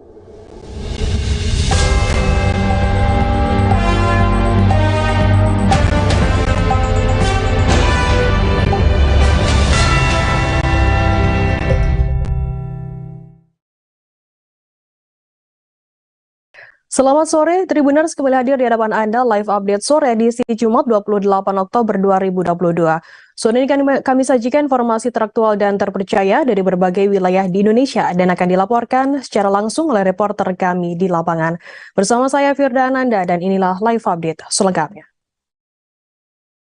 Kita ke berita pertama, Saudara LR atau Linda Rahmawati, 29 tahun, seorang ibu rumah tangga korban penjamretan di Pademangan, Jakarta Utara pada 21 Juli silam, meninggal dunia pada hari ini, Kamis 27 Oktober. Linda meninggal dunia pada Kamis siang sekitar pukul setengah 12 siang setelah mengalami gegar otak selama 3 bulan terakhir. Suami Linda, Dodi, 29 tahun, mengaku kecewa lantaran hingga sang istri mengembuskan nafas terakhirnya, pelaku tak kunjung tertangkap. Informasi lebih lengkapnya akan disampaikan oleh rekan jurnalis kami dari Tribun Jakarta. Ada Gerald Leonardo yang akan melaporkannya. Silakan rekan Gerald.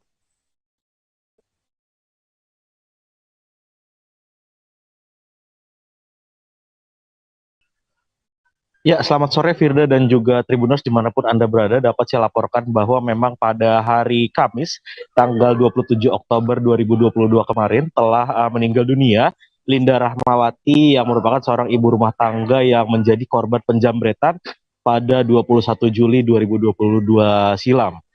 Linda Rahmawati meninggal dunia setelah mengalami geger otak dalam 3 bulan terakhir, di mana memang korban ini, Linda ini, sempat menjalani perawatan sedikitnya 4 kali bolak-balik masuk rumah sakit untuk menjalani perawatan karena memang kondisi luka yang dideritanya, luka dalam yang dideritanya cukup parah, sehingga yang bersangkutan ini mengalami geger otak dan memang pada saat kondisi terparahnya ini Linda juga sempat menjalani rawat inap dalam kondisi tak sadarkan diri atau koma di rumah sakit ini dalam kurun waktu 1,5 bulan sejak dirinya dijamret pada 21 Juli 2022 lalu.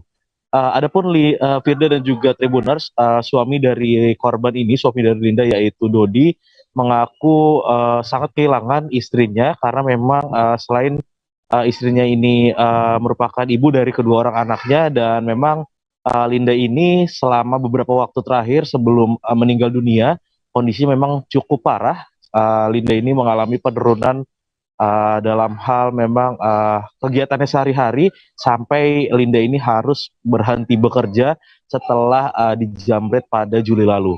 Suami Linda, Dodi, juga mengaku kecewa dengan aparat kepolisian lantaran memang setelah kasusnya ini terjadi pada 21 Juli lalu hingga Oktober ini, hingga akhir Oktober atau setelah 3 bulan ini pelaku tak kunjung tertangkap meskipun pada saat kejadian pada tanggal 21 Juli Dodi sudah sempat menarik tas pelaku yang di dalamnya berisi identitas seperti KTP, NPWP, dan dokumen-dokumen lainnya yang menunjukkan nama serta alamat dari pelaku penjamretan ini. Diketahui memang Firda dan juga Tribuners, aparat kepolisian dari Polsek Pademangan dan juga Polda Metro Jaya pada hari Kamis kemarin, tepatnya Kamis sore setelah korban Linda ini meninggal dunia, kembali mendatangi TKP di Jalan Pademangan 2 Gang 13 di Kelurahan Pademangan Timur untuk melakukan atau menanyakan terhadap ketua RT setempat terkait dengan titik pasti kejadian penjamretan dan juga kronologi penjamretan ini kepada ketua RT setempat. Untuk diketahui juga kejadian penjamretan ini terjadi pada tanggal 21 Juli lalu, di mana saat itu Linda dan suaminya Dodi sedang bertamu ke rumah kerabatnya di Jalan Pademangan 2 Gang 13 dan saat itu Linda yang sedang bermain di depan rumah kerabatnya itu, tepatnya di depan salah satu masjid di Jalan Pademangan 2 Gang 13, tiba-tiba saja didekati oleh pelaku yang dalam aksinya ini mengenakan atribut ojek online, di mana pelaku yang mengendarai sepeda motor langsung merampas handphone dari tangan Linda, sehingga Linda juga ikut terseret sejauh beberapa meter saat korban ini berusaha mempertahankan ponsel yang dijamret atau dirampas oleh pelaku yang beratribut ojol tadi. Atas kejadian ini, Linda langsung tak sadarkan diri di tempat dan langsung dilarikan ke rumah sakit oleh pihak keluarga.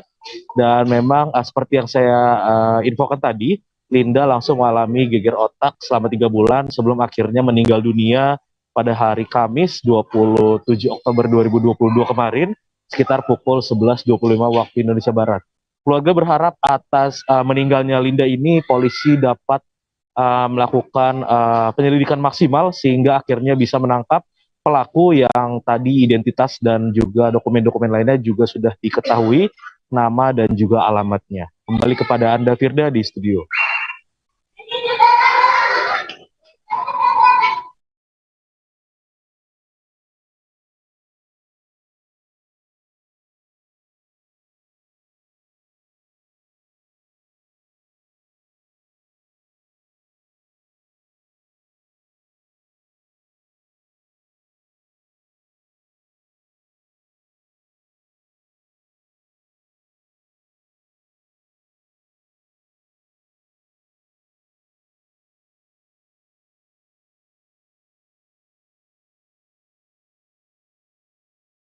Kita beralih ke informasi lainnya, Saudara. Pihak Rumah Sakit Umum Daerah RSUD Ratu Aji Putri Botung membenarkan bahwa pada pasien yang sempat dirawat di RSUD beberapa waktu lalu dengan gejala gagal ginjal akut pada anak. Hal itu diungkapkan Direktur RSUD Ratu Aji Putri Botung, Dr. Lukasiwan Edi Saputro. Pasien tersebut dirawat beberapa waktu dan meninggal pada September 2022 kemarin. Gejala yang dialami menunjukkan tanda-tanda gagal ginjal akut pada anak yang terjadi di banyak daerah beberapa waktu terakhir. Informasi lebih lengkapnya akan disampaikan oleh rekan jurnalis kami dari Tribun Kaltim, ada Nita Rahayu yang akan melaporkannya. Silakan rekan Nita. Baik Firda dan Tribuners dimanapun Anda berada, dapat kami laporkan dari Kabupaten Penajam Pasar Utara bahwa benar ada seorang anak yang dirawat di Rumah Sakit Umum Daerah atau RSUD Ratu Aji Putri Botung Penajam Pasar Utara yang diduga mengalami gagal ginjal akut yang terjadi pada anak seperti yang ramai diberitakan beberapa waktu lalu. Hal itu dibenarkan oleh Direktur RSUD Ratu Aji Putri Botung Dr. Lukas Edi Saputro beberapa waktu lalu. Kata dia, pasien tersebut dirawat dan meninggal pada September 2022 kemarin. Gejala yang dialami menunjukkan tanda-tanda gagal ginjal akut pada anak yang terjadi di banyak daerah. Berkaca dari kejadian tersebut, kata Dr. Lukas bahwa pihaknya terus melakukan upaya komunikasi berjenjang dengan Dinas Kesehatan dan baik untuk Kabupaten Penajam Pasar Utara dan untuk Dinas Kesehatan Provinsi Kalimantan Timur. Seorang anak yang diberitakan meninggal itu merupakan anak perempuan yang berusia 8 tahun yang dirujuk ke Rumah Sakit Umum Daerah Ratu Aji Putri Botung dengan gejala lemas dan kejang pada 16 September 2022 lalu. Kemudian anak tersebut dirawat 18 September sebelum dinyatakan meninggal pada 19 September 2022. Dan kabar terbaru juga dari Kepala Dinas Kesehatan Penajam Pasar Utara, Firda, bahwa saat ini ada riwayat anak tersebut mengkonsumsi obat sirup pada saat ia dirawat di beberapa fasilitas kesehatan sebelum akhirnya dirujuk ke Rumah Sakit Penajam Pasar Utara. Anak tersebut sempat mengkonsumsi obat sirup selama 4 kali dirujuk di fasilitas kesehatan, mulai dari pustu, klinik atau dokter spesialis, dokter praktik, kemudian di rumah sakit puskesmas, kemudian akhirnya dirujuk ke Rumah Sakit Umum Daerah. Tapi belum dapat dipastikan bahwa apakah yang dikonsumsi itu merupakan obat sirup yang dilarang peredarannya atau belum, dan hingga saat ini masih dilakukan uji klinis atau uji epidemiologi oleh pihak Dinas Kesehatan untuk memastikan penyebab dari gagal ginjal yang dialami oleh anak 8 tahun tersebut. Demikian Firda. Ya. Baik, terima kasih rekan Nita dari Tribun Kaltim atas laporan Anda. Selamat bertugas kembali. Kita beralih ke informasi selanjutnya, Saudara. F 41 tahun selaku orang tua dari almarhum H 1 tahun yang merupakan balita dengan jenis kelamin laki-laki yang meninggal dunia karena gagal ginjal akut masih berat melupakan kepergian anaknya tersebut. F menjelaskan hal itu sembari menahan air mata yang tampak membasahi kedua matanya tersebut di kediamannya yang berlokasi di Jalan Raya Bekasi kilometer 17, Gang Al Karumiah, RT 3 RW 4 Kelurahan Jatinegara, Kecamatan Cakung, Jakarta Timur. F sebelumnya tidak menyangka anak bontotnya tersebut pergi untuk selamanya, sebab usia H dijelaskannya masih terbilang belia. Informasi lebih lengkapnya akan disampaikan oleh rekan jurnalis kami dari wartakotalive.com. Ada Randy Rutama yang akan melaporkannya. Silakan rekan Randy. Baik, terima kasih rekan Firda. Selamat sore Tribuners. Ya, kisah pilu berasal dari wilayah Kelurahan Jatinegara, Kecamatan Cakung, Jakarta Timur, yakni terdapat di keluarga Fatmi berusia 41 tahun yang memiliki 4 orang anak, dan di mana anak tersebut atau anak terakhirnya yakni bernama Haidar Nur Ali berusia 1 tahun lebih 9 bulan ini harus meninggal dunia dikarenakan penyakit yang dideritanya yakni gagal ginjal akut. Yang dimana sebelum dinyatakan atau divonis meninggal dunia, Haidar Nur Ali ini sempat mendapat perawatan intensif selama lebih kurang 2 minggu di rumah sakit terdekat wilayahnya. Fatmi selaku orang tua atau ibu dari Haidar Nur Ali ini sebelumnya sempat merasa bingung akan penyakit yang diderita oleh anaknya tersebut. Bingungnya tersebut diungkapkan oleh Fatmi dikarenakan terdapat 2 rumah sakit yang sudah dikunjungi olehnya menyatakan penyakit yang diderita oleh anaknya tersebut mengalami perbedaan. Yang pertama, ketika ia mendatangi rumah sakit Hermina yang berada di wilayah Jakarta Timur, dokter menyampaikan bahwa anaknya tersebut divonis atau dinyatakan terkena penyakit gagal ginjal akut. Dan yang kedua, setelah di cross check ke rumah sakit yang lainnya yakni Harapan Kita yang berada di wilayah Jakarta Timur, pihak rumah sakit menyatakan bahwa penyakit ini merupakan dampak dari long COVID atau penyakit berjangka dari yang sebelumnya, karena pihak keluarga dari Fatmi ini sempat dinyatakan positif COVID-19 beberapa bulan sebelumnya.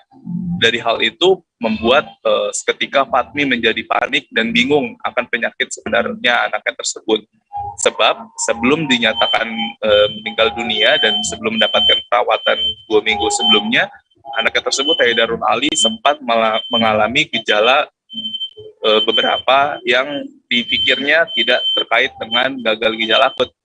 Yakni pada malam hari, Fatmi menjelaskan Haidar Nur Ali sempat mengalami buang air besar atau diare rutin, dan itu membuat saat itu Fatmi merasa berpikir anaknya hanya seperti masuk angin biasa. Setelah dibawa ke klinik terdekat dan mendapatkan jawaban, Fatmi langsung menggunakan konsumsi obat-obatan yang sudah diarahkan oleh pihak klinik. Namun semakin beriringnya waktu, berjalan lebih kurang 1 minggu dari pengobatan pertama di klinik sekitar lokasi, anaknya tersebut kemudian mengalami gejala lainnya, yakni pipis yang tidak rutin dan juga pembuangan urin yang tidak lancar. Dan itu seketika membuat dirinya menjadi lebih khawatir dan ketakutan akan hal tersebut. Sebab anaknya ini sebelumnya menjelaskan, sebelumnya Fatmi menjelaskan keadaan anaknya tersebut tidak mengalami hal serupa, mengingat sewaktu lahir dalam kondisi sehat. Untuk kemudian Fatmi langsung membawa anaknya tersebut ke rumah sakit Hermina untuk mendapatkan penanganan pertama. Seusai dari penanganan tersebut, beberapa dokter pun juga menyarankan untuk membuat kateter dengan tujuan untuk mempermudah atau membantu anak tersebut dalam membuang urin atau pipi tersebut. Namun nasib belum begitu beruntung kepada almarhum. Pada saat itu Haidar juga tidak bisa berkenan untuk dibantu, jadi kondisi masih sama serupa, yakni tidak bisa pipis untuk lebih kurang 1 minggu. Dan setelah waktu berjalan lebih kurang 2 minggu, Haidar langsung divonis dokter dinyatakan meninggal dunia dalam keadaan tubuh yang membengkak, yang bermula dari matanya, kemudian di 2 hari ke 3 hari kemudian membengkak menyeluruh di seluruh badannya. Haidar sudah meninggal dunia sejak 1 bulan yang lalu, yakni tepat sekira bulan Oktober, tanggal 14 Oktober 2022, dan sudah dimakamkan di daerah Cipinang, Jakarta Timur. Dan di akhir pernyataannya, Fatmi menjelaskan bahwa ia berharap untuk petugas kesehatan di wilayah Jakarta Timur maupun di wilayah luar Jakarta Timur harus bersikap tegas dan bersikap cepat mengantisipasi atau mengatasi polemik gangguan gagal ginjal ini yang saat ini menurutnya sudah marak diberitakan melebar di nasional di Indonesia. Baik, terima kasih Firda. Mungkin itu saja yang bisa saya sampaikan. Baik, terima kasih rekan Randy Rutama dari wartakotalive.com atas laporan Anda. Selamat bertugas kembali.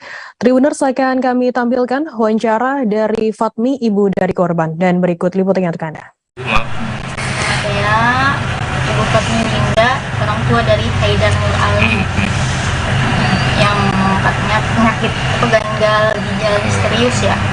Itu kronologinya gimana? Kronologinya awalnya anak saya tuh mencret diare.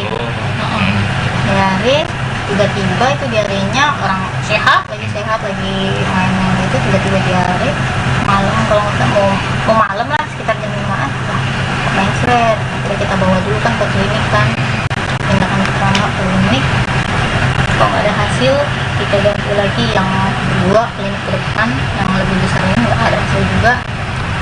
Ya saya pikir udah nggak beres lah, bukannya kok nggak ada hasil. Akhirnya kita ke rumah sakit besar itu, Hermina Jatinegara.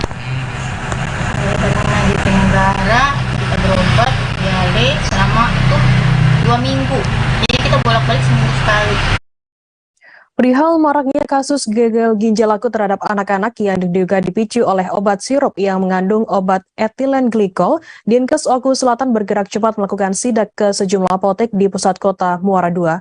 Hasilnya, saat melakukan sidak dadakan ke apotek dan toko menjual obat sebagai pengendalian terhadap fasilitas kesehatan, menemukan 3 dus obat sirup yang mengandung etilen glikol.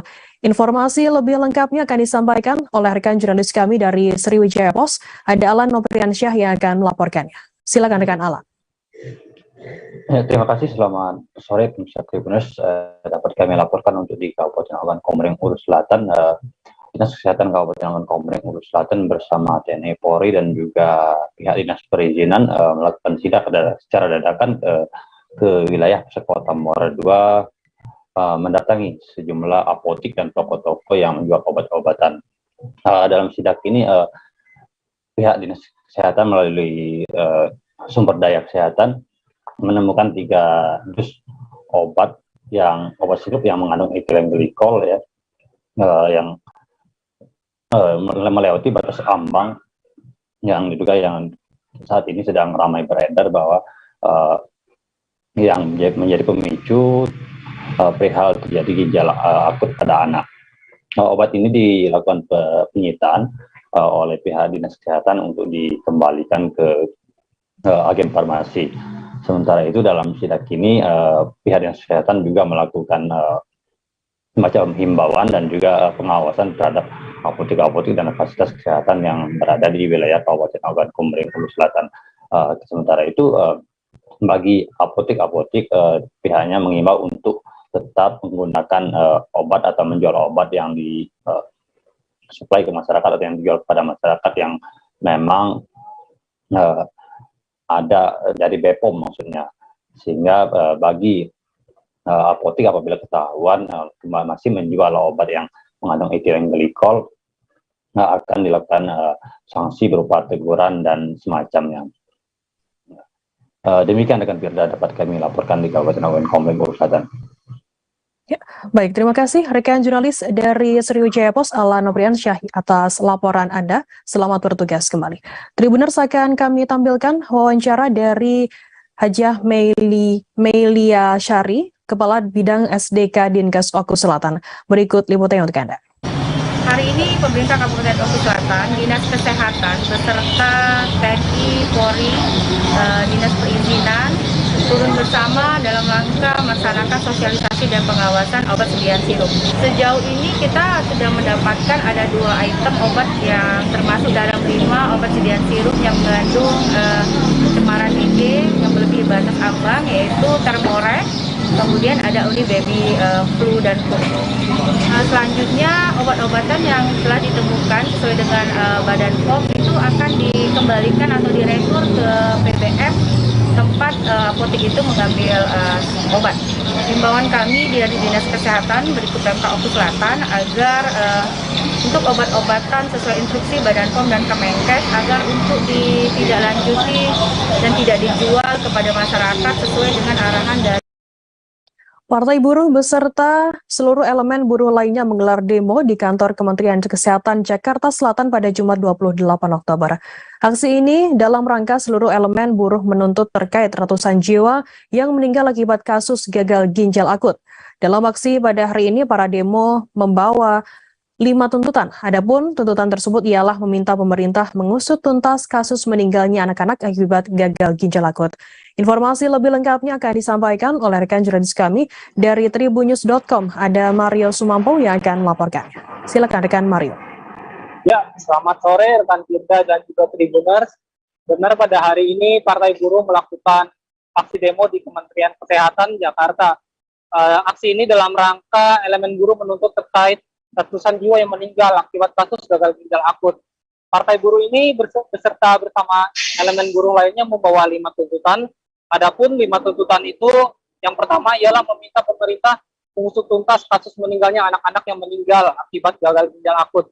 Kemudian kedua adalah mendesak Menteri Kesehatan dan Kepala BPOM mengundurkan diri.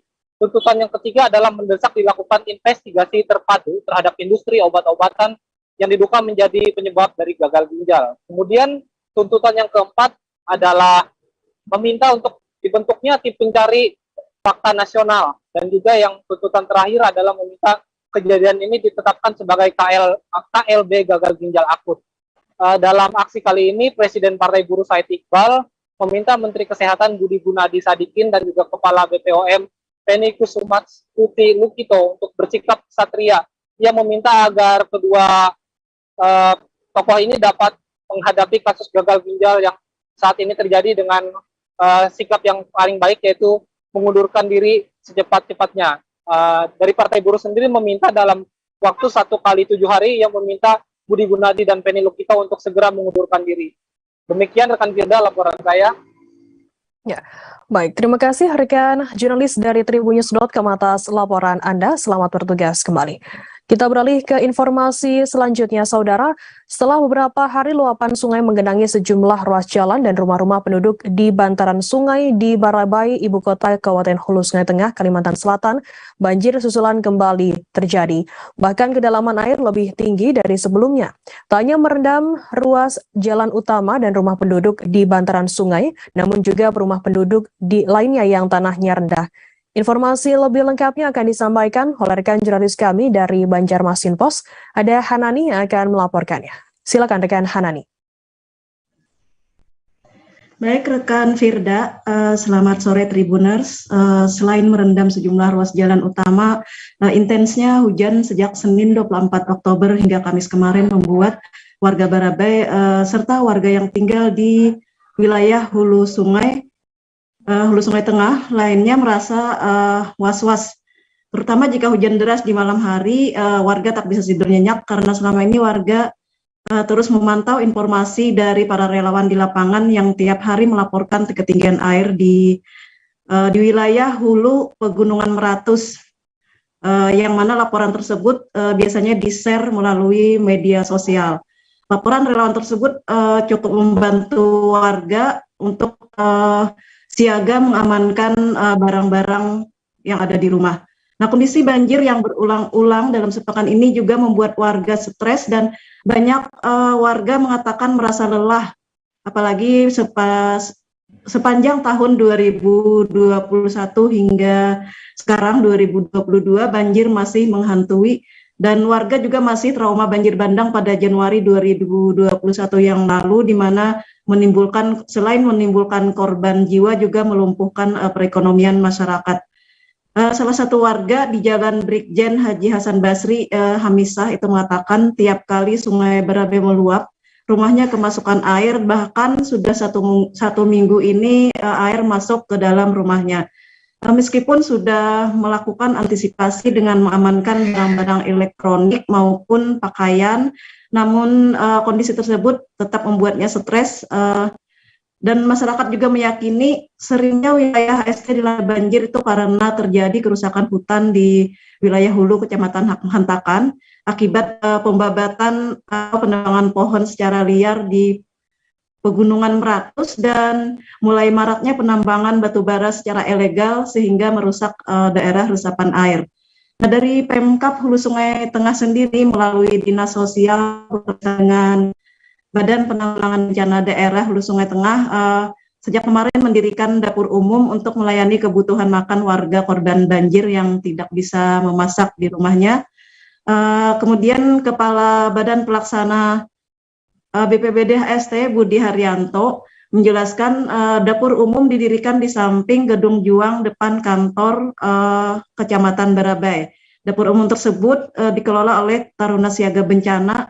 Kemudian nasi bungkus yang sudah dimasak disalurkan kepada masyarakat yang rumahnya sejak Senin lalu terendam banjir dan sampai sekarang juga sebagian rumah warga masih ada yang terendam.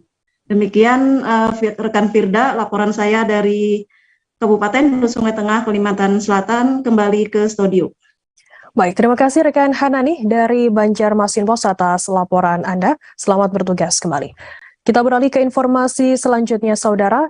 Kecelakaan beruntun terjadi di Panyalayan, Kabupaten Tanah Datar pada Selasa 25 Oktober malam. Kecelakaan tersebut diketahui melibatkan 1 truk, 1 minibus, dan 3 rumah warga setempat. Akibat kecelakaan ini, 3 rumah warga hancur, sementara 2 kendaraan rusak parah.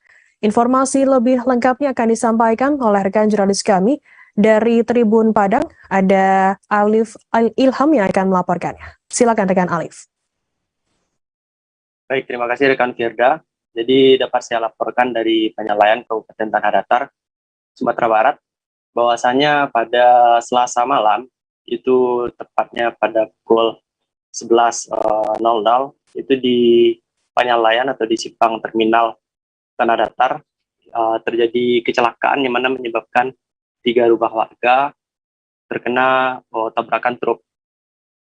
Diketahui truk ini menabrak rumah warga itu karena menurut keterangan dari kepolisian diduga mengalami remblong.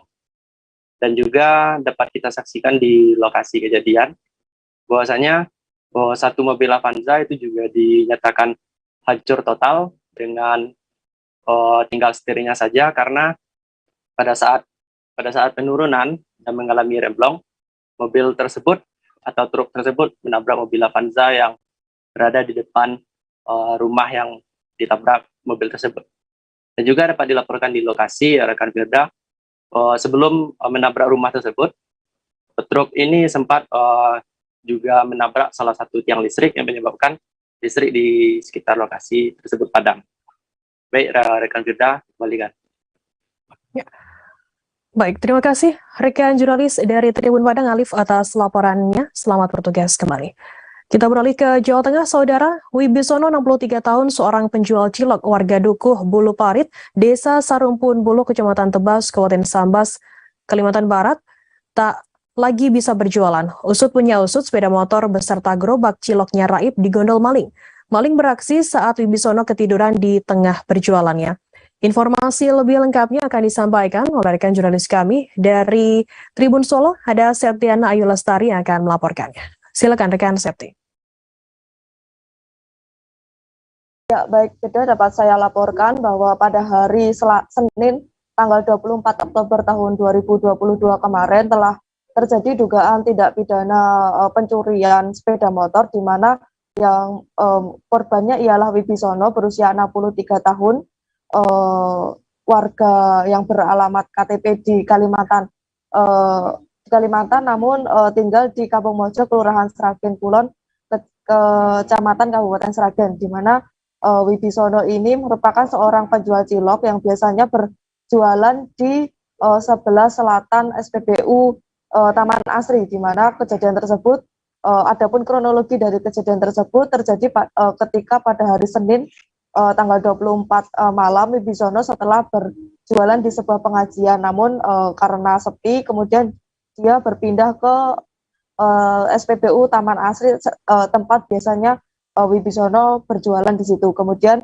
pada saat itu Wibisono berjualan seperti biasa karena Wibisono telah berjualan di situ selama kurang lebih 4 bulan dan selama itu tidak terjadi apa-apa. Kemudian pada saat itu sekitar pukul 23 atau jam 11 malam datang seorang pemuda memakai baju berwarna merah dan menurut Wibisono dia tidak mengetahui pemuda tersebut.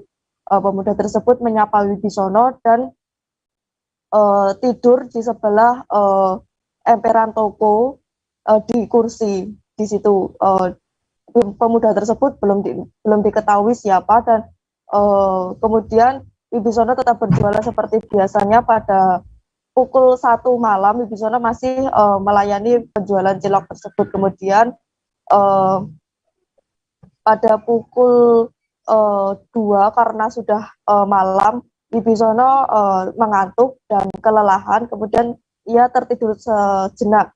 Kemudian ketika ia bangun sekitar pukul 3 sore, Wibisono mendapati sepeda motornya tuh sudah tidak ada. Dan pemuda yang tadi tidur dan menyapa Wibisono juga sudah tidak ada. Kemudian Wibisono mencoba mencari-cari sepeda motornya namun tidak ketemu.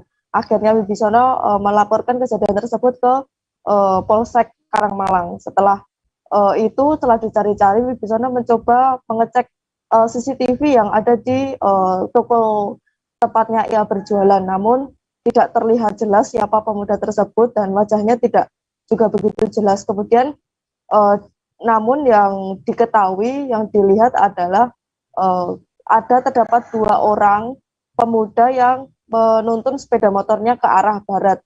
Dan atas kejadian tersebut, Wibisono telah melaporkan kejadian tersebut ke pihak kepolisian dan telah diterima laporannya oleh Polsek Karangmalang. Dan saat ini masih dicari siapa pemuda yang tega mengambil sepeda motor beserta gerobak cilok milik Wibisono tersebut. Padahal Wibisono saat itu baru mendapatkan uang pemasukan kurang lebih Rp80.000, dan menurutnya ciloknya saat itu juga masih cukup banyak atau masih penuh, dan ia berharap agar sepeda motornya dapat segera ketemu dan meskipun sudah memasuki usia tua, Wibisono tetap ingin terus berjualan. Begitu Veda dapat saya laporkan dari Sragen, Jawa Tengah. Baik, terima kasih rekan jurnalis dari Tribun Solo atas laporan Anda. Selamat bertugas kembali. Kita beralih ke informasi lainnya, Saudara. Henry Yosodiningrat, kuasa hukum Brigjen Hendra Kurniawan, mengungkapkan pernyataan penyesalan Verdi Sambo Jumat 28 Oktober. Henry mengungkapkan Verdi Sambo mengaku merasa bersalah terhadap 2 anak buahnya, Brigjen Hendra Kurniawan dan 5 lainnya. 5 lainnya yakni Kombes Agus Nurpatria, AKBP Arif Rahman Arifin, Kompol Baikuni Wibowo, Kompol Juk Putranto, dan AKP Irfan Widianto. Hal ini terkait keterlibatan anak buahnya dalam obstruction of justice kasus pembunuhan berencana Brigadir Nofriansyah Yosua Huta Barat alias Brigadir J. Henry sempat berbincang dengan Verdi Sambo terkait kasus tersebut. Bahkan Henry menyebut jika Verdi Sambo telah mengakui jika dirinya lah yang merekayasa kematian Brigadir J ini. Henry juga menyebut jika mantan Kadif Propam Polri itu telah mengakui kesalahannya karena tidak berkata jujur kepada anak buahnya soal kematian Brigadir J. Oleh karena itu, Verdi Sambo yang merasa berdosa ini meminta agar anak buahnya yang terlibat dalam obstruction of justice kematian Brigadir J tidak dihukum. Verdi Sambo juga disebut siap bertanggung jawab atas perbuatannya dalam kasus ini dan meminta agar hukumannya dialihkan kepada dirinya saja. Sementara itu, Henry mengungkapkan alasan mengapa Brigjen Hendra Kurniawan menuruti perintah Verdi Sambo mengganti CCTV. Brigjen Hendra mengira memang benar terjadi baku tembak antara Brigadir J dengan Baradae. Henry juga menyebut jika sejak awal kliennya mengetahui bahwa kasus kematian Brigadir J ini telah direkayasa, termasuk soal pelecehan pada Putri Chandrawati, maka kliennya tidak akan mau menuruti perintah dari Verdi Sambo. Terakhir, Henry berharap agar hal ini bisa menjadi pertimbangan hakim di persidangan dalam mengadili anak buah Verdi Sambo yang kini menjadi terdakwa obstruction of justice kasus kematian Brigadir J.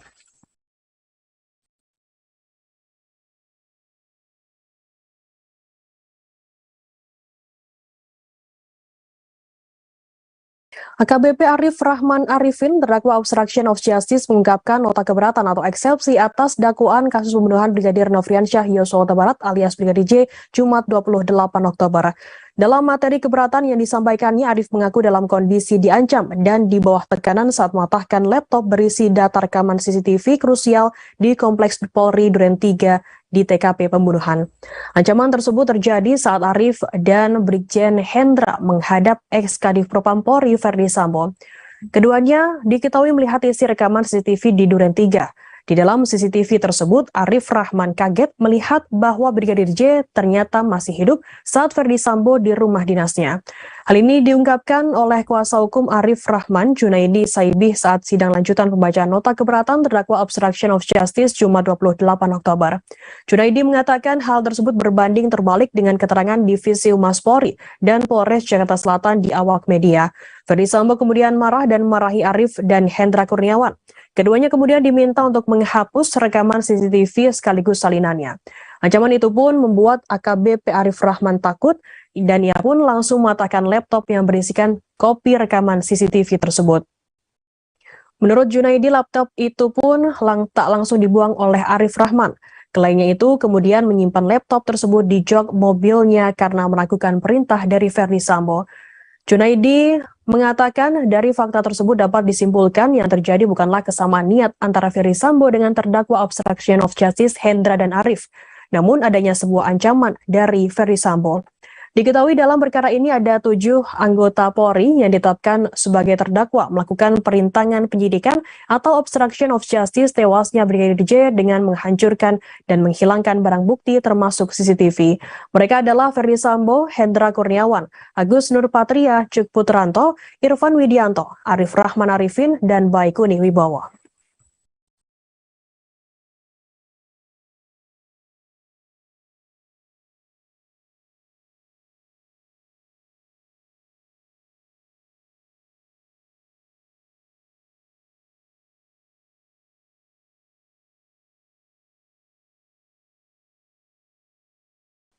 Kita beralih ke informasi selanjutnya, Saudara. Terungkap terduga pelaku pembakaran pendopo wali kota Banjar. Dia adalah seorang pria muda yang masih berusia 20 tahun. Terduga pelaku berinisial P, 20 tahun, asal Kelurahan Mekarsari, Kecamatan Banjar yang berstatus masih single. Dari konferensi pers, tampak pelaku digiring ke lokasi konferensi pers dengan menggunakan kursi roda. Pelaku menggunakan kursi roda karena kedua kaki pelaku mengalami luka bakar saat melakukan pembakaran di pendopo wali kota Banjar pada Kamis 21 Oktober lalu. Informasi lebih lengkapnya akan disampaikan oleh rekan jurnalis kami dari Tribun Jabar. Ada Patna yang akan melaporkannya. Silakan rekan Patna.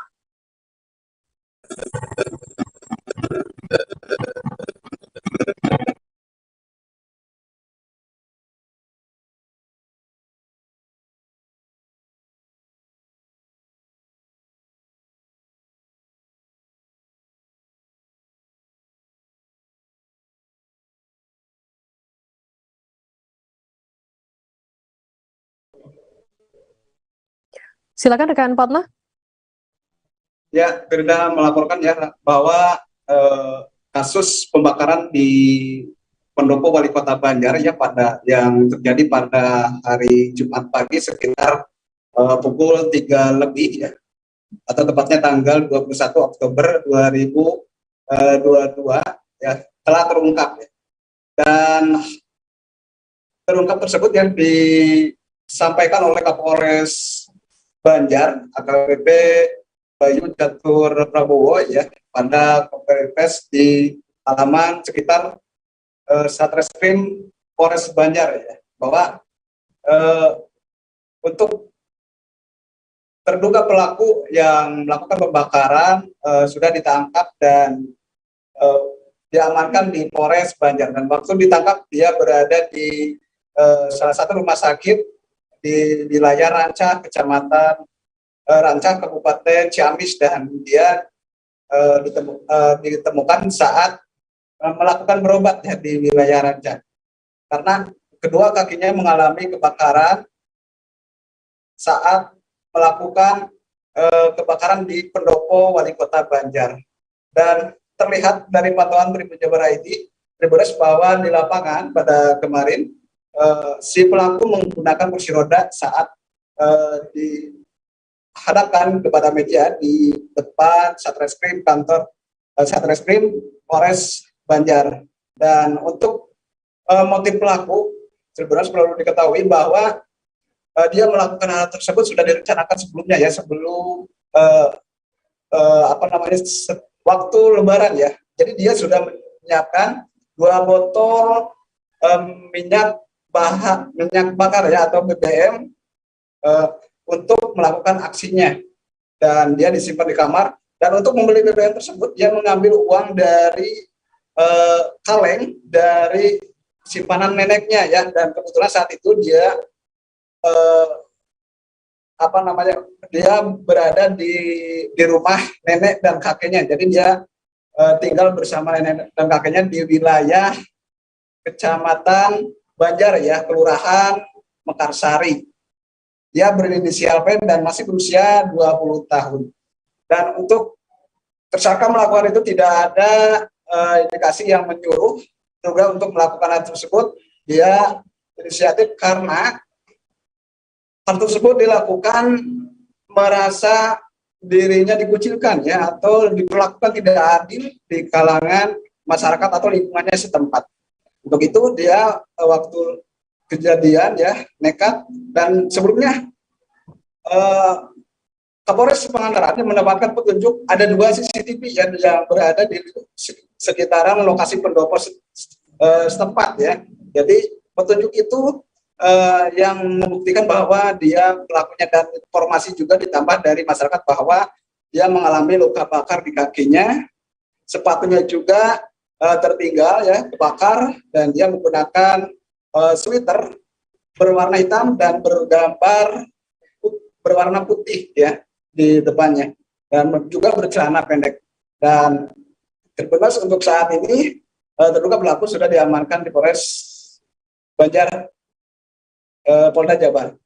Begitu beda. Baik, terima kasih rekan jurnalis dari Tribun Jabar Patna atas laporan Anda. Selamat bertugas kembali.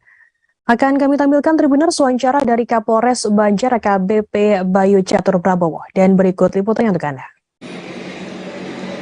Proses kita awal, kita pertama melakukan pemeriksaan terhadap 4 orang saksi. Setelah itu kita menambah menjadi 6 orang saksi, dan sebelum kita melakukan penangkapan, kita memeriksa 8 orang saksi. Ya, jadi sudah 8 orang saksi sebelum kita melakukan penangkapan.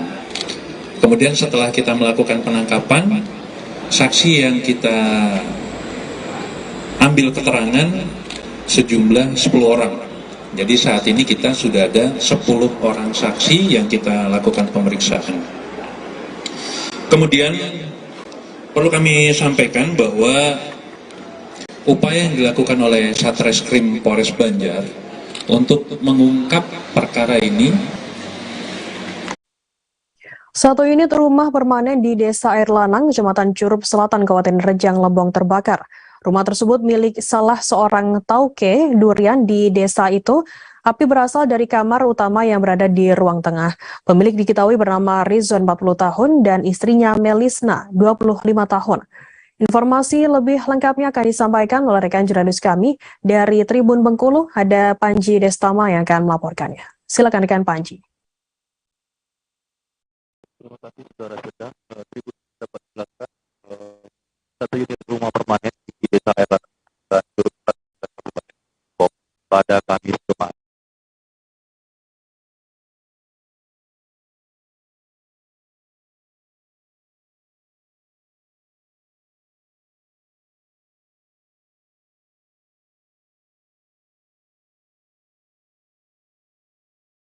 Lanang, Kecamatan Curup Selatan, Kabupaten Rejang Lebong terbakar. Rumah tersebut milik salah seorang tauke durian di desa itu. Api berasal dari kamar yang utama yang berada di ruang tengah. Kejadian itu terjadi pada Kamis 27 Oktober 2022. Pemilik diketahui bernama Rizwan 40 tahun dan istrinya Melisna 25 tahun. Kebakaran itu diduga sengaja dibakar oleh sang suami. Kejadian itu bermula saat istri dan pemiliknya Melisna baru pulang dari kebun sekitar pukul 15.10 waktu Indonesia bagian Barat.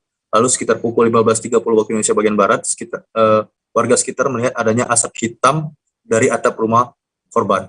Lantas warga bergotong royong untuk memadamkan api. Namun sebelum terjadi kebakaran, suami istri pemilik rumah tersebut terdengar suara cekcok mulut di dalam rumah ya. Hingga sang istri dipukuli oleh suami pemilik rumah. Usai membakar rumah sendiri dengan bensin motor, Rizon langsung melarikan diri membawa 2 unit senjata tajam, dan dari keterangan warga setempat, Rizon diduga mengalami gangguan jiwa, dan saat ini pihak kepolisian masih memburu pelaku. Demikian Saudara Firda dari lokasi melaporkan. Ya, baik, terima kasih rekan jurnalis dari Tribun Bengkulu atas laporan Anda. Selamat bertugas kembali. Akan kami tampilkan Tribuners wawancara dari Kapolsek Curup Ibtu Singgih, dan berikut liputannya untuk Anda. Kita aja yang ini. Oke, siap. Izin Pak Kapolsek, terkait adanya kebakaran yang terjadi di Desa Erlanang itu mungkin kronologisnya seperti apa, Pak? Benar bahwa pada hari Kamis tanggal 27 Oktober 2022 sekitar jam 15.30 waktu Indonesia Barat, kita mendapat laporan dari warga masyarakat telah terjadi kebakaran satu unit rumah di Desa Air Lanang, Kecamatan Curup Selatan, Kabupaten Desa Nobong. Identitas korban bahwa rumah tersebut milik saudara Melis, ya, yang diduga dibakar oleh suaminya sendiri, yaitu saudara R. Kronologis kejadian bahwa sebelumnya saudara Melis pulang dari kebun, kemudian secara tiba-tiba dan tidak ada alasan yang jelas, saudara Melis dipukul oleh suaminya. Tidak terima adiknya SM sering dianiaya oleh oknum polisi yang bertugas di Kabupaten Buru Selatan, kakak kandung korban, Richard Malaiholo, akhirnya melaporkan perbuatan terduga pelaku IS di Mapolda Maluku. Laporan tersebut tertuang dalam laporan LP garing B garing 465 garing 10 Romawi garing 2022 garing Polda Maluku tertanggal 18 Oktober. Kuasa hukum keluarga Nugrah G. Maneri mengungkapkan kasus ini dilaporkan karena dari keterangan saksi mata yang tak lain adalah teman korban. Informasi lebih lengkapnya akan disampaikan oleh rekan jurnalis kami dari Tribun Ambon. Ada Alvin Risanto yang akan melaporkannya. Silakan rekan Alvin. Ya baik, terima kasih rekan Firda. Jadi pada tanggal 18 Oktober kemarin ya bahwa kakak korban Richard Malaiholo melaporkan terjadinya tindak kekerasan atau penganiayaan dari adiknya SM ya dengan oknum polisi yang bertugas di Kabupaten Buru Selatan. Dan pada kemarin ya pada hari Kamis kemarin kakak korban Richard Malaiholo kembali mendatangi Mapolda Maluku untuk mengecek perkembangan dari kasus tersebut. Laporan yang dilapor pada tanggal 18 Oktober minggu kemarin. Dan menurut kuasa hukum dari korban bahwa kasus ini dilaporkan karena dari keterangan saksi mata yang tak lain adalah teman korban SM ini mengatakan bahwa selama menjalin hubungan dengan oknum polisi berinisial IS berpangkat Bribtu di Buru Selatan sana, korban sering dianiaya dan juga sering dicaci maki dan diancam untuk dilumpuhkan. Bahkan teman korban yang parahnya lagi, teman korban pernah bersama korban menemui oknum polisi IS dan di sana terjadi percekcokan mulut dan korban dipukul di sana dan saksi mata sempat menghalau namun kembali dipukul oleh oknum polisi tersebut. Dan kejadian ini baru terungkap ketika korban SM ini pada tanggal 14 Oktober itu meninggal dunia ya. Ini meninggal dunia bukan karena dipukul dan bukan karena meninggal dunia karena korban menabrak hewan ternak di Kabupaten Buru Selatan saat hendak pergi ya. Dan pada saat melayat, teman korban mengatakan kepada kakaknya bahwa korban ini sebenarnya dalam beberapa bulan terakhir ini tertekan karena sedang menjalani hubungan dengan oknum polisi dan mengalami penganiayaan dan juga ancaman dan seperti juga caci maki oleh oknum polisi tersebut. Dan yang tidak terima baik dari pihak keluarga yaitu kakak kandung langsung melaporkan kejadian tersebut 4 hari setelah kematian adiknya.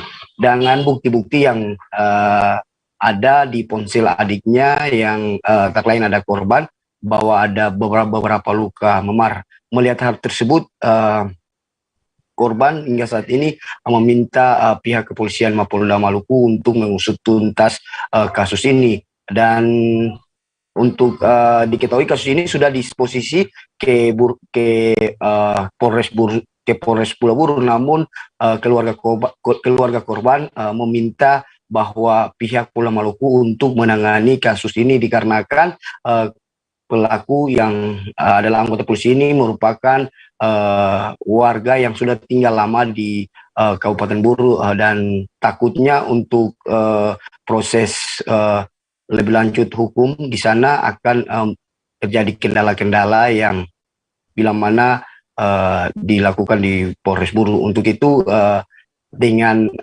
besar hati pihak keluarga meminta Kapolda Maluku, meminta Polda Maluku atau Dirkrimum Polda Maluku untuk mendisposisi kembali laporan ini agar ditindaklanjuti di Mapolda Maluku. Begitu rekan Firda. Ya, baik. Terima kasih rekan Alvin Risanto dari Tribun Ambon atas laporan Anda. Selamat bertugas kembali. Tribuners, akan kami tampilkan wawancara dari kuasa hukum dari korban, yakni Nugrah G. Maneri. Berikut liputan untuk Anda. Kasus penganiayaan yang dilakukan oleh oknum polisi Selatan terhadap Ibu Bayangkari. Ibu Bayangkari itu berinisial siapa? SM. ST. Kronologis kejadiannya gimana sampai bisa ada penganiayaan itu gimana? Jadi sudah kami jelaskan di LP kami. Iya. Nanti baru ditanyakan langsung saja. Iya, soalnya kronologisnya lumayan panjang. Sudah berapa lama ini kronologisnya terjadi? 17 September. 17 September. Iya. 2022 tepatnya. Jadi ini laporan pertama atau kedua? Laporan pertama. Jadi ini kami datang dengan pihak keluarga untuk mengecek perkembangan LP yang telah kami laporkan pada 18 Oktober kemarin. Pak bisa kronologi sedikit saja Pak supaya orang bisa tahu Pak. Sedikit saja Pak, sedikit. Jadi dari sini dari pihak penyidik bilang apa Pak? Jadi untuk perkembangan kasus kami telah melaporkan tanggal 18 Oktober kemarin dan kami baru mengecek hari ini sudah disposisi oleh Dirkrim untuk Subdit untuk segera disposisi ke Polres Buru. Sebanyak 500 rumah di Padang Cermin, Pesawaran Lampung dikabarkan terendam banjir Kamis 27 Oktober. Hujan deras mengguyur Pesawaran Lampung sejak Rabu malam hingga Kamis pagi mengakibatkan banjir di beberapa desa di Kecamatan Padang Cermin. Camat Padang Cermin, Pesawaran, Darlis mengatakan ada ratusan rumah yang terdampak banjir. Data sementara yang dihimpun terdapat 5 desa yang terdampak banjir di Pesawaran. Informasi lebih lengkapnya akan disampaikan oleh rekan jurnalis kami dari Tribun Lampung. Ada Oki Indrajaya yang akan melaporkannya. Silakan rekan Oki. Ya, rekan Firda di studio. Selamat sore Tribuners. Di sini saya akan memberikan informasi terkait peristiwa banjir yang terjadi di Kabupaten Pesawaran, khususnya di Kecamatan Padang Cermin, Tribuners. Di mana peristiwa banjir tersebut bermula pada hari Rabu, tepatnya pada Rabu malam, dan dengan intensitas air hujan yang cukup tinggi, membuat hujan yang terjadi membuat air dari 3 sungai yang berada di Desa Padang Cermin, Kecamatan Padang Cermin, Kabupaten Pesawaran tersebut meluap, Tribuners. Tak hanya itu saja, informasi yang saya dapat bahwa di salah satu sungai, yaitu aliran Sungai Waratai, terjadi pasang gelombang air laut, Tribuners, yang membuat aliran sungai tersebut meluap hingga membuat salah seorang rumah warga yang berada di Dusun Rawatunggal, Dusun Banjar, dan juga Dusun Rawasubur mengalami ketinggian air hingga 1,5 meter, Tribuners. Bahkan tak hanya itu saja, masyarakat pun harus dievakuasi dengan menggunakan perahu karet. Hal itu disampaikan oleh Camat Padang Cermin, Darlis. Dirinya mengatakan bahwa saat itu ketinggian air memang sangat mengkhawatirkan dikarenakan selain air yang masih meninggi, namun juga intensitas air hujan juga masih terjadi pada pagi hari Kamis tanggal 27 Oktober 2002, Tribuners. Sehingga bantuan datang dari Batalion Marinir dengan memberikan beberapa perahu karet untuk mengevakuasi masyarakat yang berupa dari anak-anak dan juga lansia Tribuners, karena ketinggian air tersebut semakin lama semakin tinggi sehingga beberapa masyarakat terjebak di dalamnya.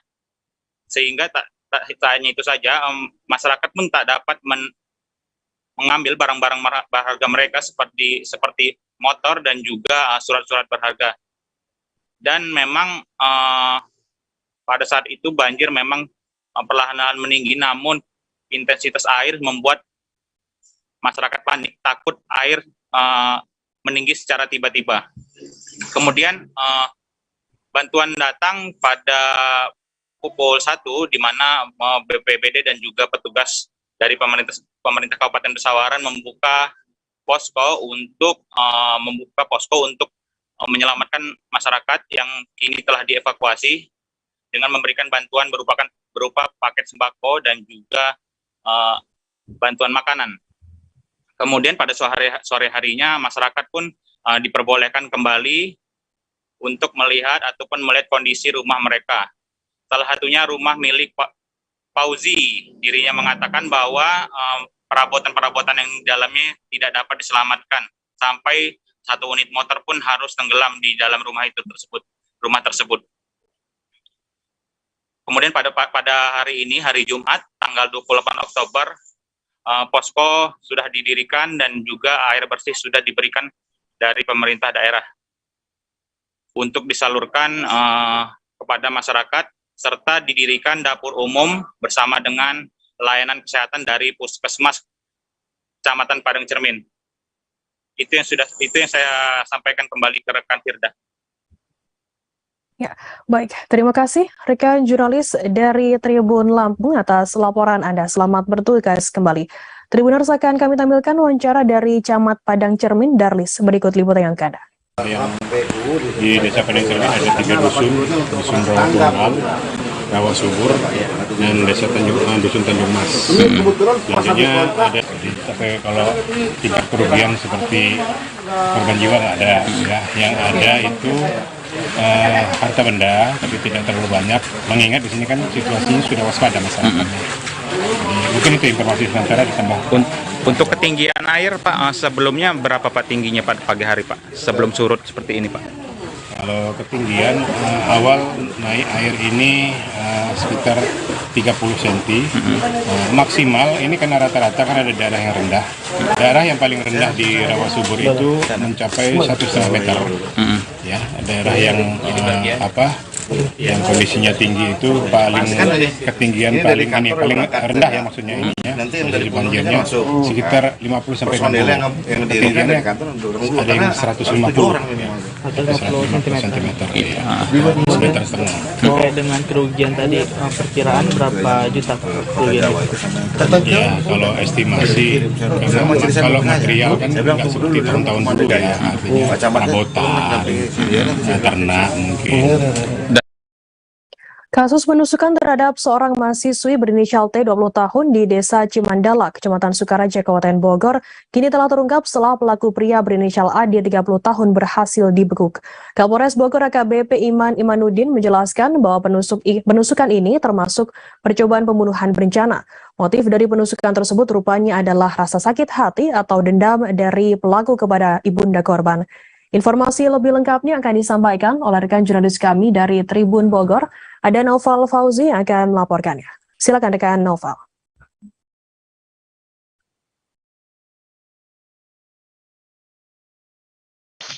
Baik, rekan Firda dan juga rekan-rekan Tribuners, dapat kami informasikan bahwa pihak kepolisian Polres Bogor telah berhasil mengungkap kasus penusukan terhadap seorang mahasiswi di wilayah Kecamatan Sukaraja, Kabupaten Bogor. Dan dalam imbas dari kejadian ini, si korban ini mengalami luka tusuk di bagian perut, dan beruntung nyawa korban selamat dan saat ini masih dalam proses penyembuhan dan sudah dipulangkan ke rumahnya di wilayah Sukaraja. Untuk kronologinya, jadi pada tanggal 20 Oktober 2022, si korban ini tengah sendirian di rumahnya didatangi oleh pria misterius mengenakan masker dan juga topi kupluk. Si pelaku ini, pria misterius ini berpura-pura menanyakan KTP dan KK. Kemudian beberapa saat setelah itu si pria ini kemudian melakukan penusukan kepada korban sampai korban terluka, kemudian dilarikan ke rumah sakit oleh tetangga yang sempat mendengar teriakan korban saat kejadian. Setelah hampir sepekan kemudian dilakukan penyelidikan oleh pihak Satreskrim Polres Bogor, pelaku akhirnya berhasil ditangkap dan ternyata si pelaku ini masih warga yang tinggal tak jauh dari rumah korban, dan si pelaku ini juga saling kenal dengan ibunda dari korban. Dan untuk motifnya, si pelaku ini menurut keterangan polisi, si pelaku ini mengaku sakit hati kepada ibunda korban terkait utang sebesar Rp10.000. Dan utang tersebut menurut keterangannya kerap ditagih oleh ibunda korban, dan hal itu membuat pelaku sakit hati sehingga akhirnya yang bersangkutan ini merencanakan untuk melakukan kejahatan kepada keluarga korban. Demikian. Baik, terima kasih rekan Noval Fauzi dari Tribun Bogor atas laporan Anda. Selamat bertugas kembali. Tribuners, akan kami tampilkan wawancara berikut dari Kapolres Bogor AKBP Iman Imanuddin. Berikut liputannya untuk Anda. Dana percobaan pembunuhan dan atau percobaan pembunuhan yang direncanakan. Sebagaimana kita ketahui, beberapa hari yang lalu sempat viral orang yang tidak dikenal mencoba melakukan pembunuhan terhadap salah satu korban yang sedang berada di rumah. Berawal dari kejadian di mana si tersangka ini merasa sakit hati terhadap ibu korban yang sama-sama berada di lingkungan kerjanya. Kemudian dari sakit hati tersebut si tersangka berusaha untuk melukai dan membunuh anak dari temannya si tersangka tersebut. Dari hasil penyelidikan di TKP, kemudian penyidik menemukan fakta-fakta hukum yang mengarah pada perbuatan si tersangka. Selanjutnya, fakta hukum yang kuat menunjukkan perbuatan si tersangka dapat memenuhi unsur pasal 340 KUH pidana dan 338 KUH pidana junto. Satreskrim Polres Pasuruan mengamankan tersangka pencabulan anak di bawah umur pada Rabu 26 Oktober malam. Ia adalah Hanafi Bahtiar Arizona, 23 tahun, warga desa Sukoreno, Kecamatan Perigen, Kabupaten Pasuruan. Tersangka diamankan di sebuah warung di sekitar tempat kerjanya. Saat diamankan, tersangka sedang makan bakso. Kasat Reskrim Polres Pasuruan AKP Adi Putranto Utomo mengatakan tersangka diamankan di warung saat makan bakso. Informasi lebih lengkapnya akan disampaikan oleh rekan jurnalis kami dari surya.co.id, ada Galih Lintartika yang akan melaporkannya. Silakan rekan Galih. Selamat sore Firda. Baik, jadi Satreskrim Polres Pasuruan baru saja mengamankan Hanafi Bahtiar Arizona ya. Dia adalah salah satu tersangka pencabulan yang ada di wilayah Perigen. Dia diamankan setelah 6 bulan masa pelarian Hanafi ini terungkap oleh kepolisian. Jadi polisi mendapatkan informasi bahwa Hanafi ini pulang ke rumahnya dan tempat kerjanya. Dia bekerja sebagai supir truk tangki air yang setiap harinya keliling ke beberapa kabupaten kota yang ada di sekitar Kabupaten Pasuruan. Nah, setelah 6 bulan pelarian, dia hanya diamankan saat sedang makan bakso di dekat tempat kerjanya.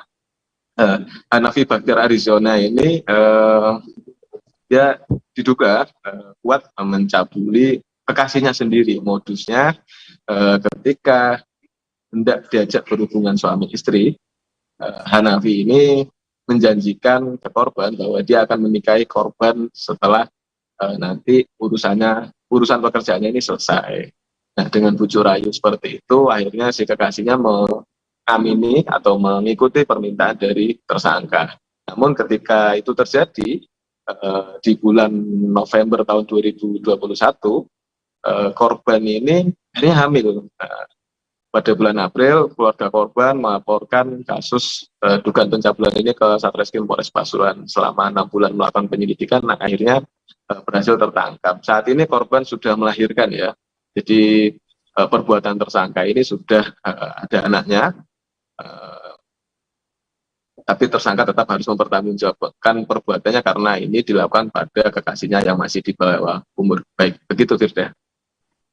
Baik, terima kasih rekan Galih dari surya.co.id atas laporan Anda. Selamat bertugas kembali. Kita beralih ke informasi selanjutnya, Saudara. Satu oknum aparatur sipil negara atau ASN Dinas Tanaman Pangan Hortikultura dan Perkebunan Konawe berinisial RI resmi ditahan Kejaksaan Negeri Konawe pada Kamis 27 Oktober sore. RI yang sebelumnya menjabat sebagai Kepala Bidang Sarana dan Prasarana Pertanian ini diduga melakukan tindak pidana korupsi ratusan juta rupiah. RI mengaku kasus yang menjeratnya terkait korupsi di unit pengolah pupuk organik. Namun dirinya membantah ada orang lain yang turut serta ikut mengambil uang di lapangan. Informasi lebih lengkapnya akan disampaikan oleh rekan jurnalis kami dari Tribun News Sultra. Ada Armanto Sepu yang akan melaporkannya. Silakan rekan Arman. Baik rekan Firda, selamat sore menjelang malam di waktu Indonesia Tengah. Kami laporkan bahwa Kejaksaan Negeri Konawe pada Kamis kemarin melakukan penahanan terhadap salah satu oknum aparatur sipil negara di Kabupaten Konawe yang diduga melakukan tindak pidana korupsi pada program unit pengolahan pupuk organik di Dinas Tanaman Pangan, Hortikultura dan Perkebunan, di mana dari hasil pemeriksaan pihak Kejaksaan Negeri Konawe menemukan bahwa RI yang diduga melakukan tindak pidana korupsi merugikan negara sebanyak kurang lebih 200 juta lebih. Nah, akibatnya dari hasil pemeriksaan dan bukti-bukti yang dikumpulkan di Kejaksaan menetapkan RI sebagai tersangka dalam kasus korupsi pada program unit pengolahan pupuk organik pada tahun 2020 lalu di Dinas Tanaman Pangan, Hortikultura dan Perkebunan Kabupaten Konawe. RI juga ini sebelumnya pada saat melakukan tindak pidana korupsi menjabat sebagai Kepala Bidang Sarana Prasarana Pertanian di dinas tersebut. Nah, seusai menjalani pemeriksaan, RI langsung digelandang ke rumah tahanan kelas 2B Unaha dengan menggunakan mobil tahanan milik Kejaksaan Negeri Konawe sekitar pukul 17.00 waktu Indonesia Tengah dari kantor Kejaksaan. Dari hasil konfirmasi kami bahwa RI juga menggunakan uang hasil korupsi ini untuk kepentingan pribadinya, dan dia juga membantah bahwa ada keterlibatan dari pihak-pihak lain dalam kasus korupsi ini. Demikian kami laporkan rekan Firda dari Kabupaten Konawe. Baik, terima kasih rekan Arman dari Tribun News Sultra atas laporan Anda. Selamat bertugas kembali. Tribuners akan kami tampilkan wawancara dari Kasipitsus Kejari Konawe, Reka Fitmendi. Berikut liputannya untuk Anda.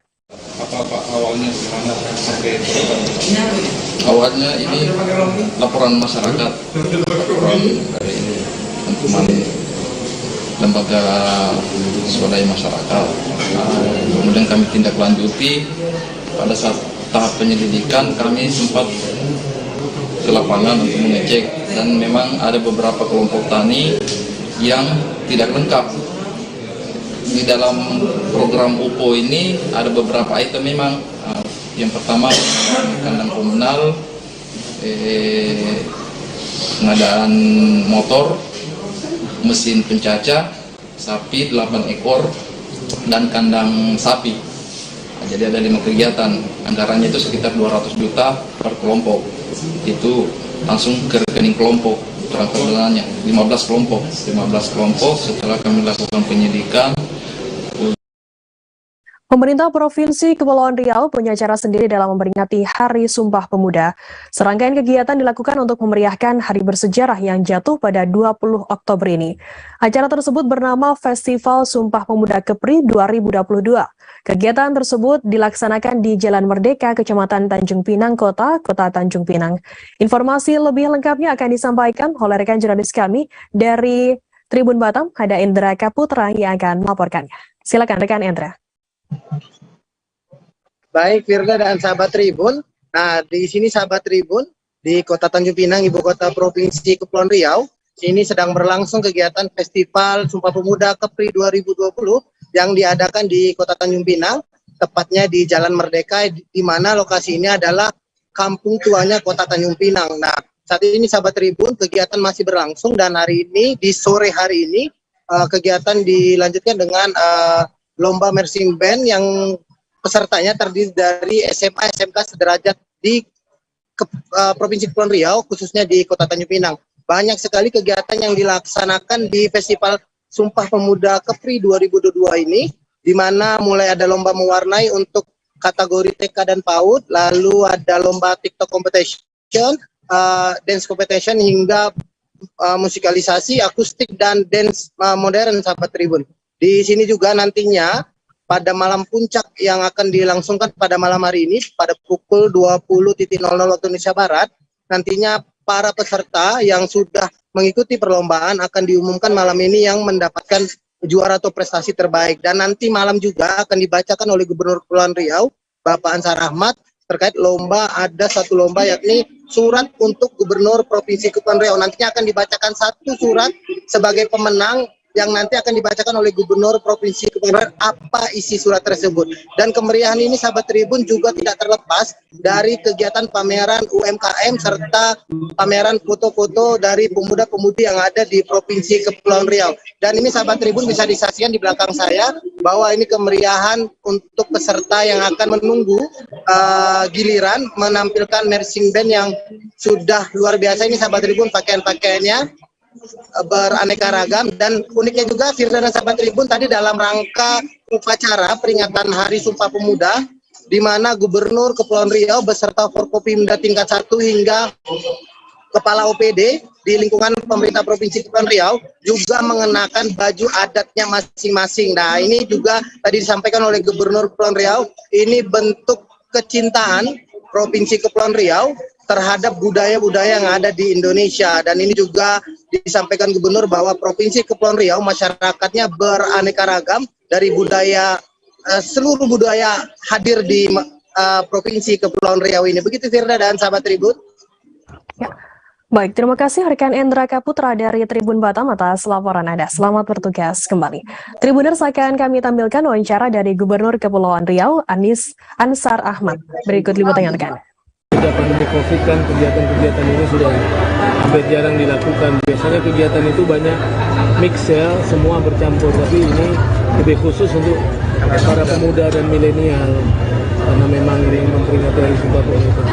Ya, saya sih bercita-cita di tempat ini ada beberapa event internasional tahunan yang bisa kita buat, termasuk nanti Festival Pemuda Kreasi ini akan kita tindak lanjuti setiap tahun sambil kita mengevaluasi bagaimana nanti ke depannya. Mudah-mudahan promosinya bisa lebih luas ya, di kapal-kapal dari Lagoy ke Singapura, dari Batam ke Singapura, kemudian mungkin sarana promosi lainnya lah. Kalau yang untuk pemuda sendiri, pemerintah provinsi apa yang akan rencana ke depannya, Pak? Melalui Dinas Pemuda Olahraga, yang pertama karena ada beberapa event pesta demokrasi, kita akan memperbanyak nanti sosialisasi tentang pentingnya pemilu. Stadion Barnabas Iyowe, Jayapura, Papua di hari keempat Kongres Masyarakat Adat Nusantara atau KMAN 6 tampak sedikit berbeda sejak Kamis 27 Oktober. Di area tepi lapangan berjejer stand usaha mikro kecil menengah atau UMKM diisi para pelaku UMKM dari Papua sebagai tuan rumah. Selain itu, perwakilan beberapa aliansi masyarakat adat Nusantara peserta KMAN 6 juga turut memamerkan produk unggulan daerahnya. Satu di antaranya adalah Ramadan Edwin Rismana, 22 tahun, Duta Aman Banyuwangi yang menjual seperti kopi kasmaran, stik ketela ungu, sale goreng, kelemban hingga batik. Informasi lebih lengkapnya akan disampaikan oleh rekan jurnalis kami dari Tribun Papua, ada Wati yang akan melaporkannya. Silakan rekan Wati.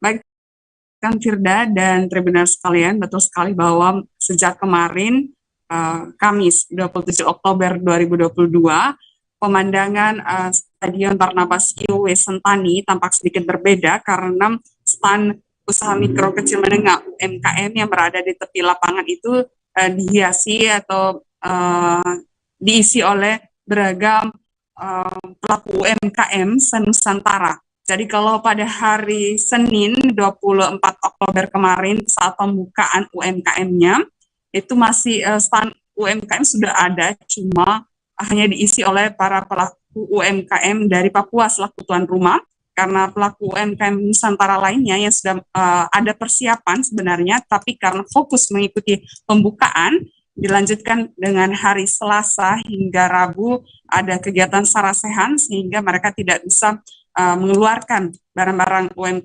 UMKM-nya untuk dipamerkan di stand UMKM, sehingga mulai hari kemarin Kamis 27 Oktober 2022 barulah para pelaku para perwakilan aman dari berbagai daerah di Indonesia seperti dari Banyuwangi, dari Bengkulu, dan juga ada dari Dayak, dari Lombok Timur, dari Sulawesi Utara itu mengeluarkan macam-macam produk unggulannya di stand pameran UMKM. Untuk Banyuwangi sendiri, mereka memamerkan seperti makanan khas Klemben dan juga batik khas Banyuwangi. Sedangkan kalau dari masyarakat adat suku Dayak itu lebih ke obat-obat herbal seperti akar kuning. Nah, dari Bengkulu membawa produk kopi dan juga cemilan dari sici inci, kacang ingkah, dan minyak sici inci. Kalau untuk Damas Aman dari Lombok Utara itu mereka lebih memamerkan produk khas mereka berupa tenun yang sudah dimodifikasi menjadi topi atau tas atau kain tenun masih dalam keadaan utuh. Baik, rekan Firda, itulah yang bisa saya laporkan dari Jayapura. Ya, baik, terima kasih rekan Wati dari Tribun Papua atas laporan Anda. Selamat bertugas kembali. Kita beralih ke informasi selanjutnya. Akan kami tampilkan Tribuners wawancara dari Ramadan Edwin Rismana, 22 tahun, Duta Aman Banyuwangi. Berikut liputannya untuk Anda. Ingin memberikan terima kasih panitia selaku kita bisa jualan di sini dan memperkenalkan produk-produk kita dari Banyuwangi ke Papua ini. Ada apa aja nih kakak produknya? Jajanan ada ubi, petela ungu, sama ini udang goreng sale. Ini pisang nggak? Pisang buat digoreng. Sale tapi ya. Sip sale. Yang mini-mini. Ya, dan ini khas Banyuwangi, Kelemben namanya. Kelemben. Sip. Di bawah semua, di bawah. Pakai pesawat atau kapal nih kak? Mana? Presiden Joko Widodo melantik Johannes Tanak sebagai Wakil Ketua Komisi Pemberantasan Korupsi KPK di Istana Kepresidenan Jakarta pada Jumat 28 Oktober. Johannes yang merupakan mantan jaksa tersebut mengisi kursi Wakil Ketua KPK menggantikan Lili Pintauli Siregar yang mengundurkan diri. Prosesi pelantikan diawali dengan pembacaan kepres oleh Sekretaris Kementerian Sekretariat Negara, kemudian dilanjutkan dengan pembacaan sumpah oleh Johannes. Informasi lebih lengkapnya akan disampaikan oleh rekan jurnalis kami dari tribunnews.com. Ada pelantikan posisi Lili Pintauli Siregar yang mengundurkan diri beberapa waktu lalu. Pelantikan dimulai dengan pembacaan kepres oleh Kementerian Sekretariat Negara yang dilanjutkan dengan pembacaan sumpah jabatan oleh Johannes Tanak di hadapan Presiden Joko Widodo. Usai pelantikan sendiri, Johannes Tanak mengatakan bahwa komitmennya sebagai wakil ketua KPK sama seperti pimpinan KPK lainnya, yakni dia akan menjalankan tugas sesuai dengan perundang-undangan yang berlaku. Perkataannya tersebut dapat diartikan bahwa dia tidak akan melakukan pelanggaran dalam menjalankan tugas sebagai pimpinan KPK. Sementara itu, Ketua KPK Firly Bahuri yang ikut mendampingi Johannes Tanak dalam pelantikan tersebut mengatakan mengaku ikut senang dengan dilantiknya Johannes Tanak sebagai wakil ketua KPK. Latar belakang Johannes Tanak sebagai mantan jaksa memperkuat pimpinan KPK yang terdiri dari berbagai latar belakang, seperti dirinya yang merupakan polisi, Alexander Marwata sebagai auditor. Dengan banyaknya latar belakang di pimpinan KPK, maka KPK dapat menjelaskan duduk perkara kepada hakim dalam perkara korupsi yang ditangani. Begitu, Firda. Ya, Baik, terima kasih rekan jurnalis dari tribunnews.com, Taufik Ismail atas laporan Anda. Selamat bertugas kembali. Kita beralih ke informasi selanjutnya, Saudara. Sarasehan Kongres ke-6 Masyarakat Adat Nusantara atau KMAN hari kedua di Kampung Enggros, Distrik Abipura, Kota Jayapura, Provinsi Papua. Acara Sarasehan KMAN 6 berjalan sukses dengan mengambil topik bahasan soal pengakuan dan perlindungan warisan budaya masyarakat adat sebagai kekuatan dan identitas bangsa. Informasi selengkapnya akan disampaikan oleh rekan jurnalis kami dari Tribun Papua, ada Aldi Bimantara yang akan melaporkannya. Silakan rekan Aldi. Ya, baik Firda dan juga Tribuners, masih dalam rangkaian kemeriahan Kongres ke-6 Masyarakat Adat Nusantara di Kabupaten Jayapura, Provinsi Papua. Dan kali ini, tak hanya di Kabupaten Jayapura, seperti yang kita ketahui Firda dan juga Tribuners, pelaksanaan Sarasehan Kongres ke-6 Masyarakat Adat Nusantara atau KAMAN 6 ini juga berlangsung di dua lokasi ataupun dua kampung yang ada di Kota Jayapura, ibu kota Provinsi Papua. Firda dan juga Tribuners, ya, dapat kami informasikan dari Kota Jayapura, Sarasehan Kongres ke-6 Masyarakat Adat Nusantara hari kedua di Kampung Enggros, Distrik Abipura, Kota Jayapura, Provinsi Papua berlangsung lancar dan sukses. Firda dan juga Tribuners, acara Sarasehan KAMAN 6 berjalan sukses dengan mengambil topik bahasan soal pengakuan dan perlindungan warisan budaya masyarakat adat sebagai kekuatan dan identitas bangsa. Berdasarkan pantauan kami pada Rabu 26 Oktober 2022, kegiatan Sarasehan KAMAN 6 dimulai sekira pukul 11.00 waktu Indonesia Timur yang diikuti oleh berbagai komunitas masyarakat adat sebagai peserta kongres. Firda dan juga Tribuners, dapat kami informasikan pula bahwa dari masing-masing komunitas masyarakat adat yang hadir diantaranya ada dari region Jawa Sumatera atau Jasuma, Kalimantan, Nusa Tenggara Timur, Nusa Tenggara Barat, serta Maluku dan tuan rumah Papua. Firda dan Tribuners, dalam diskusi, item-item adat seperti baju adat, kain tenun, tari-tarian, dan bahasa lokal atau daerah menjadi isu yang menarik, termasuk pelestariannya dan pengakuannya untuk generasi mendatang. Dan dalam sesi wawancara kepada kami awak media, ini Kepala Balai Pelestarian Nilai Budaya Papua, Desi Pola Usmani, saat ditemui kami para awak media mengatakan bahwa melalui Sarasehan KAMAN 6 ini pentingnya untuk negara mengakui hak-hak masyarakat adat termasuk warisan budaya. Ia mengatakan bahwa ketika menjadi salah satu narasumber, ia mengatakan dan menjelaskan soal warisan budaya benda dan tak benda yang memang perlu untuk didaftarkan sebagai hak kekayaan intelektual dari masyarakat adat itu sendiri. Namun ini tidak dipaksakan ya, apabila masyarakat adat ingin juga tidak ingin mendaftarkan, tidak apa-apa begitu. Kemudian Usmani juga menuturkan bahwa dalam Sarasehan kedua di Kampung Enggros, pihaknya membahas secara umum soal sejarah, kemudian apa yang diwariskan dan bagaimana perjalanannya untuk ditetapkan. Lebih jauh, ia mengatakan bahwa sudah seharusnya memang masyarakat menjaga dan melindungi warisan budaya sebagai hak kekayaan intelektual untuk diwariskan kepada anak cucu di masa mendatang. Firda dan juga Tribuners, berdasarkan pantauan kami, para awak media, saat acara Sarasehan berlangsung, ini tentunya berjalan sangat lancar, kemudian diskusinya cukup seru begitu ya, ada penyampaian pendapat dan juga kemudian ditanggapi oleh pemateri ataupun narasumber dari berbagai narasumber yang tentunya dihadirkan yang sangat kompetitif, maksud saya di berbagai bidangnya, sehingga memang jalannya diskusi dalam Sarasehan Kongres ke-6 Masyarakat Adat Nusantara di Kampung Enggros, Distrik Abipura, Kota Jayapura, ini tentunya berjalan dengan cukup menarik begitu. Firda, dapat kami informasikan pula bahwa Sarasehan KAMAN 6 di Kampung Enggros ini ditutup sekira pukul 17.00 waktu Indonesia Timur secara resmi oleh pejabat Sekda Kota Jayapura, Robi Kepasawi, dan dalam prosesi penutupan Sarasehan Kongres ke-6 Masyarakat Adat Nusantara tersebut, para komunitas masyarakat adat setanah air menyaksikan tarian khas masyarakat Kampung Enggros sebagai ucapan perpisahan. Firda, demikian laporan singkat saya terkait dengan kemeriahan dan juga prosesi dari Sarasehan masih dalam rangkaian Kongres ke-6 Masyarakat Adat Nusantara dari Kota Jayapura, Provinsi Papua. Aldi Bimantara, tribunpapua.com melaporkan. Kembali ke Firda di studio. Baik, terima kasih rekan Aldi Bimantara dari Tribun Papua atas laporan Anda. Selamat bertugas kembali. Kita beralih ke informasi selanjutnya, Saudara. Sidang putusan vonis terdakwa Indra Kents terkait kasus investasi bodong binary option Binomo batal digelar pada hari ini di Pengadilan Negeri Tangerang pada Jumat 28 Oktober. Sidang putusan vonis Indra Kents terdakwa kasus investasi bodong binary option Binomo bakal digelar di Pengadilan Negeri Tangerang rencananya pada hari ini. Namun agenda putusan hakim atas perkara terdakwa hari ini yang rencananya akan digelar pada pukul 9 ditunda menjadi pukul 14:30 waktu Indonesia Barat. Informasi lebih lengkapnya akan disampaikan oleh rekan jurnalis kami dari tribunnews.com. Ada Naufal Lanten yang akan melaporkannya. Silakan rekan Naufal.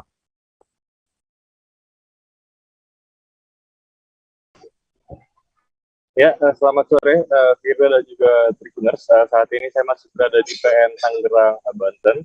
Dan tadi sekira pukul 15 lewat itu sidang vonis Indra Kents digelar, dan majelis hakim menyatakan bahwa sidang vonis Indra Kents tersebut ditunda dilakukan pada hari ini dan akan dilanjutkan digelar kembali pada tanggal 14 November mendatang. Adapun Ketua Majelis Hakim Rahman Raja Guguk di Pengadilan Negeri tadi mengatakan bahwa pihaknya belum menyelesaikan secara final terkait putusan, dan juga dia meminta agar para korban dan juga peserta yang hadir di persidangan tadi untuk memahami keputusan tersebut.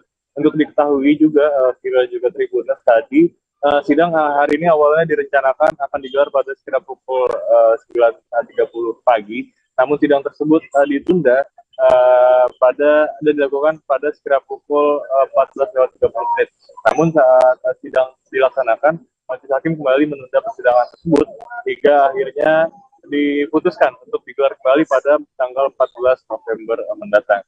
Nah, untuk diketahui, Firda dan juga Tribuners, Crazy Rich Medan ini dituntut oleh jaksa penuntut umum 12 tahun penjara dan juga wajib mengembalikan kerugian korbannya. Dan juga dapat kami sampaikan juga bahwa setelah majelis hakim memutuskan untuk menunda persidangan tersebut, para korban yang juga hadir di persidangan ini lantas mengungkapkan rasa kecewanya dan sempat marah-marah itu ketika majelis hakim memutuskan untuk menunda persidangan tersebut. Dan juga Firda dan juga Tribuners, selain ada korban Indra Kents, terdapat juga ada diduga rekanan dari Indra Kents. Nah, fenomena tersebut sempat menimbulkan adu mulut antara korban Indra Kents juga diduga rekanan oleh Indra Kents. Adapun penyebabnya diduga karena pihak rekanan Indra Kents menyulut emosi daripada korban lantaran akan membentangkan sebuah spanduk yang belum diketahui apa spanduk tersebut. Dan juga yang diduga rekanan Indra Kents tersebut diduga menyopot spanduk pernyataan para korban yang sebelumnya dibentangkan di Pengadilan Negeri Tangerang pada hari ini.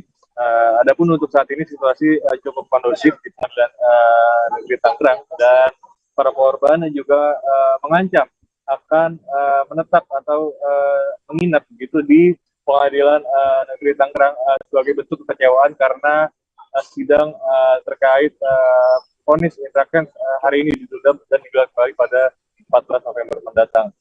Untuk diketahui, Firda dan juga Tribuners, selain 15 tahun penjara, Indra Kents juga dikenakan denda sebesar 16 miliar rupiah dan dapat diganti dengan kurungan 15 tahun penjara. Terkait pasal yang disangkakan, Indra Kents didakwa pasal berlapis, yaitu pasal 45 ayat 2, junto pasal 27 ayat 2, dan atau pasal 45A ayat 1, junto pasal 28 ayat 1 Undang-Undang Nomor 19 tahun 2016 tentang perubahan atas Undang-Undang Nomor 11 tahun 2008 tentang informasi dan transaksi elektronik, pasal 378 KUHP dan atau pasal 3 dan atau pasal 4 Undang-Undang Republik Indonesia Nomor 8 tahun 2010 tentang pencegahan dan pemberantasan tindak pidana pencucian uang. Demikian Firda dan juga Tribuners. Ya, baik, terima kasih rekan Naufal Lanten dari tribunnews.com atas laporan Anda. Selamat bertugas kembali. Tribuners, akan kami tampilkan wawancara dari Ketua Majelis Hakim Rahman Raja Guguk. Berikut liputannya untuk Anda. Karena banyaknya pekerjaan di sini dan juga belum final musyawarah majelis hakim, agar semua pihak dapat memaklumi. Untuk itu kita tunda sampai tanggal 14 November. Lama juga. Ya. 14 November. Ya. agar semua pihak dapat memaklumi. Kita selama ini sampai sekarang malam sudah jalan kok. Tapi masalah ini bukannya segampang itu. Kita harus berpikir. Ya, sudah jelas semua ya? Oke? Oke. Siang. Sudah. Martin Simanjuntak, kuasa hukum keluarga Brigadir Nofrian Syah Yosua Huta Barat alias Brigadir J, menanggapi soal pihak Putri Chandrawati yang mengklaim memiliki bukti pelecehan seksual yang dilakukan oleh almarhum. Menurut Martin, bukti pelecehan tersebut sangat mudah dipatahkan. Menurut Martin, di surat dakwaan jaksa hanya menyebut ada klaim sepihak soal pelecehan waktu pengambilan asesmen forensik yang dihadirkan sebagai bukti. Sehingga patut dicermati untuk menghindari kesalahan analisa, apakah diambil pasca dugaan kekerasan seksual baru terjadi atau setelah Putri menjadi tersangka. Seharusnya, kata Martin, Putri Chandrawati dari dulu telah menyampaikan hal ini. Kemungkinan apabila disampaikan sekarang, bisa jadi Putri Chandrawati berbohong. Sebelumnya, pihak Putri Chandrawati mengantongi 4 bukti pelecehan seksual yang dilakukan oleh Brigadir J. Hal itu diungkapkan oleh kuasa hukum Putri Febri Diansyah dalam persidangan di Pengadilan Negeri Jakarta Selatan. Febri Diansyah mengatakan ada pun 2 bukti tersebut, di antaranya yakni asesmen psikologi forensik dan keterangan Putri Chandrawati. Peristiwa pelecehan tersebut terjadi saat mereka berada di Magelang, Jawa Tengah pada Senin 4 Juli lalu hingga berlanjut pada Kamis 7 Juli.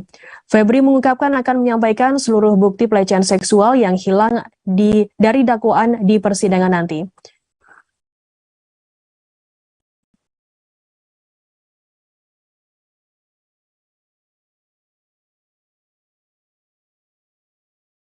Pihak Densus 88 Anti Teror Polri menangkap guru dari Siti Elina, 24 tahun, perempuan penerobos Istana Presiden Jumat 28 Oktober. Guru berinisial JM kini sudah menjadi tersangka ditetapkan menjadi tersangka oleh pihak kepolisian. Kabak Danops Densus 88 Kombes Aswin Siregar mengungkapkan pihaknya masih melakukan pendalaman terhadap JM dan tersangka lainnya. Penetapan JM dan tersangka lainnya berdasarkan Undang-Undang Terorisme. Penangkapan JM dilakukan seusai pihak kepolisian melakukan pengembangan terhadap suami dari Siti Elina, Bahrul Ulum. Sebelumnya Aswin mengatakan suami Siti Elina terindikasi terlibat jaringan terorisme Negara Islam Indonesia atau NII. Namun Aswin menyebut suami Elina tidak terlibat dalam aksi penyerangan istrinya ke Istana Presiden. Suami Elina hanya terlibat dalam jaringan terorisme yang pernah dilarang oleh pemerintah Indonesia. Aswin mengatakan kegiatan Bahrul Ulum hanya sebatas membantu atau mendampingi bendahara NII, tidak membuatnya menjadi pengurus. Sehingga nama Bahrul Ulum tidak ada dalam daftar struktur kepengurusan NII. Diberitakan sebelumnya, Kabid Humas Polda Metro Jaya Kombes Pol Indra Sulpan mengungkapkan identitas perempuan penerobos Istana Presiden pada Selasa 25 Oktober. Perempuan atas nama Siti Elina, 24 tahun, merupakan warga Koja, Jakarta Utara. Menurut Sulpan, awalnya perempuan itu berjalan menuju Istana Presiden dan mendekati anggota Pas Pampres. Lantas tersangka Siti Elina mengarahkan dan menodongkan senjata api jenis FN ke anggota Pas Pampres. Kemudian tersangka mencoba menerobos pembatas area steril atau ring 1 Istana Presiden dengan menodongkan senjata ke anggota.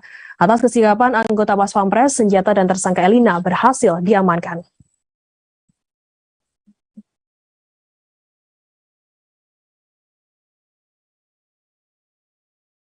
Pasangan suami istri Henry Safrizal dan Fatia Fahmida menceritakan mencekamnya detik-detik meledaknya mesin pesawat Lion Air JT330 yang bertolak dari Cengkareng, Tangerang ke Palembang, Sumatera Selatan. Pesawat yang membawa 129 penumpang dan 6 awak tersebut return to base seusai lepas landas dari Bandara Soekarno-Hatta. Fatia mengungkapkan dirinya bersyukur masih diberi keselamatan untuk pulang ke Prabu Muli.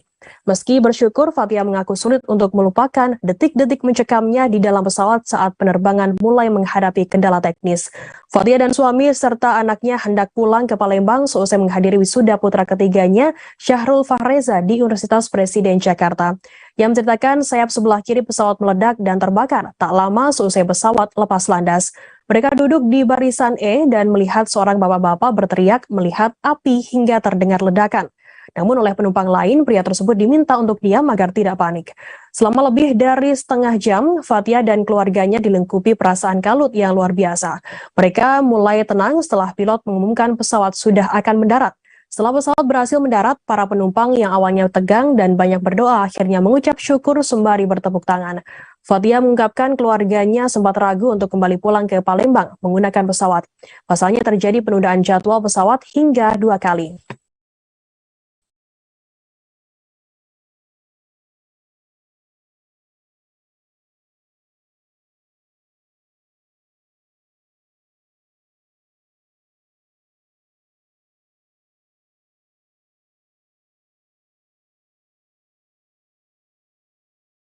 Tribuners, informasi tadi sekaligus menutup perjumpaan kita dalam live update sore hari ini.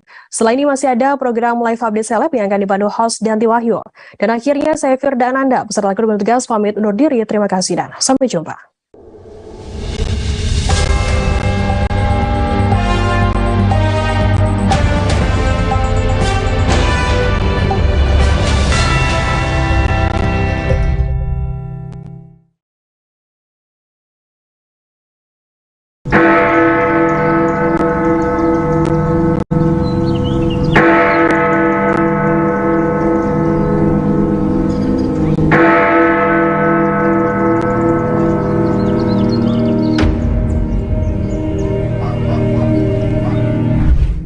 Berkunjung ke Jam Gadang di Kota Bukit Tinggi, Provinsi Sumatera Barat menjadi impian banyak orang.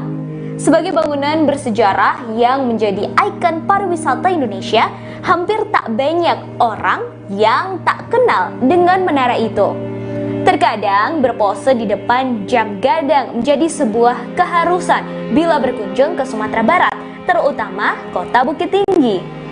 Tak hanya bagi pelancong dari luar Sumber, namun juga bagi warga Sumber sendiri yang tak pernah bosan berfoto dan menikmati Jam Gadang.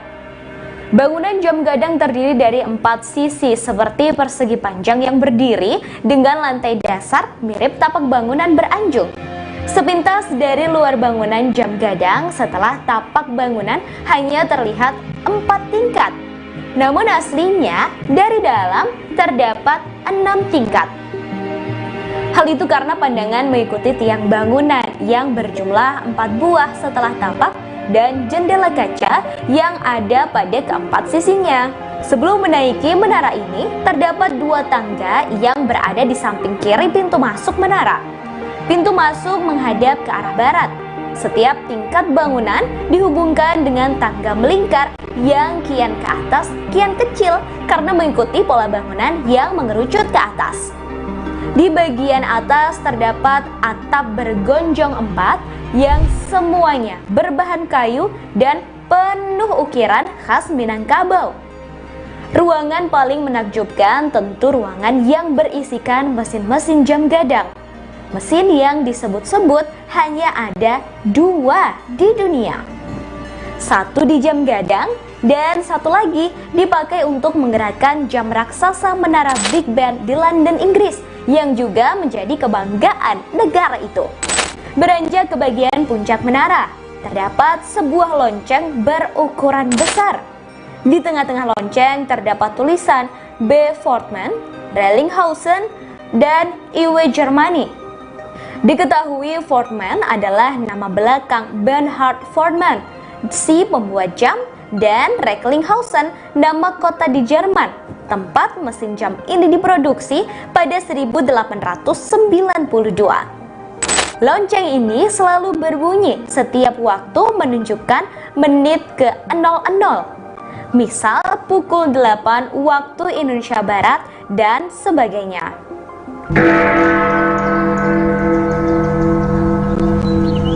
Tak hanya lonceng, di bagian puncak juga terdapat sebuah serambi melingkar yang bisa melihat kota Bukit Tinggi dari berbagai sisi. Dari puncak ini tentu bisa melihat bagaimana keramaian pengunjung di pelataran Jam Gadang serta padatnya rumah penduduk di kota Bukit Tinggi. Dari sini juga bisa melihat dengan jelas Gunung Marapi dan Singgalang yang mengapit kota Bukit Tinggi. Yang menjadi generator kota ini adalah Jam Gadang. Oke, Jam Gadang. Wali Kota Bukit Tinggi Erman Safar mengatakan bangunan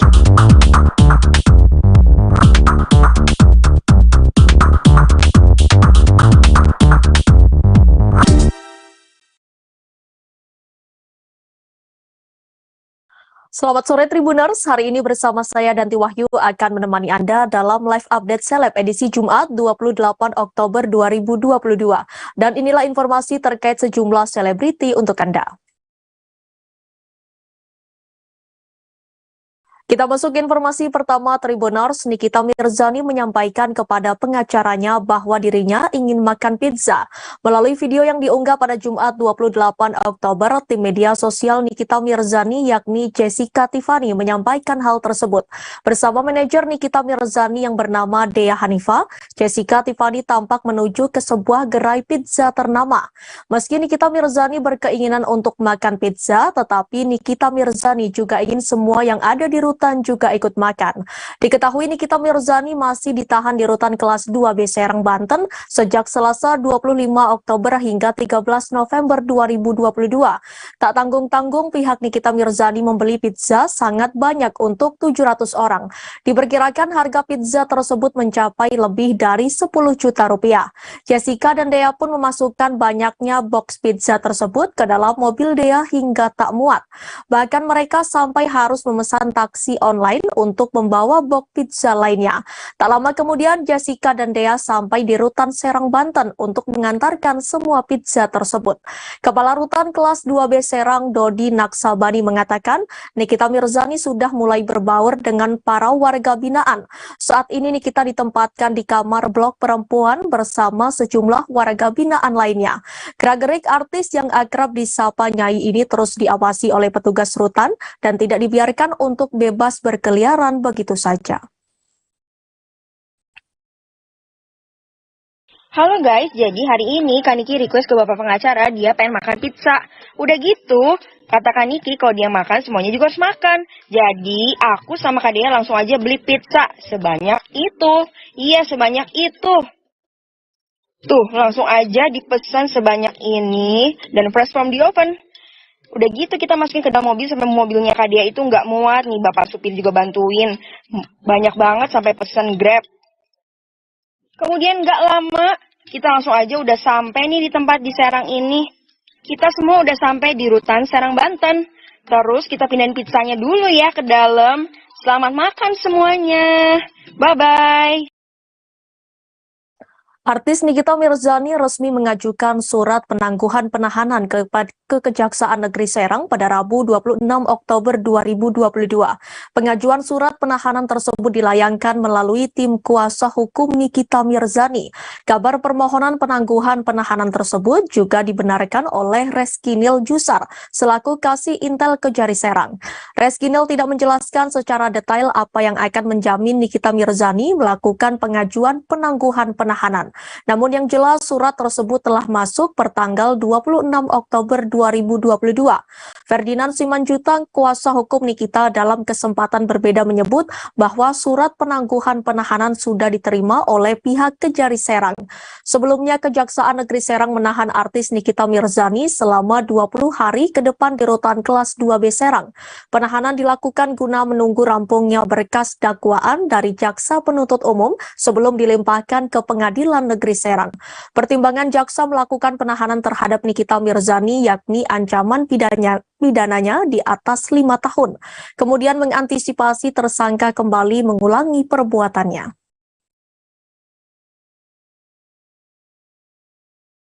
Jadi kami telah menerima surat dari kuasa hukumnya saudari tersangka NM tentang permintaan penangguhan penahanan tertanggal kemarin 26 Oktober 2022 dengan nomor surat 095-LO-10 yang pada intinya memintakan kepada Bapak Kepala Kejaksaan Negeri Serang untuk dapat mengabulkan penangguhan penahanan terhadap saudari tersangka NM. Untuk itu pada prosedurnya dalam permohonan itu diajukan dan dimasukkan melalui PTSP secara SOP, kemudian nanti dimintakan kepada jaksa penuntut umumnya pendapat terhadap permohonan tersebut, sehingganya apabila dasar-dasar dari permohonan itu diberikan pendapat oleh penuntut umum, tentunya nanti penuntut umum akan bersikap atau menentukan sikapnya apakah permohonan itu akan diberikan atau tidak. Gitu. Berapa lama kiranya? Ya nanti kita tunggu aja kapan segera mungkin ya, kalau mungkin lama juga. Jadi kita nunggu dulu bagaimana nota pendapat dari rekan-rekan dari penuntut umumnya, dan dasar itulah nanti kita baru menyatakan terhadap permohonan. Fahmi Bahmid membeberkan isi percakapan pentingnya dengan Nikita Mirzani. Bertemu kuasa hukum, Nikita Mirzani menitipkan 3 pesan penting. Hal itu berkaitan dengan ketiga anaknya dan kebiasaan beramalnya yang harus berlanjut meski kini di penjara. Saat ditemui, Fahmi Bahmid turut membeberkan kondisi Nikita Mirzani saat ini. Lantas ia membongkar apa saja yang disampaikan Nikita padanya, termasuk meminta Fahmi membantu memberi penjelasan pada anak-anak Nikita. Nantinya ia berencana datang langsung menemui anak sulung Nikita, Loli. Kedua, Nikita juga menitip pesan supaya tetap bisa melanjutkan kebiasaan menyantuni anak yatim. Dikatakan Fahmi kebiasaan tersebut memang telah dilakukan Nikita sebelum masuk penjara. Disebutkan ada sekitar 1.500 anak yatim yang menjadi tanggungan Nikita. Ketiga, disebutkan Fahmi, Nikita juga memiliki tanggungan menyantuni 80 orang di panti jompo. Saat bertemu dengannya, Nikita hanya membahas 3 pesan penting itu saja. Bahkan ibu 3 anak ini tak membahas soal masalah hukum yang kini dihadapinya. Nikita pun tak menyinggung terkait pasal yang disangkakan oleh Dito Mahendra. Untuk diketahui, Nikita Mirzani disangkakan pasal 27 ayat 3, contoh pasal 45 ayat 3 tentang ITE atau penistaan dengan tulisan sebagai dimaksud pasal 311 KUH Pidana. Nikita dilaporkan Dito Mahendra terkait dugaan kasus pelanggaran UU ITE dan pencemaran nama baik ke Polres Serang Kota pada 16 Mei 2022. Kini Nikita resmi ditahan di rumah tahanan Serang, Banten pada Selasa 25 Oktober.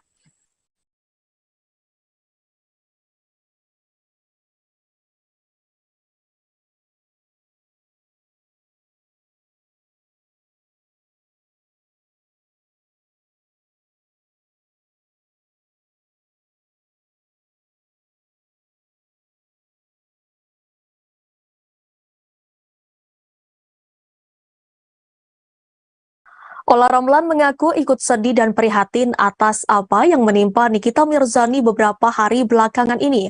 Seperti diketahui, Nikita harus mendekam di rumah tahanan. Sebagai sesama ibu dengan beberapa anak, Ola Ramlan prihatin atas apa yang menimpa Nikita. Hal itu dikatakan Ola saat ditemui di Pondok Indah Mall 3, Jakarta Selatan pada Kamis 27 Oktober kemarin. Ola Ramlan mengaku sama sekali tidak mengetahui apa yang sebenarnya menimpa Nikita Mirzani. Ia juga tak mengikuti apa yang terjadi pada Nikita. Ola hanya bisa mendoakan agar Nikita Mirzani kuat menjalani itu semuanya. Selain itu, Ola Ramlan juga mengatakan bahwa Loli, putri sulung Nikita, sempat curhat ke dirinya dan Sean soal kesedihannya setelah sang ibu ditahan.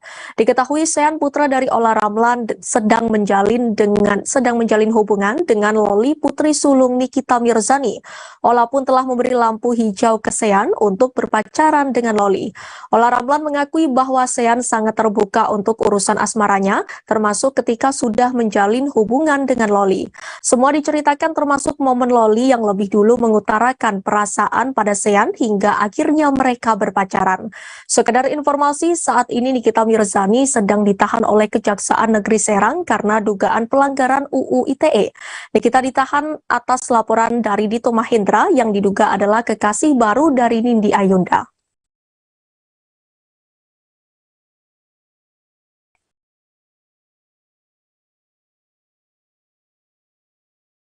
Pedangdut sekaligus DJ Aida Saskia divonis dokter mengidap kanker payudara stadium 3 akhir tahun 2021.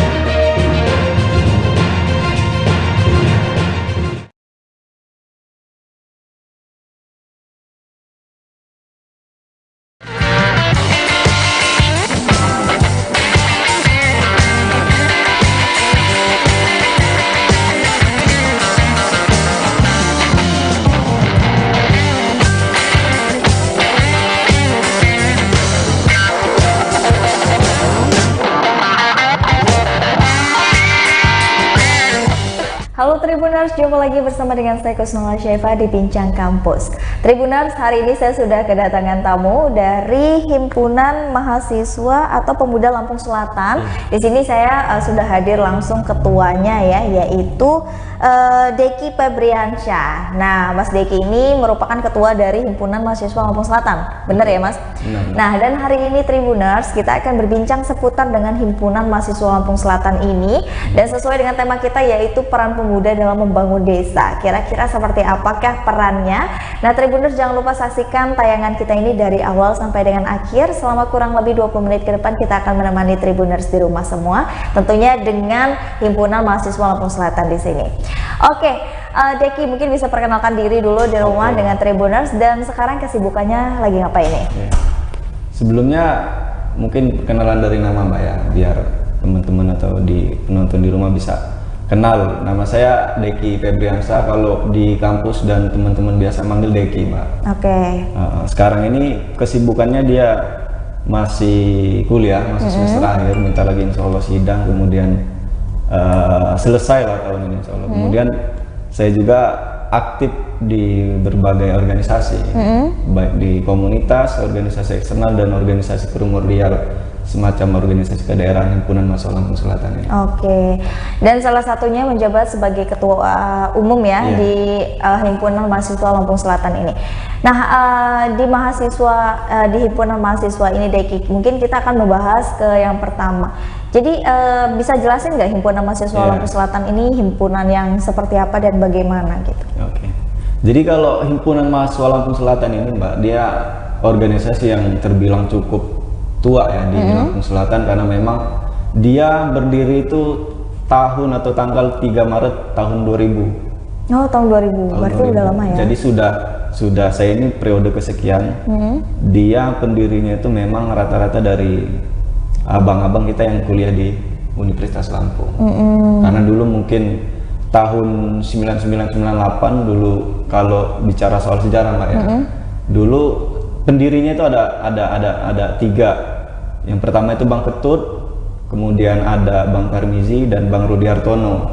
Beliau itu semua mahasiswa alumni mahasiswa Universitas Lampung, dan juga ada satu itu dari IAIN dulu, karena belum ini. Jadi dia memang organisasi Himals ini, Himpunan Mahasiswa Lampung Selatan ini, dia mencangkup semua mahasiswa Lampung Selatan yang mencari kuliah di Bandar Lampung, kuliah di Padang, kuliah di Jawa, dan sebagainya macamnya itulah. Kemudian berhimpun di Lampung Selatan untuk coba-coba membangun, dan apa yang kemudian didapat dari berbagai kampus se-Indonesia ini yang bisa kita kontribusikan untuk daerah Lampung Selatan. Oh gitu. Nah, tapi kalau untuk Himpunan Mahasiswa Lampung Selatan yang Deki arungi ini per kampus atau di cabang Lampung ini gitu, yang ada di Lampung ini? Iya, kalau untuk sekarang anggota-anggotanya gitu. Sentralnya itu di Kalianda. Sentralnya masih di Kalianda. Cuman kan ini ada karena saya sudah kurang lebih setahun ini ada wacana bahwa kemudian kita harus buat semacam komisariat atau cabang di kampus-kampus. Jadi nanti di Bandar Lampung dia mungkin skupnya daerah nanti dibuat Himals Komisariat Bandar Lampung, atau nanti kemudian Himals cabang atau Komisariat Banten, dan lain sebagainya. Karena hari ini Mbak, anggota-anggota Himals itu dia variatif, berbagai kampus itu ada. Yang sudah tergabung itu ada yang dari Padang, ada yang dari Banten, Palembang, ada yang dari itu universitas di seluruhnya ya, tapi terhimpun di Lampung Selatan itu.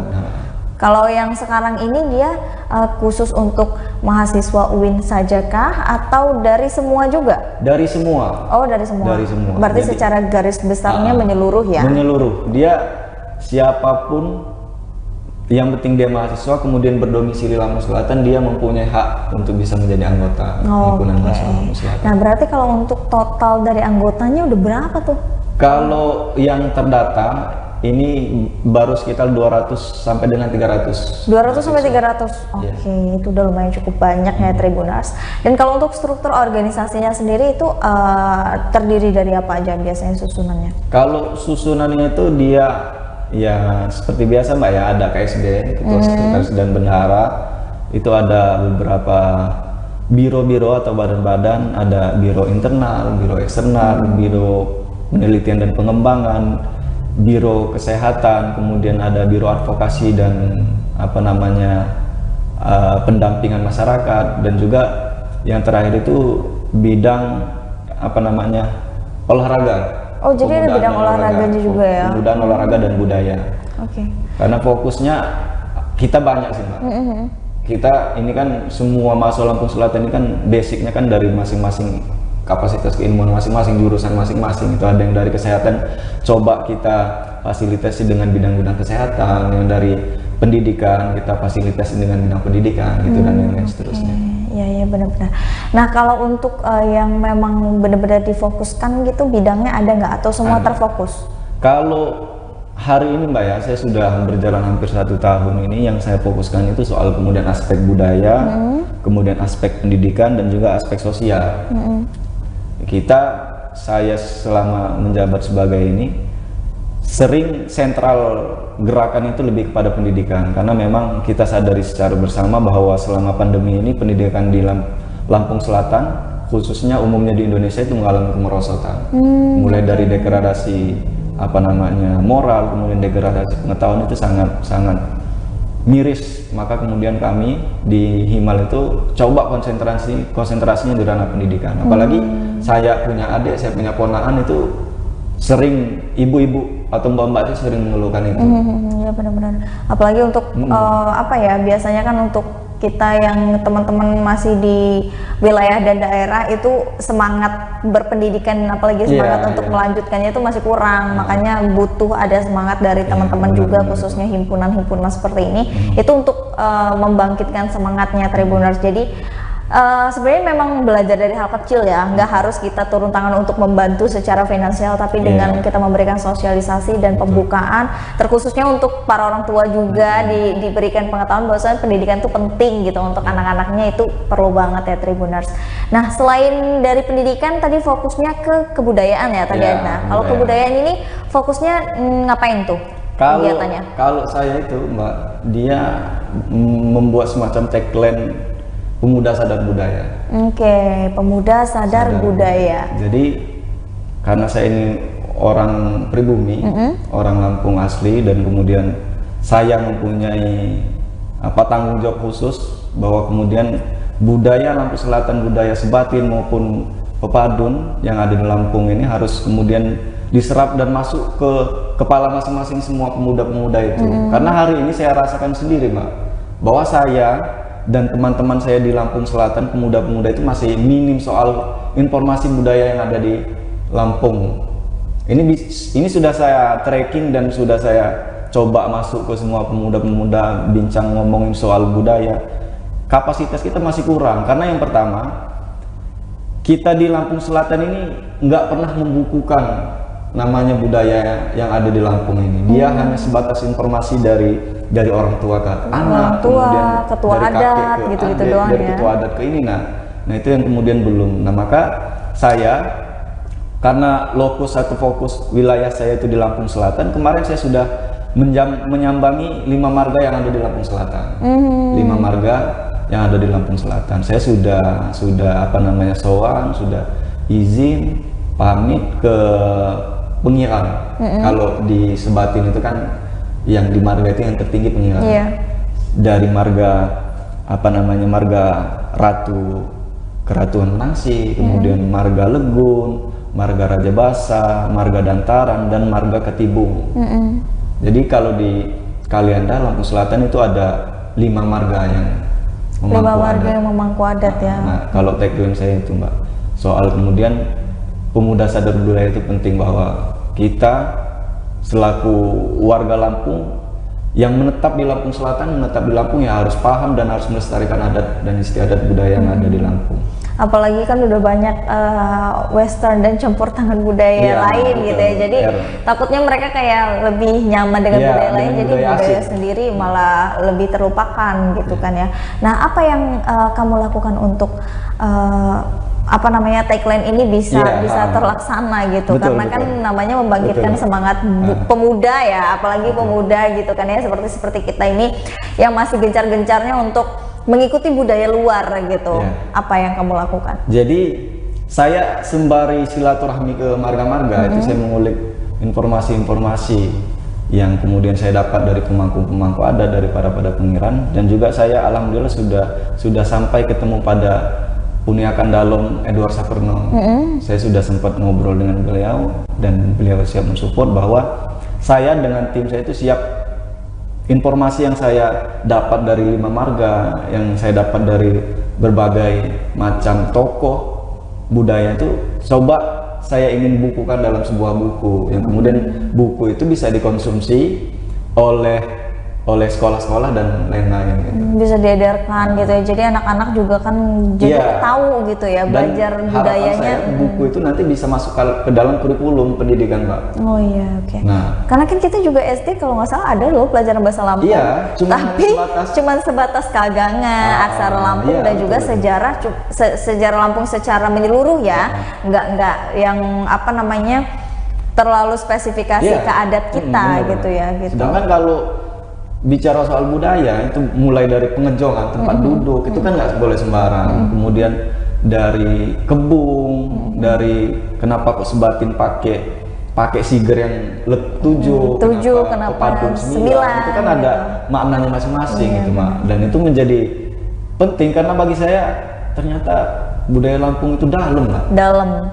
Dia sampai ke tauhid-tauhid, dia sampai ke ini, ternyata nenek moyang dan leluhur kita dulu canggih gitu. Benar. Dan itu kalau nggak disadari dan tersampaikan informasi itu nanti semakin kesini karena era globalisasi sudah semakin ini ketinggalan dan ya akhir-akhirnya nanti jadinya dilupakan gitu ya. Padahal sebenarnya kalau berbicara sebenarnya kalau untuk semua suku itu kaya ya, bagus, beragam. Apalagi untuk daerah Lampung ini, apalagi Lampung kita kan banyak, ada jenisnya Pepadun, Sebatin dan segala macam. Itu aja saya kadang ketuker gitu ya, mana yang Pepadun, mana yang Sebatin gitu, karena mungkin kurangnya pengetahuan itu tadi ya Tribuners. Nah, dan juga kita tuh kadang dapat informasi yang informatif tuh dari ya benar kata kita kayak cuma dari orang ke orang yang mana informasi itu bisa berubah-ubah gitu kan, nggak ada buku yang memang benar-benar mempatenkan bahwasanya nih dari sini gitu. Jadi ini salah satu pencetus dan juga salah satu hal yang bagus dan kegiatan yang bagus banget sih kalau untuk pemuda. Dan mudah-mudahan mungkin ini nggak hanya ada di Lampung Selatan aja, tapi bisa ada di seluruh kabupaten ya yang ada di Lampung ini gitu, untuk bisa mencetuskan pemuda sadar budaya ini, Tribuners. Nah, selain dari itu tadi ada apa lagi? Ada yang satu lagi pendidikan, terus pendidikan, ada budaya, ruang dialog atau ruang diskusi, dan yang terakhir itu fokusnya di sosial. Sosial. Kalau sosial ngapain tuh? Kalau sosial itu kami udah beberapa kali tuh dia kayak semacam santunan-santunan. Dia ini agak apa? Dulu itu berjalan, cuman ketika saya aktif di Bandar Lampung gitu, dia agak nggak berjalan. Dia dulu ada yang namanya Jumat Berkah. Jadi setiap pengurus itu setiap hari Jumat kita himpun dana-dana sokongan atau kemudian bahasanya sedekah dari pengurus itu, nanti kita salurkan ke orang yang membutuhkan gitu, dan itu terjadwal setiap hari Jumat sekali. Nah, kemudian kalau di ranah advokasi tadi Mbak, advokasi dan lain semacamnya, kami di Sekret Himal dulu pernah membuat posko pengaduan. Dulu kami sempat mengadvokasi soal masalah yang dulu jadi isu nasional itu, pembakaran Polsek Candipuro. Dulu saya dengan tim-tim advokasi itu sempat menetap seminggu di Candipuro untuk kemudian coba, itu kan masalah yang runyam, mulai dari polisi yang kemudian tidak mau disalahkan, kemudian masyarakat juga nggak mau disalahkan, karena memang pada saat itu Mbak, kejahatan semacam curanmor itu sudah nggak ada sekali ya. Takut-takutnya sampai ke rumah nodong, minta motor, kan ini kan sudah menjadi bahaya gitu. Nah, di sisi masyarakat, orang-orang yang kemudian datang nyamperin polisi dan membakar itu dianggap sebagai pahlawan. Karena mereka masyarakat yang kemudian demo dan kemudian menanyakan apa sikap masyarakat ini, sehingga kemudian hal-hal yang sifatnya membakar itu kan tidak bisa kita benarkan. Cuman kan ketika masyarakat dengan adanya peristiwa itu akhirnya polisi tegas untuk menindak orang-orang atau pelaku-pelaku curanmor tadi. Nah, di sisi masyarakat dianggap pahlawan, nah kemudian di sisi polisi dikriminalisasi. Nah, kemarin itu tidak titik temu. Saya di sana itu sudah komunikasi dengan para tokoh adat, tokoh agama untuk menyelesaikan persoalan itu, dan alhamdulillah sekarang sudah ditangguhkan gitu. Jadi itu kasusnya seperti apa tuh kelanjutannya? Kemarin tetap komunikasi terakhir itu di penjara kan yang bakar? Iya, dia tetap dihukum, ditangguhkan, cuman dia diserahkan kepada kami, nganter sampai ke kuasa hukum, karena kan di Himal sendiri itu belum ada profesional untuk ke sana gitu, Mbak. Jadi sebatas pendampingan. Kalau sekarang udah pindah ya polseknya ya, dan sekarang udah direnovasi atau udah ada pindah itu ya. Dan bekas polseknya itu jadi apa sekarang? Sekarang ini saya semenjak ini terakhir itu konfirmasi, saya belum pernah main lagi ke Candipuro, Mbak. Itu memang satu kasus yang heboh ya, cukup heboh ya Tribuners. Oke, mungkin masuk ke pembahasan kita, yaitu tentang peran pemuda dalam membangun desa ini tadi. Nah, pemuda tuh banyak sekali yang namanya ada sebagian yang memang berkuliah ke kota seperti Deki mungkin ya gitu, dan masuk ke dalam suatu himpunan dan juga organisasi. Lalu apa sih yang bisa diberikan pemuda itu untuk desa ini tadi gitu? Karena kalau kita sebagai mahasiswa ini kan mempunyai tanggung jawab besar. Kalau di kita mahasiswa itu ada yang namanya mahasiswa dan tanggung jawab sosial, Mbak. Dia mahasiswa sebagai agen perubahan, mahasiswa sebagai agen of change, mahasiswa sebagai iron stock. Itu kan menjadi penting ketika kita menyandang gelar mahasiswa, mempunyai tanggung jawab sosial semacam itu. Namun kenyataan ini, Mbak, banyak mahasiswa-mahasiswa itu ketika pulang ke desa itu bingung mau ngapain. Yang pertama mungkin beliau sudah lama menimba ilmu di luar, jadi ketika balik ke rumah itu kaku. Sedangkan ketika kita balik ke kampung, yang kita lawan itu soal kemudian pola pikir masyarakat itu yang masih kolot menurut saya itu, masih kolot. Jadi dengan role budaya perkawanan dan yang ada di desa itu, teman-teman itu lebih, pemuda-pemuda desa itu lebih ke suka nongkrong ke gang-gang, nongkrong ke gardu dan lain-lain hal yang semacam itu kan. Maka peran mahasiswa di sana sangat penting untuk kemudian mampu mengedukasi teman-teman, mengedukasi masyarakat bahwa pola pikir masyarakat itu harus dicerdaskan melalui pola-pola yang kemudian dikonsep secara bersama, mulai dari pendidikan, kemudian pendekatan ke pemuda-pemuda dan lain-lain itu menjadi penting menurut saya. Maka yang paling penting dan yang paling bisa dilakukan itu soal kemudian kontribusi yang kita dapat. Kita ini kan jauh-jauh kuliah di sana sini kan, pada akhirnya ya paling minim itu membangun daerah kita masing-masing gitu. Karena Lampung Selatan ini termasuk daerah yang tua juga, Mbak. Tua. Pesawaran, Pringsewu, kemudian Tanggamus itu kan pecahan dari Lampung Selatan. Nah ini kemudian menjadi miris kalau kemudian Lampung Selatan kalah maju dengan kabupaten-kabupaten itu. Iya. Jadi selain sosialisasi tentang peningkatan pendidikan, ada nggak yang dilakukan lagi gitu terkait mungkin pembangunan-pembangunan yang ada, karena kan potensi Lampung Selatan banyak ya, betul, apalagi bagus-bagus, mulai dari alamnya, dari lautnya, wisatanya gitu. Nah, peran pemuda ada nggak yang ke sana? Jadi karena dengan kondisi mahasiswa yang seperti itu, Mbak, dengan kondisi mahasiswa yang hari ini menurutku agak mengurangi agak kurang, kemudian banyak yang apatis terhadap lingkungan dan kondisi sosial. Maka kemarin itu ini sudah saya wacanakan dan sudah saya obrolkan ke teman-teman pengurus. Insya Allah tahun-tahun depan itu tahun depan atau akhir tahun ini bisa tersenggala sekolah kader desa itu. Kenapa? Sekolah kader desa. Sekolah kader desa. Jadi dia bisa pelatihan atau sekolah nanti.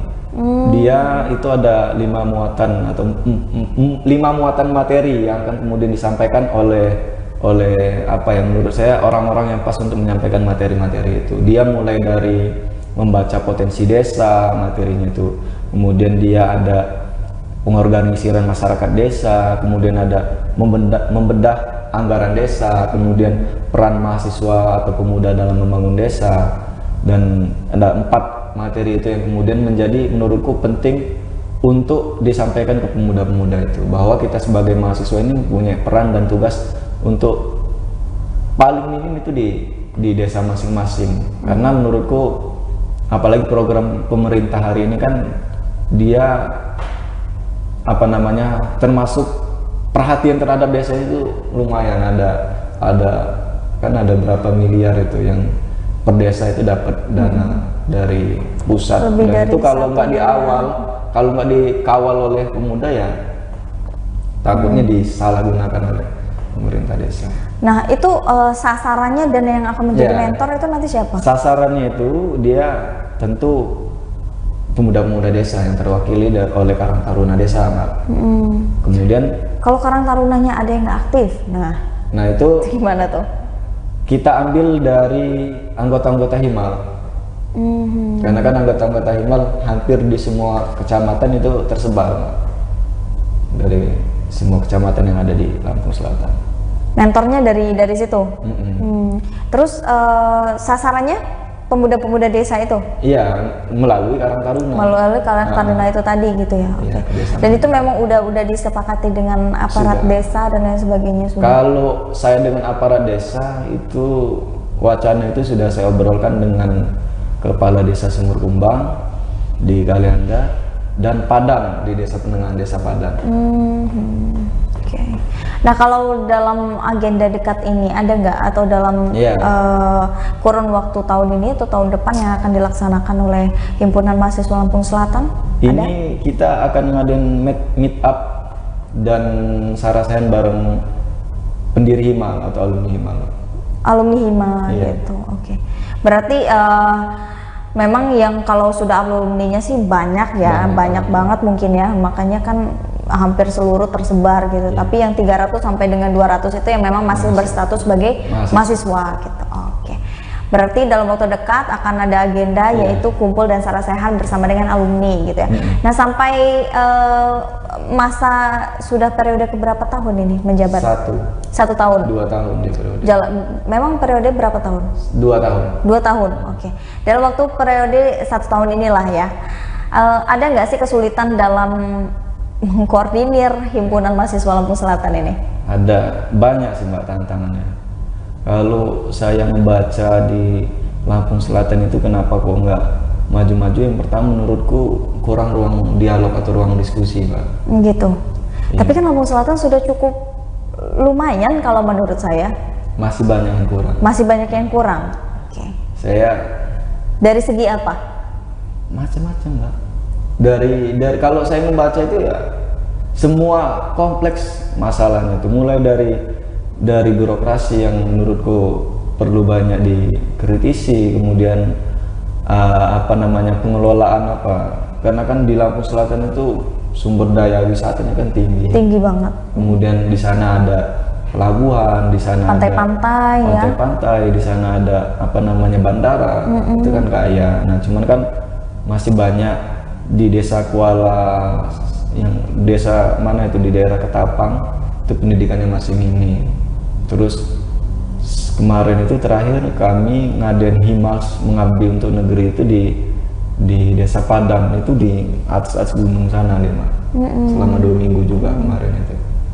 Cuman kalau kesulitan di internal itu ada. Yang pertama kan Himal ini kan dia menghimpun dari semua latar belakang organisasi. Semua organisasi eksternal dia tergabung dalam sana. Nah, ini kan menjadi sulit menurutku karena juga mengumpulkan pikiran orang yang berbeda gitu ya. Betul, Mbak. Kemudian yang hari ini terjadi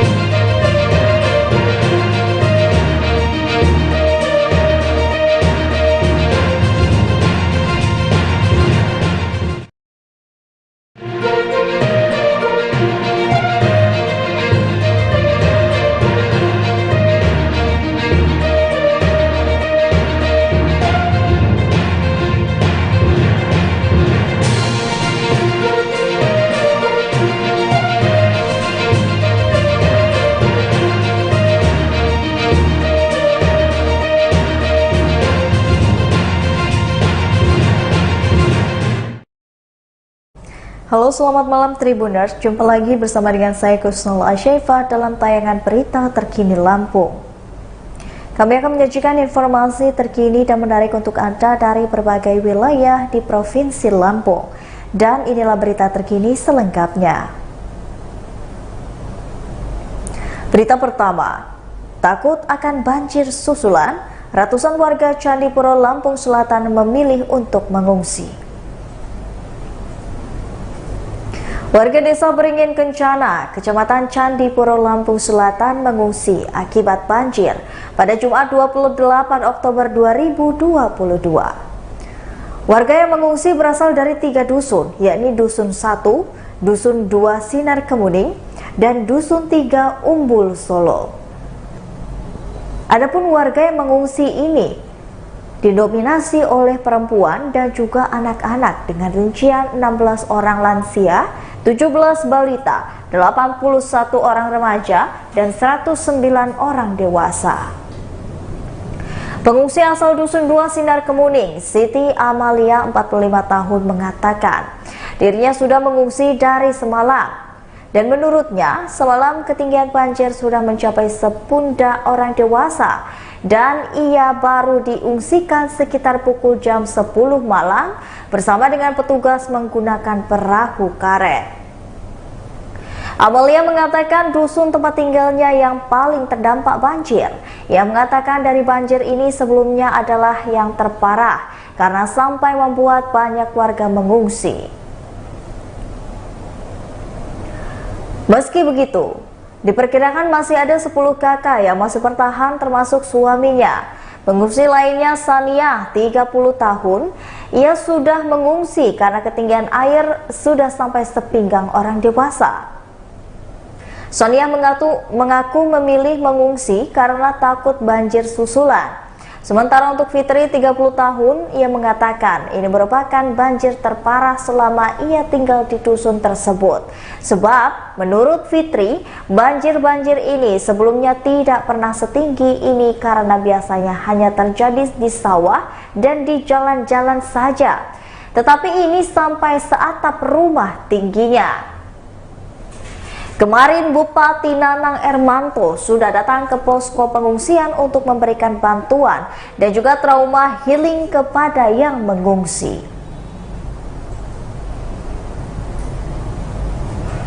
Berita selanjutnya, Sungai Waibelok meluap, 30 rumah di Sidoarjo Pringsewu terendam banjir.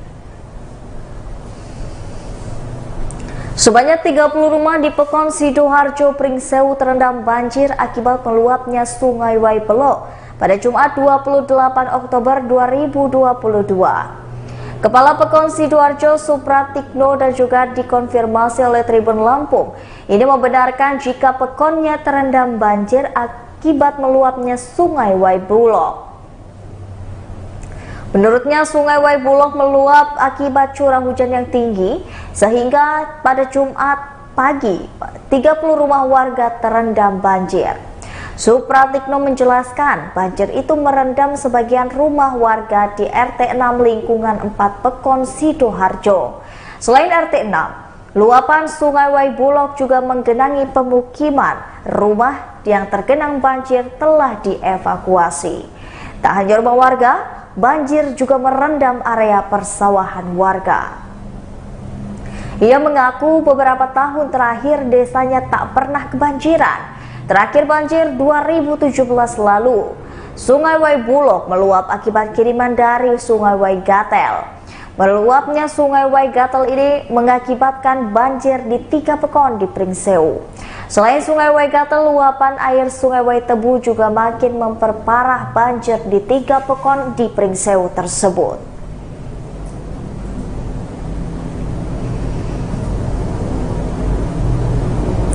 Berita selanjutnya, pekerjaan rehabilitas jembatan Pulau Pasaran tahap 2 terkendala cuaca.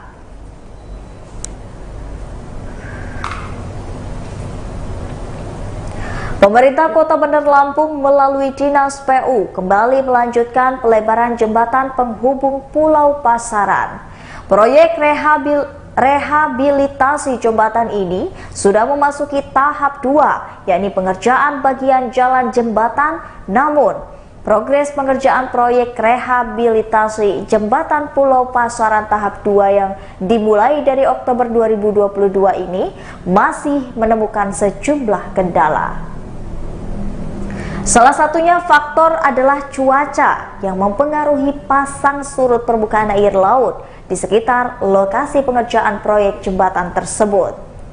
Kadis PU Bandar Lampung Iwan Gunawan mengatakan, kendala cuaca juga berpengaruh dalam proyek tahap 1 sebelumnya, di mana para pekerja ini kesulitan memasang tiang pancang jembatan.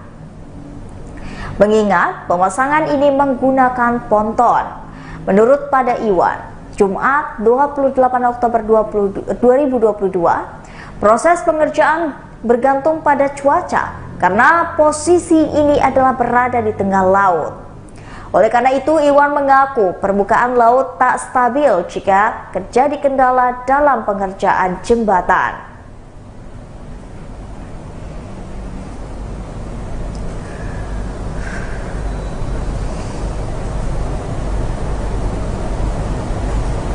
Berita selanjutnya, truk bermuatan karet masuk ke dalam jurang sedalam 8 meter di Bakauheni. Truk bermuatan karet masuk ke dalam jurang sedalam 8 meter di jalan keluar JTTS menuju Jalan Arteri Bakauheni Utara, Lampung Selatan pada Kamis 27 Oktober 2022 sekitar pukul 8 pagi. Kasat Lantas Polres Lampung Selatan AKBP Jonnifer Yolanda mengatakan, truk Mitsubishi Fuso Box bernomor polisi BH 8134 MU ini dikemudikan oleh Yanuar, 66 tahun, yang berjalan dari arah Terbanggi menuju Bakauheni. Pada saat sampai di jalur keluar Bakauheni Utara, kendaraan hendak menuju Jalan Arteri dan sesampainya di TKP, jalan menikung dan menurun, kendaraan tersebut lepas kendali. Jennifer mengatakan truk Mitsubishi Fuso Box kemudian menabrak guardrail sebelah kanan dan terperosok ke jalan bawah. Kemudian truk menabrak pagar tembok beton.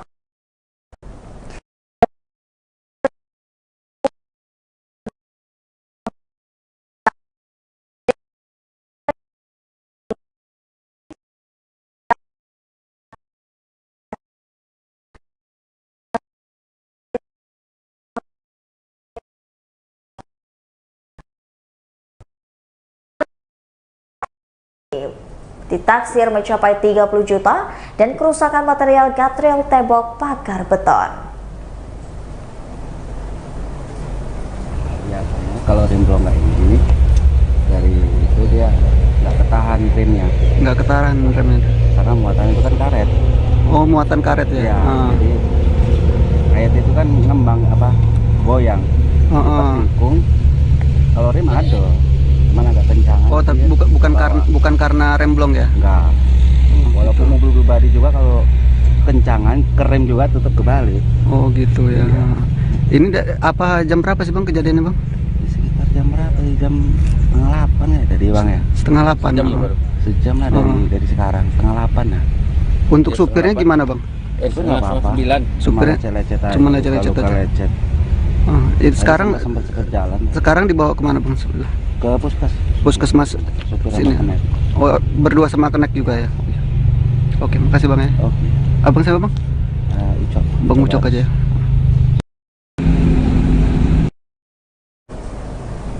Berita selanjutnya, tumpukan sampah di Pekon Canggu, Lampung Barat dikeluhkan warga setempat. Tumpukan sampah di Pekon Canggu, Lampung Barat menyebabkan pencemaran lingkungan di lokasi tersebut. Tumpukan sampah tersebut berada di perbatasan antara Pekon Canggu dan Pekon Kota Besi, Kecamatan Batu Brak, Lampung Barat. Ica, 24 tahun, merupakan warga Pekon Canggu. Pada Jumat 28 Oktober 2022 mengatakan, sampah tersebut sudah menumpuk sejak lama. Ia mengatakan awalnya sampah hanya sedikit, Namun tidak tahu semakin lama malah semakin banyak. Menurutnya orang-orang yang membuang sampah di tempat tersebut sudah berangsur cukup lama. Bahkan di lokasi tempat tumpukan sampah ini sudah sering diberi banner larangan untuk tidak membuang sampah oleh Pemkab Lampung Barat. Namun tak selang beberapa lama banner larangan tersebut hilang dan masyarakat kembali membuang sampah di tempat tersebut. Menurutnya semua orang itu membuang sampah di lokasi tersebut, bukan hanya dari masyarakat sekitar, tapi dari luar Pekon dan juga kecamatan. Berdasarkan pantauan Tribun Lampung dalam waktu setengah jam, ada 3 mobil yang membuang sampah di lokasi tersebut.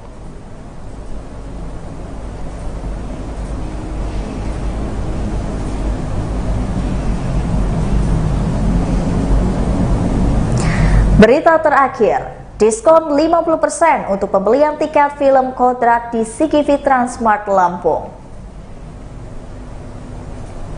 CGV Transmart Lampung kembali menggulirkan promo menarik untuk pelanggan setia CGV. Sinema Manajemen CGV Transmart Lampung LD Pratama mengatakan, promo ini adalah promo yang diberikan untuk pembelian tiket film Kodrat melalui feature lifestyle di aplikasi PCA Mobile. Promo yang diberikan adalah diskon 50% untuk pengguna baru dan diskon 25% untuk pengguna lama feature lifestyle. Promo ini berlaku dari tanggal 27 Oktober sampai dengan 5 November 2022. Cara mendapatkan promo ini adalah buka aplikasi BCA Mobile, klik feature lifestyle, klik tiket bioskop, pilih Lampung, pilih film Kodrat dan pilih CGV Transmart Lampung, lalu tinggal dan pilih jam penayangan film, lalu pilih kursi, klik kode promo dan masukkan kode promonya. Lalu bisa juga mengklik tulisan gunakan yang ada di pojok kanan bawah. Voucher diskon itu terakhir diklik bayar. Kodrat film adalah dimulai dari CGV Transmart Lampung pada tanggal 27 Oktober 2022. Dikutip dari website cgv.id, Kodrat adalah film menceritakan Ustadz Kodrat yang diperankan Vino Cibastian yang telah berpuluh tahun menggunakan ilmu ruqyah untuk menolong orang. Namun ia gagal meruqyah anaknya sendiri, Alif Al-Fatanah, yang diperankan Jason Bangun. Saat anaknya dirasuki setan bernama Aswala. Selain film Kodrat, di CGV Transmart Lampung juga tayang film Black Adams, Inang, dan Number 48. Tiket film-film ini dibeli langsung atau bisa juga melalui website cgv.id dan aplikasi CGV Cinema Indonesia.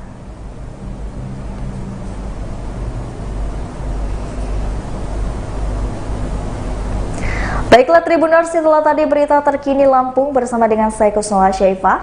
Jangan lupa untuk terus saksikan video selengkapnya di YouTube Tribun Lampung News Video, Facebook Tribun Lampung, TikTok Tribun Lampung, dan Instagram Tribun Lampung untuk mendapatkan informasi terupdate lainnya. Selamat malam dan sampai jumpa.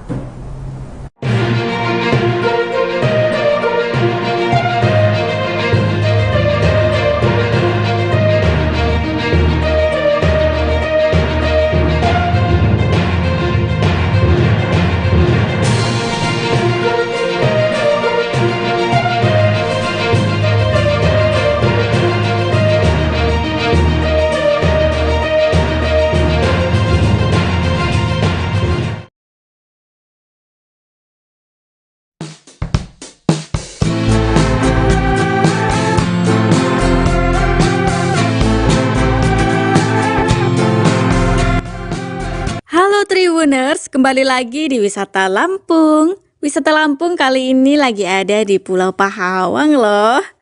Tepatnya di Desa Wisata Pulau Pahawang. Desa Wisata Pulau Pahawang ini merupakan destinasi yang cukup populer dan ramai dikunjungi wisatawan lokal maupun mancanegara. Lokasi tepatnya ada di Kecamatan Margapundu, Kabupaten Pesawaran, Provinsi Lampung. Pengunjungnya biasanya dari wisatawan lokal sampai mancanegara loh.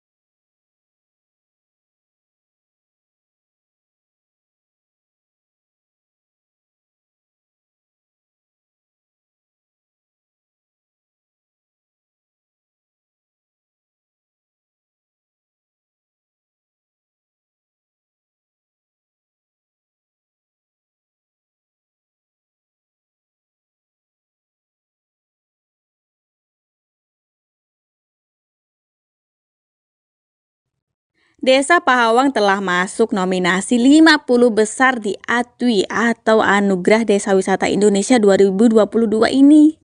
Wih, keren! Desa wisata Pulau Pahawang ini mengandalkan keindahan destinasi berupa panorama alam dan panorama bawah laut yang mempesona. Selain itu, desa ini juga sudah memiliki pusat oleh-oleh souvenir, homestay, camping ground, gazebo, kantin, dan juga toilet umum.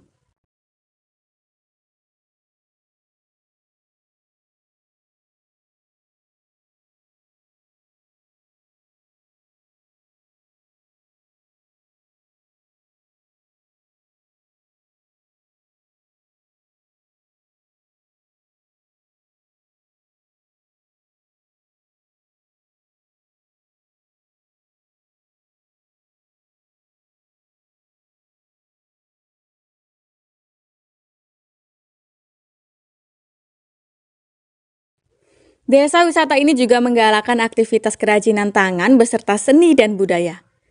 Aktivitas seni yang bisa dijumpai seperti tari, permainan anak, dan pencak silat.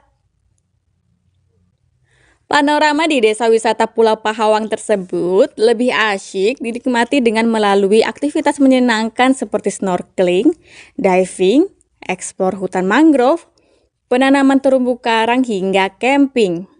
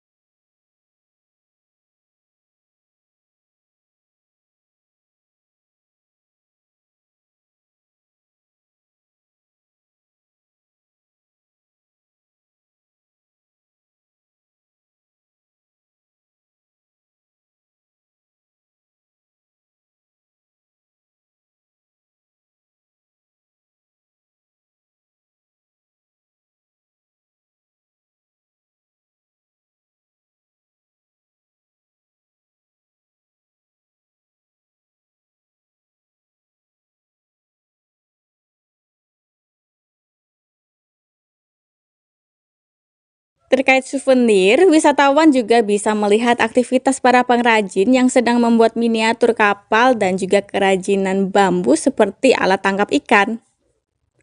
Wisatawan juga bisa loh mencicipi beberapa kuliner unik dan khas daripada pelaku UMKM Desa Wisata Pulau Pahawang ini. Kuliner oleh-oleh berupa dodol mangrove, kek mangrove, keripik mangrove, seruit sotong, dan fresh singgulan atau bulu babi.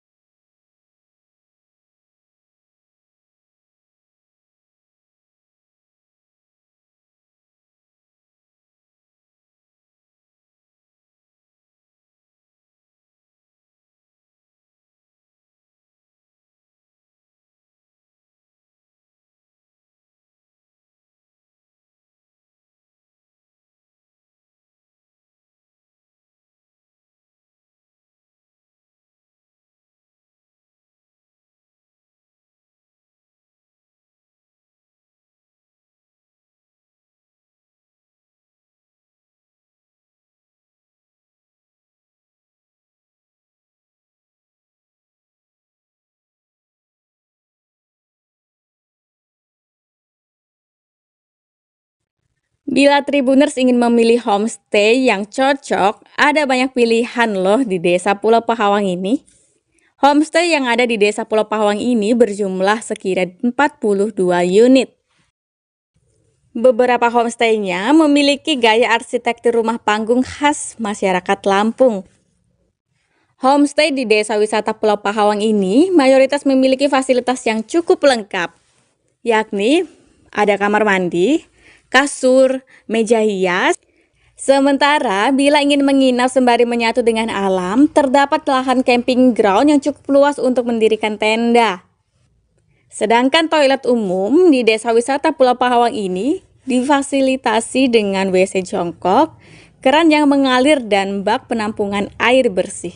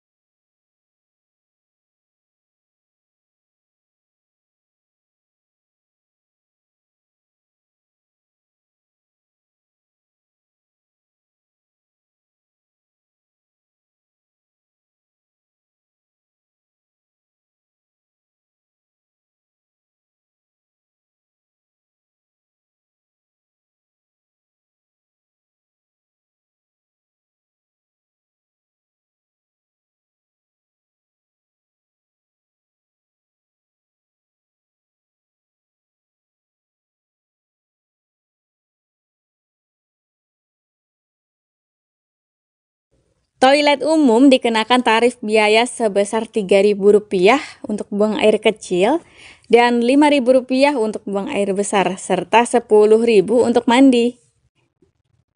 Sedangkan untuk tarif naik perahu ke Pulau Pahawang sekira Rp30.000 per orang.